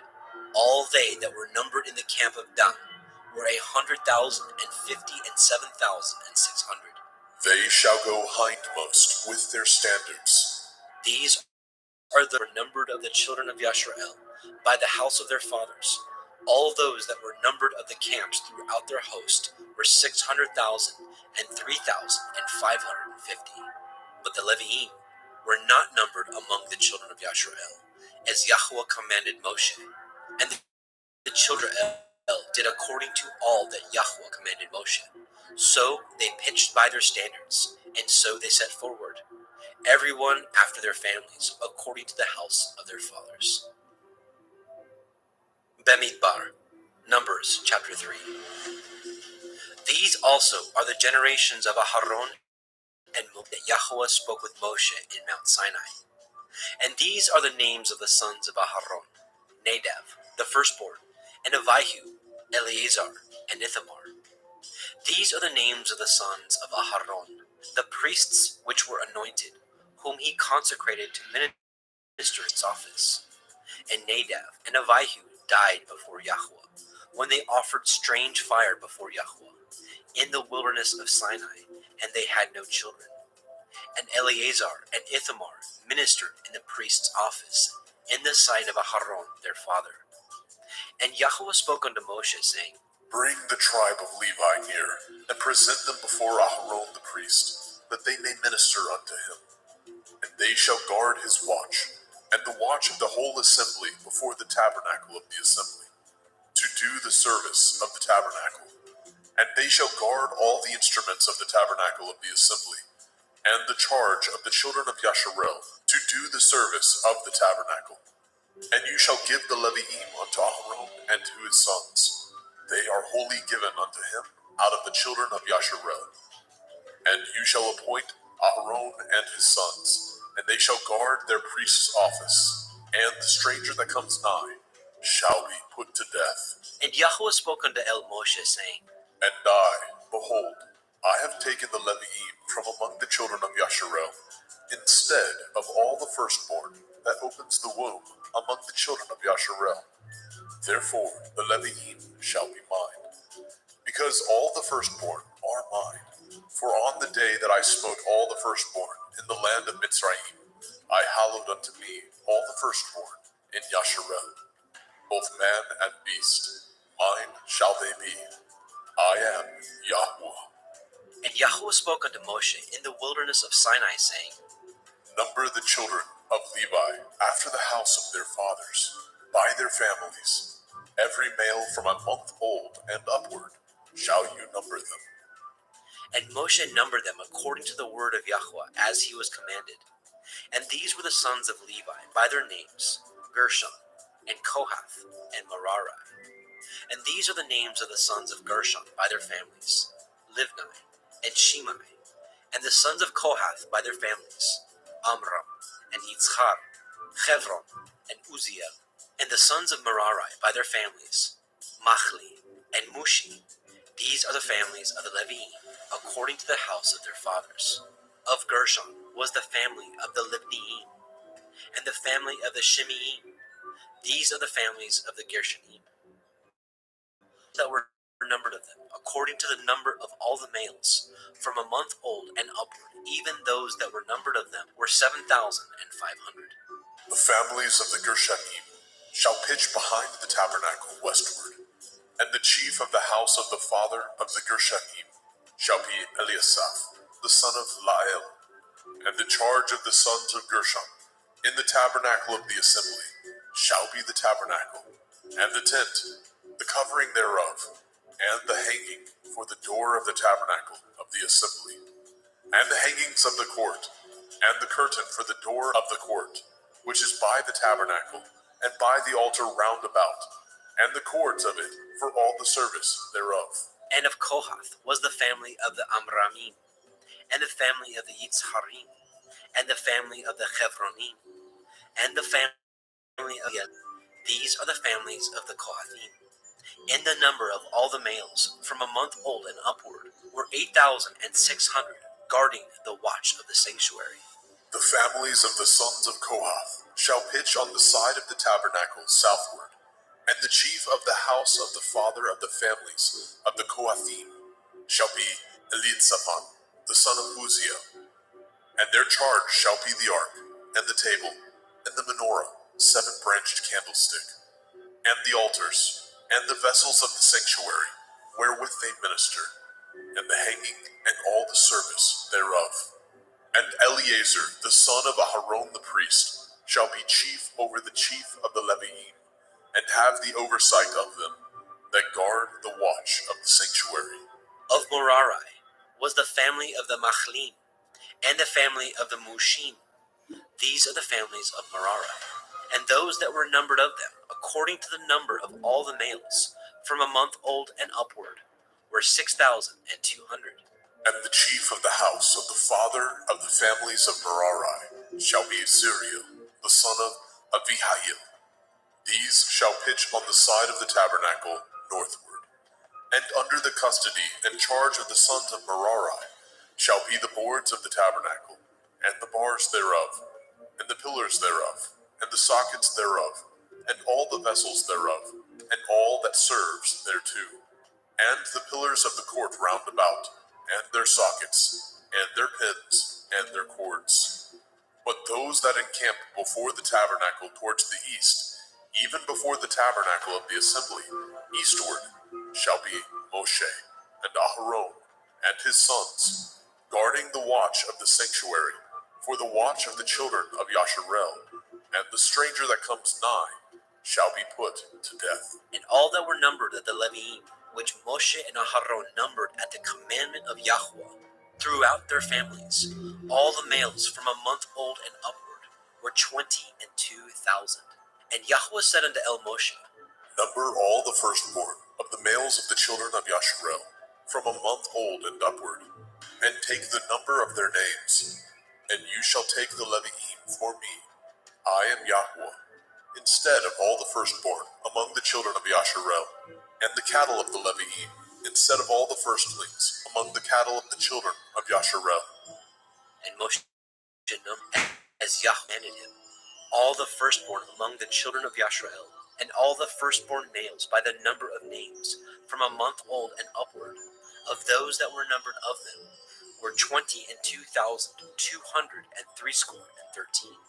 And Yahweh spoke unto El Moshe, saying, Take the Leviim, instead of all the firstborn among the children of Yasharel, and the cattle of the Leviim, instead of their cattle, and the Leviim shall be mine. I am Yahweh. And for those that are to be redeemed of the 213 of the firstborn of the children of Yasharel, which are more than the Leviim, you shall even take 5 shekels apiece by the pole. After the shekel of the sanctuary shall you take them, and you shall give the money wherewith the odd number of them is to be redeemed unto Aharon and to his sons.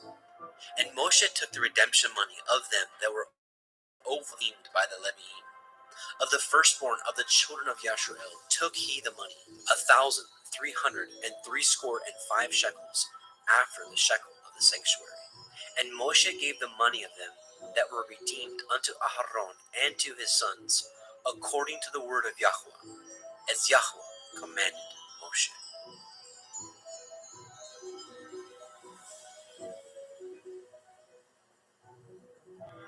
Bamidbar, Numbers, chapter 4. And Yahweh spoke unto El Moshe and unto El Aharon, saying, Take the sum of the sons of Kohath from among the sons of Levi, after their families, by the house of their fathers, from 30 years old and upward, even until 50 years old, all that enter into the host, to do the work in the tabernacle of the assembly. This shall be the service of the sons of Kohath in the tabernacle of the assembly, about the most holy things. And when the camp sets forward, Aharon shall come, and his sons, and they shall take down the covering veil, and cover the ark of the testimony with it, and shall put thereon the covering of badger skins, and shall spread over it a cloth wholly of blue, and shall put in the staves thereof, and upon the table of showbread they shall spread a cloth of blue, and put thereon the dishes, the spoons, the bowls, and covers to cover withal, and the continual bread shall be thereon. And they shall spread upon them a cloth of scarlet, and cover the same with a covering of badger skins, and shall put in the staves thereof. And they shall take a blue, and cover the menorah, 7-branched candlestick, of the light, and his lamps, and his tongs, and his snuff dishes, and all the oil vessels thereof, wherewith they minister unto it. And they shall put it, and all the vessels thereof, within a covering of badger skins, and shall put it upon a bar. And upon the golden altar they shall spread a cloth of blue, and cover it with a covering of badger skins, and shall put the staves thereof. And they shall take all the instruments of ministry, wherewith they minister in the sanctuary, and put them in a cloth of blue, and cover them with a covering of badger skins, and shall put them on a bar. And they shall take away the ashes from the altar, and spread a purple cloth thereon. And they shall put upon all the vessels thereof, wherewith they minister about it, even the censers, the flesh hooks, the shovels, all the vessels of the altar. And they shall spread upon it a covering of badger skins, and put to the staves of it.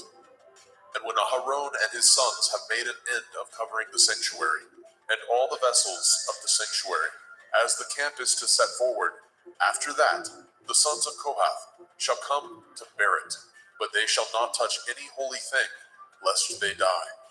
These things are the burden of the sons of Kohath in the tabernacle of the assembly.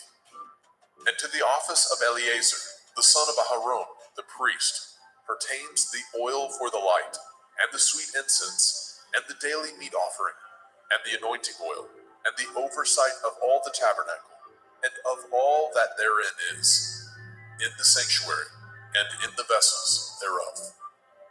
And Yahweh spoke unto El Moshe and unto El Aharon, saying, Cut ye not off the tribe of the families of the Kohathim from among the Leviim, but thus do unto them, that they may live and not die. When they approach unto the most holy things, Aharon and his sons shall go in, and appoint them every one to his service and to his burden. But they shall not go in to see when the holy things are covered, lest they die. And Yahweh spoke unto El Moshe, saying, Take also the sum of the sons of Gershon throughout the houses of their fathers, by their families, from 30 years old and upward, until 50 years old, shall you number them. All that enter in to perform the service, to do the work in the tabernacle of the assembly. This is the service of the families of the Gershonim, to serve and for burdens. And they shall bear the curtains of the tabernacle, and the tabernacle of the assembly, his covering, and the covering of the badger skins that is above upon it, and the hanging for the door of the tabernacle of the assembly, and the hangings of the court, and the hangings for the door of the gate of the court, which is by the tabernacle, and by the altar round about, and their cords, and all the instruments of their service, and all that is made for them, so shall they serve. At the appointment of Aharon and his sons shall be all the service of the sons of the Gershonim, in all their burdens, and in all their service, and he shall appoint unto them in charge all their burdens. This is the service of the families of the sons of Gershon in the tabernacle of the assembly, and their charge shall be under the hand of Ithamar, the son of Aharon, the priest.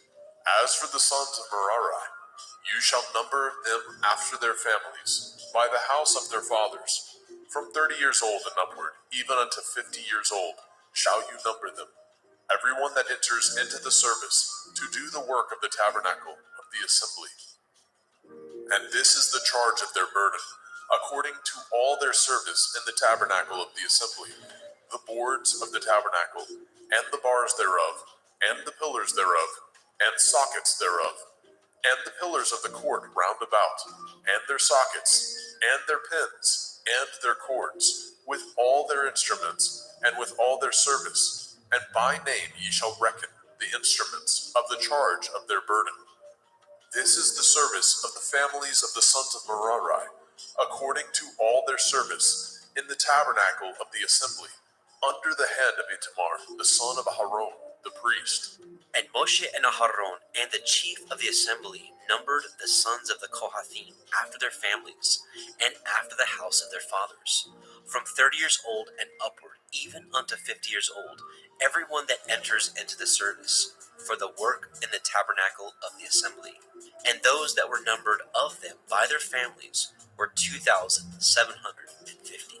These were they that were numbered of the families of the Kohathim, all that might do service in the tabernacle of the assembly, which Moshe and Aharon did number according to the commandment of Yahweh by the hand of Moshe. And those that were numbered of the sons of Gershon throughout their families, and by the house of their fathers, from 30 years old and upward, even unto 50 years old, every one that enters into the service for the work in the tabernacle of the assembly. Even those that were numbered of them throughout their families, by the house of their fathers, were 2,630. These are they that were numbered of the families of the sons of Gershon, of all that might do service in the tabernacle of the assembly, whom Moshe and Aharon did number according to the commandment of Yahweh.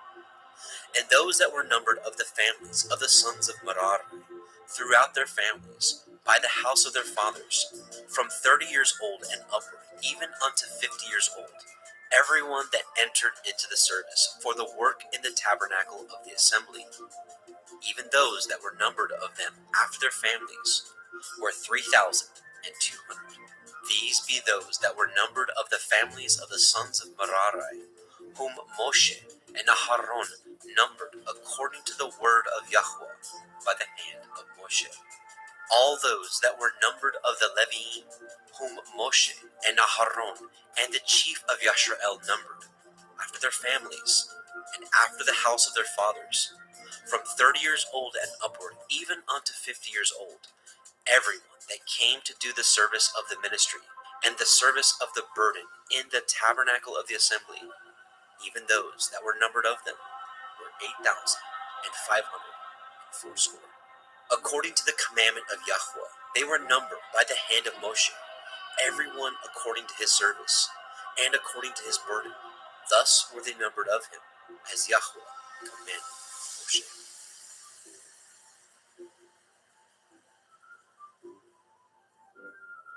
Bamidbar, Numbers, chapter 5. And Yahweh spoke unto El Moshe, saying, Command the children of Yasharel that they put out of the camp every leper, and every one that has an issue, whosoever is defiled by the dead. Both male and female shall ye put out, without the camp shall ye put them, that they defile not their camp, in the midst whereof I dwell. And the children of Yashrael did so, and put them out without the camp, as Yahweh spoke unto Moshe. So did the children of Yashrael.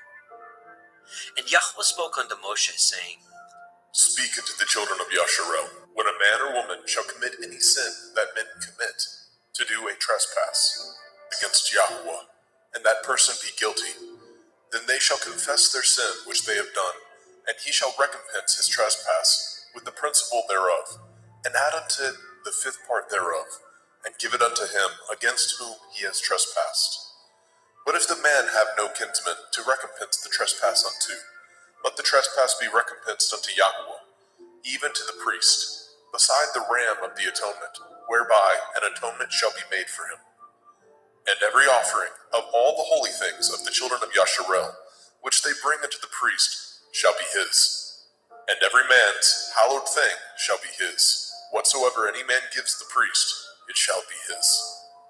And Yahweh spoke unto Moshe, saying, Speak unto the children of Yasharel, and say unto them, If any man's woman go aside, and commit a trespass against him, and a man lie with her carnally, and it be hid from the eyes of her man, and be kept close, and she be defiled, and there be no witness against her, neither she be taken with the manner, and the ruach of jealousy come upon him, and he be jealous of his woman, and she be defiled, or if the ruach of jealousy come upon him, and he be jealous of his woman, and she be not defiled, then shall the man bring his woman unto the priest, and he shall bring her offering for her, the 10th part of an ephah of barley meal. He shall pour no oil upon it, nor put frankincense thereon, for it is an offering of jealousy, an offering of memorial, bringing iniquity to remembrance. And the priest shall bring her near, and set her before Yahweh. And the priest shall take holy water in an earthen vessel, and of the dust that is in the floor of the tabernacle the priest shall take, and put it into the water. And the priest shall set the woman before Yahweh, and cover the woman's head, and put the offering of memorial in her hands, which is the jealousy offering. And the priest shall have in his hand the bitter water, that causes the curse. And the priest shall charge her by an oath, and say unto the woman, If no man have lain with you, and if you have not gone aside to uncleanness with another instead of your man, be free from this bitter water that causes the curse. But if you have gone aside to another instead of your man, and if you be defiled, and some man have lain with you beside your man, then the priest shall charge the woman with an oath of cursing, and the priest shall say unto the woman, Yahweh make you a curse and an oath among your people, when Yahweh makes your thigh to rot and your belly to swell. And this water that causes the curse shall go into your bowels, to make your belly to swell and your thigh to rot. And the woman shall say, Amen, Amen. And the priest shall write these curses in a sefer, and he shall blot them out with the bitter water. And he shall cause the woman to drink the bitter water that causes the curse, and the water that causes the curse shall enter into her and become bitter. Then the priest shall take the jealousy offering out of the woman's hand, and shall wave the offering before Yahweh, and offer it upon the altar. And the priest shall take a handful of the offering, even the memorial thereof, and burn it upon the altar, and afterward shall cause the woman to drink the water. And when he has made her to drink the water, then it shall come to pass, that if she be defiled, and have done trespass against her man, that the water that causes the curse shall enter into her, and become bitter, and her belly shall swell, and her thigh shall rot, and the woman shall be a curse among her people. And if the woman be not defiled, but be clean, then she shall be free, and shall conceive seed. This is the Torah of jealousies, when a woman goes aside to another instead of her man, and is defiled. Or when the ruach of jealousy come upon him, and he be jealous over his woman, and shall set the woman before Yahweh, and the priest shall execute upon her all this Torah. Then shall the man be guiltless from iniquity, and his woman shall bear her iniquity. Bemidbar, Numbers chapter 6. And Yahweh spoke unto El Moshe, saying, Speak unto the children of Yasharel, and say unto them, when either man or woman shall separate themselves to vow a vow of a Nazir, to separate themselves unto Yahweh, he shall separate himself from wine and strong drink, and shall drink no vinegar of wine, or vinegar of strong drink. Neither shall he drink any liquor of grapes, nor eat moist grapes, or dried. All the days of his separation shall he eat nothing that is made of the vine tree, from the kernels even to the husk. All the days of the vow of his separation there shall no razor come upon his head, until the days be fulfilled, in which he separates himself unto Yahweh. He shall be holy, and shall let the locks of the hair of his head grow. All the days that he separates himself unto Yahweh, he shall come at no dead body. He shall not make himself unclean for his father, or for his mother, for his brother, or for his sister, when they die, because the consecration of his Elohim is upon his head. All the days of his separation he is holy unto Yahweh. And if any man die very suddenly by him, and he has defiled the head of his consecration, then he shall shave his head in the day of his cleansing. On the 7th day shall he shave it. And on the 8th day he shall bring 2 turtle doves, or 2 young pigeons, to the priest, to the door of the tabernacle of the assembly. And the priest shall offer the one for his sin offering, and the other for a burnt offering, and make an atonement for him, for that he sinned by the dead, and shall hallow his head that same day. And he shall consecrate unto Yahweh the days of his separation, and shall bring a lamb of the first year for a trespass offering. But the days that were before shall be lost, because his separation was defiled. And this is the Torah of the Nazir. When the days of his separation are fulfilled, he shall be brought unto the door of the tabernacle of the assembly. And he shall offer his offering unto Yahweh, 1 he-lamb of the first year, without blemish, for a burnt offering, and 1 ewe lamb of the first year, without blemish, for a sin offering, and 1 ram without blemish, for peace offerings, and a basket of matzah, unleavened bread, cakes of fine flour mingled with oil, and wafers of matzah anointed with oil, and their meat offering, and their drink offerings. And the priest shall bring them before Yahweh, and shall offer his sin offering, and his burnt offering. And he shall offer the ram for a sacrifice of peace offerings unto Yahweh, with the basket of matzah. The priest shall offer also his meat offering, and his drink offering. And the Nazir shall shave the head of his separation at the door of the tabernacle of the assembly, and shall take the hair of the head of his separation, and put it in the fire which is under the sacrifice of the peace offerings.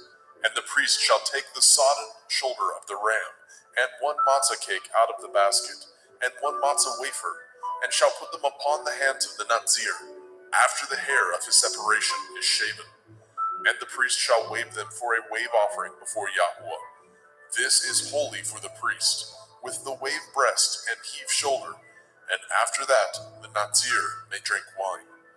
This is the Torah of the Nazir, who has vowed, and of his offering unto Yahweh for his separation. Beside that his hand shall get, according to the vow which he vowed, so he must do after the Torah of his separation.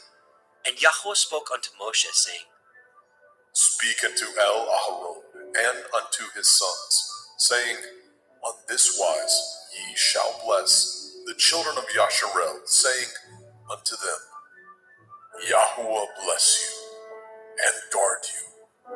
Yahuwah make his face shine upon you and be gracious unto you. Yahuwah lift up his countenance upon you and give you peace. And they shall put my name upon the children of Yasharel, and I will bless them.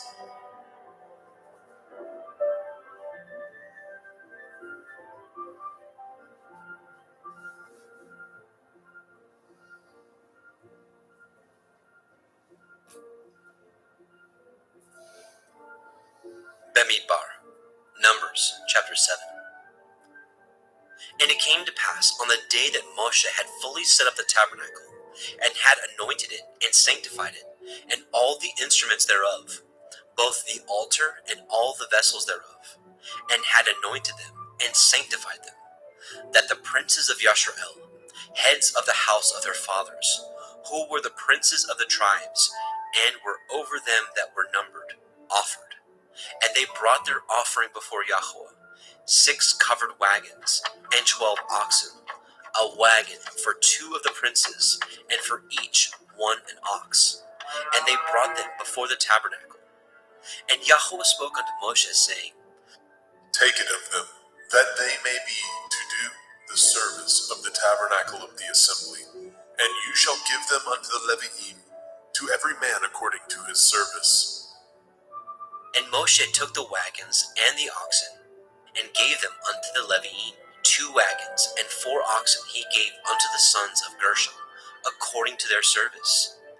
And 4 wagons and 8 oxen he gave unto the sons of Merari, according unto their service, under the hand of Ithamar, the son of Aharon the priest. But unto the sons of Kohath he gave none, because the service of the sanctuary belonging unto them was that they should bear upon their shoulders. And the princes offered for dedicating of the altar in the day that it was anointed. Even the princes offered their offering before the altar. And Yahweh said unto El Moshe, They shall offer their offering, each prince on his day, for the dedicating of the altar. And he that offered his offering the first day was Nechshon, the son of Amminadab, of the tribe of Yehudah. And his offering was 1 silver charger, the weight thereof was 130 shekels, 1 silver bowl of 70 shekels, after the shekel of the sanctuary. Both of them were full of fine flour, mingled with oil for a meat offering.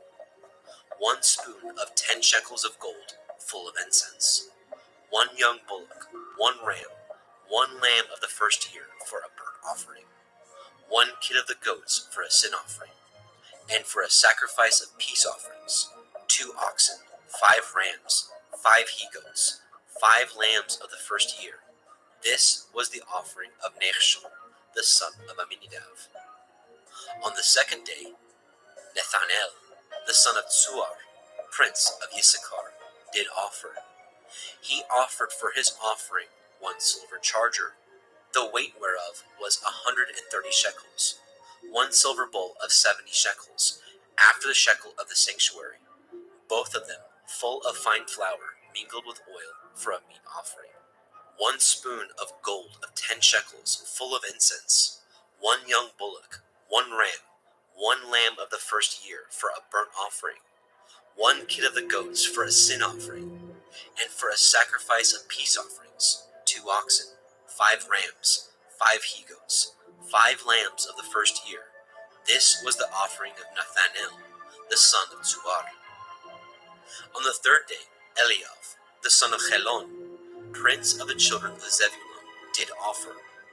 His offering was 1 silver charger, the weight whereof was 130 shekels, 1 silver bowl of 70 shekels, after the shekel of the sanctuary.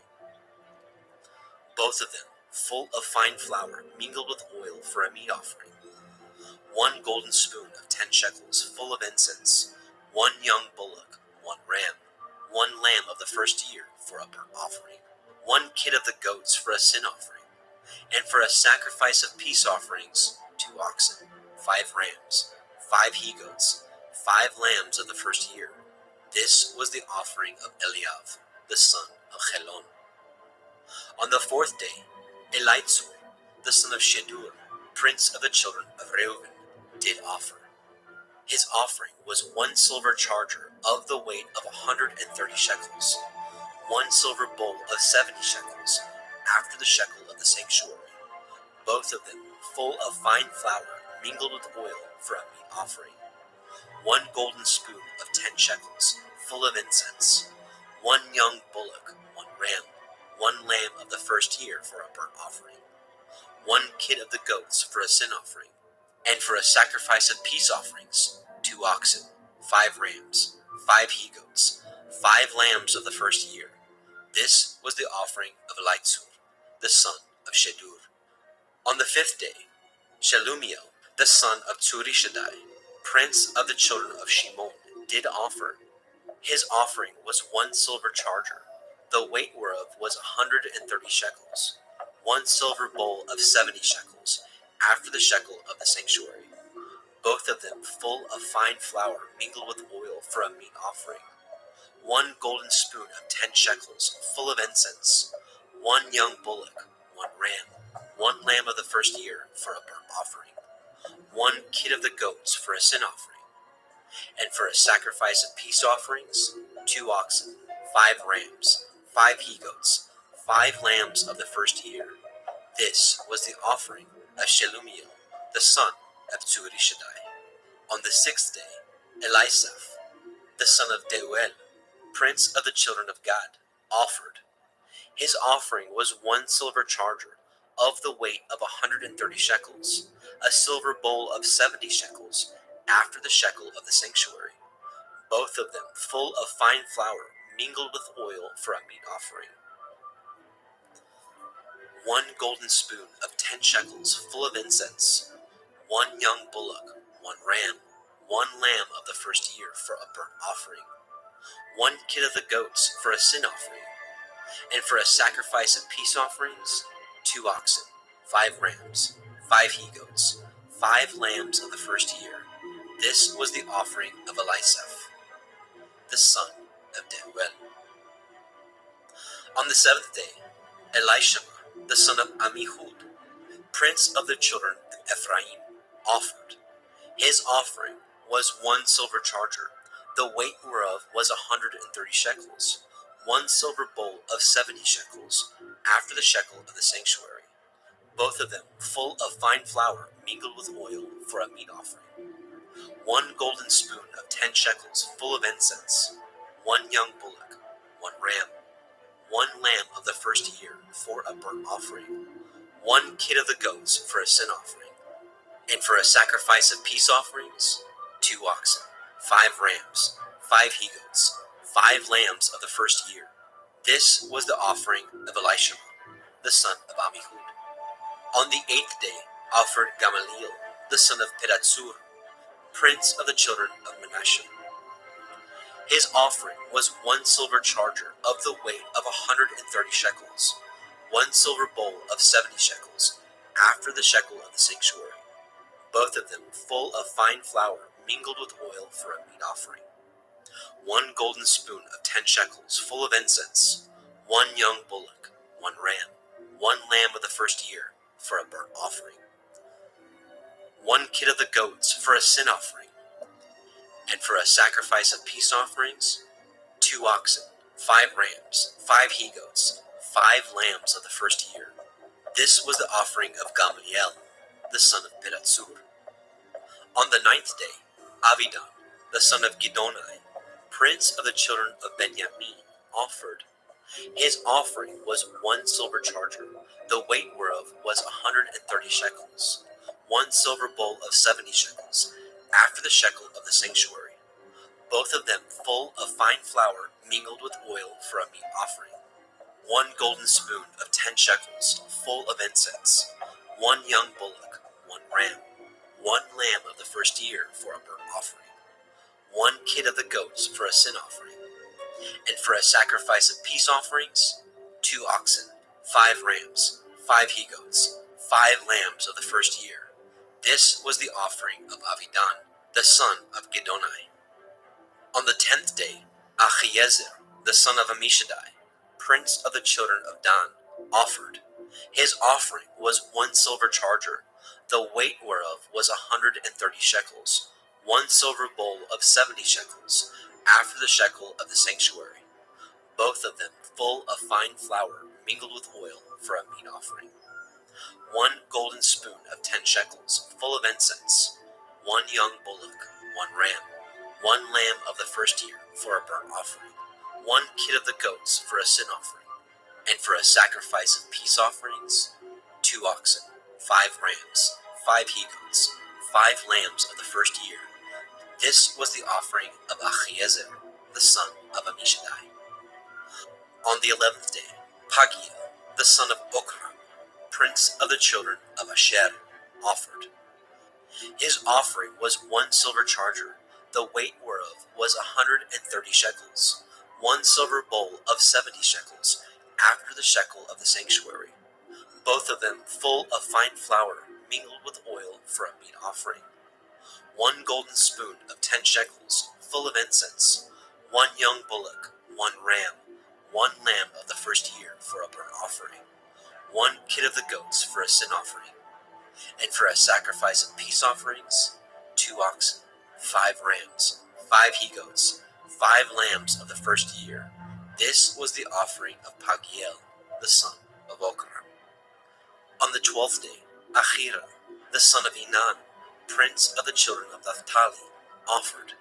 His offering was 1 silver charger, the weight whereof was 130 shekels, 1 silver bowl of 70 shekels, after the shekel of the sanctuary, both of them full of fine flour mingled with oil for a meat offering, 1 golden spoon of 10 shekels, full of incense, 1 young bullock, 1 ram, 1 lamb of the first year for a burnt offering, 1 kid of the goats for a sin offering, and for a sacrifice of peace offerings, 2 oxen, 5 rams, 5 he-goats, 5 lambs of the first year. This was the offering of Achira, the son of Enan. This was the dedication of the altar, in the day when it was anointed, by the princes of Yashrael. 12 chargers of silver, 12 silver bowls, 12 spoons of gold, each charger of silver weighing 130 shekels, each bowl 70. All the silver vessels weighed 2,400 shekels, after the shekel of the sanctuary. The golden spoons were 12, full of incense, weighing 10 shekels apiece, after the shekel of the sanctuary. All the gold of the spoons was 120 shekels. All the oxen for the burnt offering were 12 bullocks, the rams 12, the lambs of the first year 12, with their meat offering, and the kids of the goats for sin offering 12. And all the oxen for the sacrifice of the peace offerings were 24 bullocks, the rams 60, the he-goats 60, the lambs of the first year 60. This was the dedication of the altar after that it was anointed. And when Moshe was gone into the tabernacle of the assembly to speak with him, then he heard the voice of one speaking unto him from off the mercy seat that was upon the ark of the testimony, from between the 2 cherubim. And he spoke unto him. Bemidbar, Numbers chapter 8. And Yahweh spoke unto El Moshe, saying, Speak unto El Aharon, and say unto him, When you light the lamps, the 7 lamps shall give light over against the menorah. And Aharon did so. He lighted the lamps thereof over against the menorah, as Yahweh commanded Moshe. And this work of the menorah was of beaten gold. Unto the shaft thereof, unto the flowers thereof, was beaten work, according unto the pattern which Yahweh had showed Moshe. So he made the menorah. And Yahweh spoke unto Moshe, saying, Take the Levi'im from among the children of Yasharel, and cleanse them. And thus shall you do unto them, to cleanse them. Sprinkle water purifying upon them, and let them shave all their flesh, and let them wash their clothes, and so make themselves clean. Then let them take a young bullock with his meat offering, even fine flour mingled with oil, and another young bullock shall you take for a sin offering. And you shall bring the Levi'im before the tabernacle of the assembly, and you shall gather the whole assembly of the children of Yasharel together.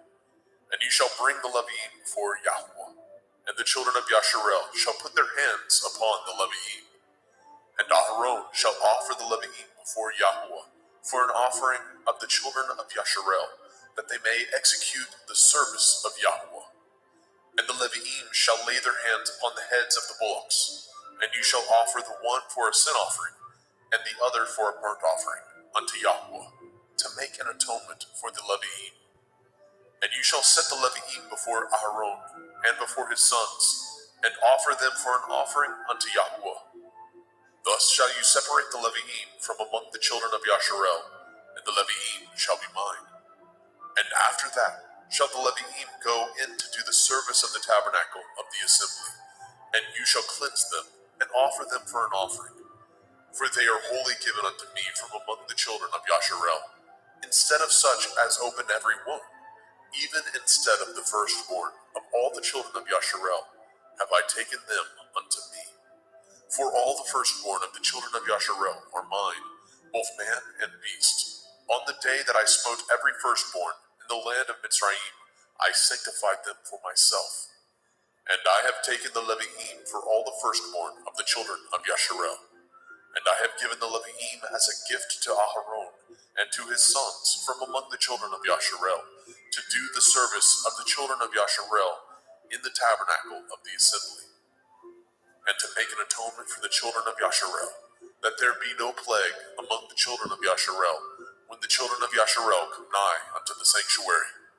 And Moshe and Aharon and all the assembly of the children of Yasharel did to the Levi'im according unto all that Yahweh commanded Moshe concerning the Levi'im. So did the children of Yasharel unto them. And the Levi'im were purified, and they washed their clothes, and Aharon offered them as an offering before Yahweh. And Aharon made an atonement for them to cleanse them. And after that went the Levi'im in to do their service in the tabernacle of the assembly before Aharon and before his sons, as Yahweh had commanded Moshe concerning the Levi'im.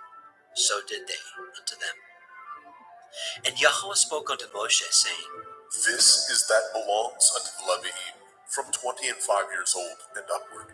They shall go in to wait upon the service of the tabernacle of the assembly. And from the age of 50 years they shall cease waiting upon the service thereof, and shall serve no more, but shall minister with their brethren in the tabernacle of the assembly, to guard the watch, and shall do no service. Thus shall you do unto the Levi'im touching their charge. Bemidbar, Numbers chapter 9. And Yahweh spoke unto El Moshe in the wilderness of Sinai, in the first month of the second year, after they were come out of the land of Mitzrayim, saying, Let the children of Yasharel also keep the Pesach at his appointed time, in the 14th day of this month at evening. Ye shall keep it in his appointed time, according to all the rites of it, and according to all the ceremonies thereof, shall ye keep it. And Moshe spoke unto the children of Yasharel, that they should keep the Pesach. And they kept the Pesach on the 14th day of the first month at evening, in the wilderness of Sinai, according to all that Yahweh commanded Moshe. So did the children of Yasharel. And there were certain men who were defiled by the dead body of a man, that they could not keep the Pesach on that day. And they came before Moshe, and before Aharon on that day. And those men said unto him, We are defiled by the dead body of a man. Wherefore are we kept back, and we may not offer an offering of Yahuwah on his appointed season among the children of Yasharel. And Moshe said unto them, Stand still, and I will hear what Yahuwah will command concerning you. And Yahuwah spoke unto Moshe, saying, Speak unto the children of Yasharel, saying, If any man of you or of your posterity shall be unclean by reason of a dead body, or be in a journey afar off, yet he shall keep the Pesach unto Yahuwah. The 14th day of the 2nd month at evening they shall keep it, and eat it with matzah and bitter herbs. They shall leave none of it unto the morning, nor break any bone of it. According to all the ordinances of the Pesach, they shall keep it. But the man that is clean, and is not in a journey, and forbears to keep the Pesach, even the same soul shall be cut off from among his people, because he brought not the offering of Yahuwah in his appointed season. That man shall bear his sin. And if a stranger shall sojourn among you, and will keep the Pesach unto Yahuwah, according to the ordinance of the Pesach, and according to the manner thereof, so shall he do. Ye shall have one ordinance, both for the stranger, and for him that was born in the land. And on the day that the tabernacle was reared up, the cloud covered the tabernacle, namely, the tent of the testimony. And at evening there was upon the tabernacle, as it were, the appearance of fire, until the morning. So it was always. The cloud covered it by day, and the appearance of fire by night. And when the cloud was taken up from the tabernacle, then after that the children of Yasharel journeyed. And in the place where the cloud abode, there the children of Yasharel pitched their tents. At the commandment of Yahuwah, the children of Yasharel journeyed, and at the commandment of Yahuwah they pitched. As long as the cloud abode upon the tabernacle, they rested in their tents. And when the cloud tarried long upon the tabernacle many days, then the children of Yasharel did guard the watch of Yahuwah, and journeyed not. And so it was, when the cloud was a few days upon the tabernacle, according to the commandment of Yahuwah, they abode in their tents, and according to the commandment of Yahuwah they journeyed.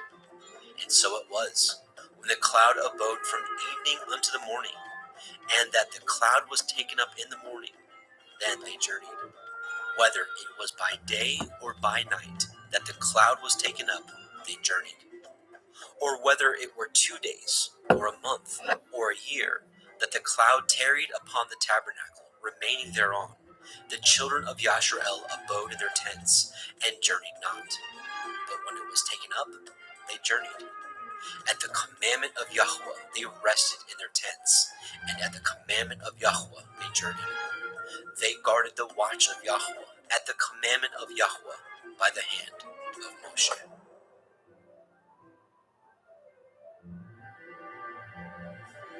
Bemidbar, Numbers chapter 10. And Yahuwah spoke unto El Moshe, saying, Make you 2 trumpets of silver, of a whole piece shall you make them, that you may use them for the calling of the assembly, and for the journeying of the camps. And when they shall blow them, all the assembly shall assemble themselves to you, at the door of the tabernacle of the assembly. And if they blow, but with one trumpet, then the princes, which are heads of the thousands of Yasharel, shall gather themselves unto you. When ye blow an alarm, then the camps that lie on the east part shall go forward. When ye blow an alarm the 2nd time, then the camps that lie on the south side shall take their journey. They shall blow an alarm for their journeys. But when the assembly is to be gathered together, ye shall blow, but ye shall not sound an alarm. And the sons of Aharon the priest shall blow with the trumpets, and they shall be to you for an ordinance forever throughout your generations. And if ye go to war in your land against the enemy that oppresses you, and ye shall blow an alarm with the trumpets, and ye shall be remembered before Yahuwah Elohim, and ye shall be saved from your enemies. Also in the day of your gladness, and in your solemn days, and in the beginnings of your months, ye shall blow with the trumpets over your burnt offerings, and over the sacrifices of your peace offerings, that they may be to you for a memorial before your Elohim. I am Yahuwah Elohim. And it came to pass on the 20th day of the 2nd month, in the 2nd year, that the cloud was taken up from off the tabernacle of the testimony. And the children of Yashrael took their journeys out of the wilderness of Sinai, and the cloud rested in the wilderness of Paran. And they first took their journey according to the commandment of Yahweh by the hand of Moshe. In the first place went the standard of the camp of the children of Yehudah, according to their armies, and over his host was Nechshon, the son of Amminadab. And over the host of the tribe of the children of Issachar was Nathanael, the son of Tzuar. And over the host of the tribe of the children of Zebulun was Eliav, the son of Chelon. And the tabernacle was taken down, and the sons of Gershon and the sons of Merari set forward, bearing the tabernacle. And the standard of the camp of Reuven set forward according to their armies, and over his host was Elitzur, the son of Shedur. And over the host of the tribe of the children of Shimon was Shelumiel, the son of Tzurishaddai. And over the host of the tribe of the children of Gad was Elisaph, the son of Deuel. And the Kohathim set forward, bearing the sanctuary, and the other did set up the tabernacle against they came. And the standard of the camp of the children of Ephraim set forward according to their armies, and over his host was Elishama, the son of Ammihud. And over the host of the tribe of the children of Manasseh was Gamliel, the son of Pedatsur. And over the host of the tribe of the children of Benjamin was Avidan, the son of Gidonai. And the standard of the camp of the children of Dan set forward, which was the rearward of all the camps throughout their hosts. And over his host was Achiezer, the son of Ammishaddai. And over the host of the tribe of the children of Asher was Pagiel, the son of Okran. And over the host of the tribe of the children of Naphtali was Achira, the son of Enan. Thus were the journeyings of the children of Yashrael, according to their armies, when they set forward.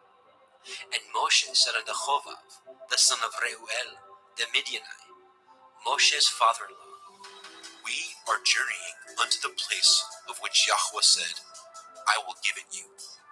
Come with us, and we will do you good. For Yahweh has spoken good concerning Yashrael. And he said unto him, I will not go, but I will depart to my own land, and to my kindred. And he said, Leave us not, I pray you, for as much as you know how we are to encamp in the wilderness, and you may be to us instead of eyes. And it shall be, if you go with us, yea, it shall be, that what goodness Yahweh shall do unto us, the same will we do unto you. And they departed from the mount of Yahweh 3 days' journey, and the ark of the covenant of Yahweh went before them in 3 days' journey, to search out a resting place for them. And the cloud of Yahweh was upon them by day, when they went out of the camp. And it came to pass, when the ark set forward, that Moshe said, Rise up, Yahweh, and let your enemies be scattered, and let them that hate you flee before you. And when it rested, he said, Return, O Yahweh, unto the many thousands of Yashrael. Bemidbar, Numbers chapter 11. And when the people complained, it displeased Yahweh, and Yahweh heard it, and his anger was kindled. And the fire of Yahweh burnt among them, and consumed them that were in the uttermost parts of the camp.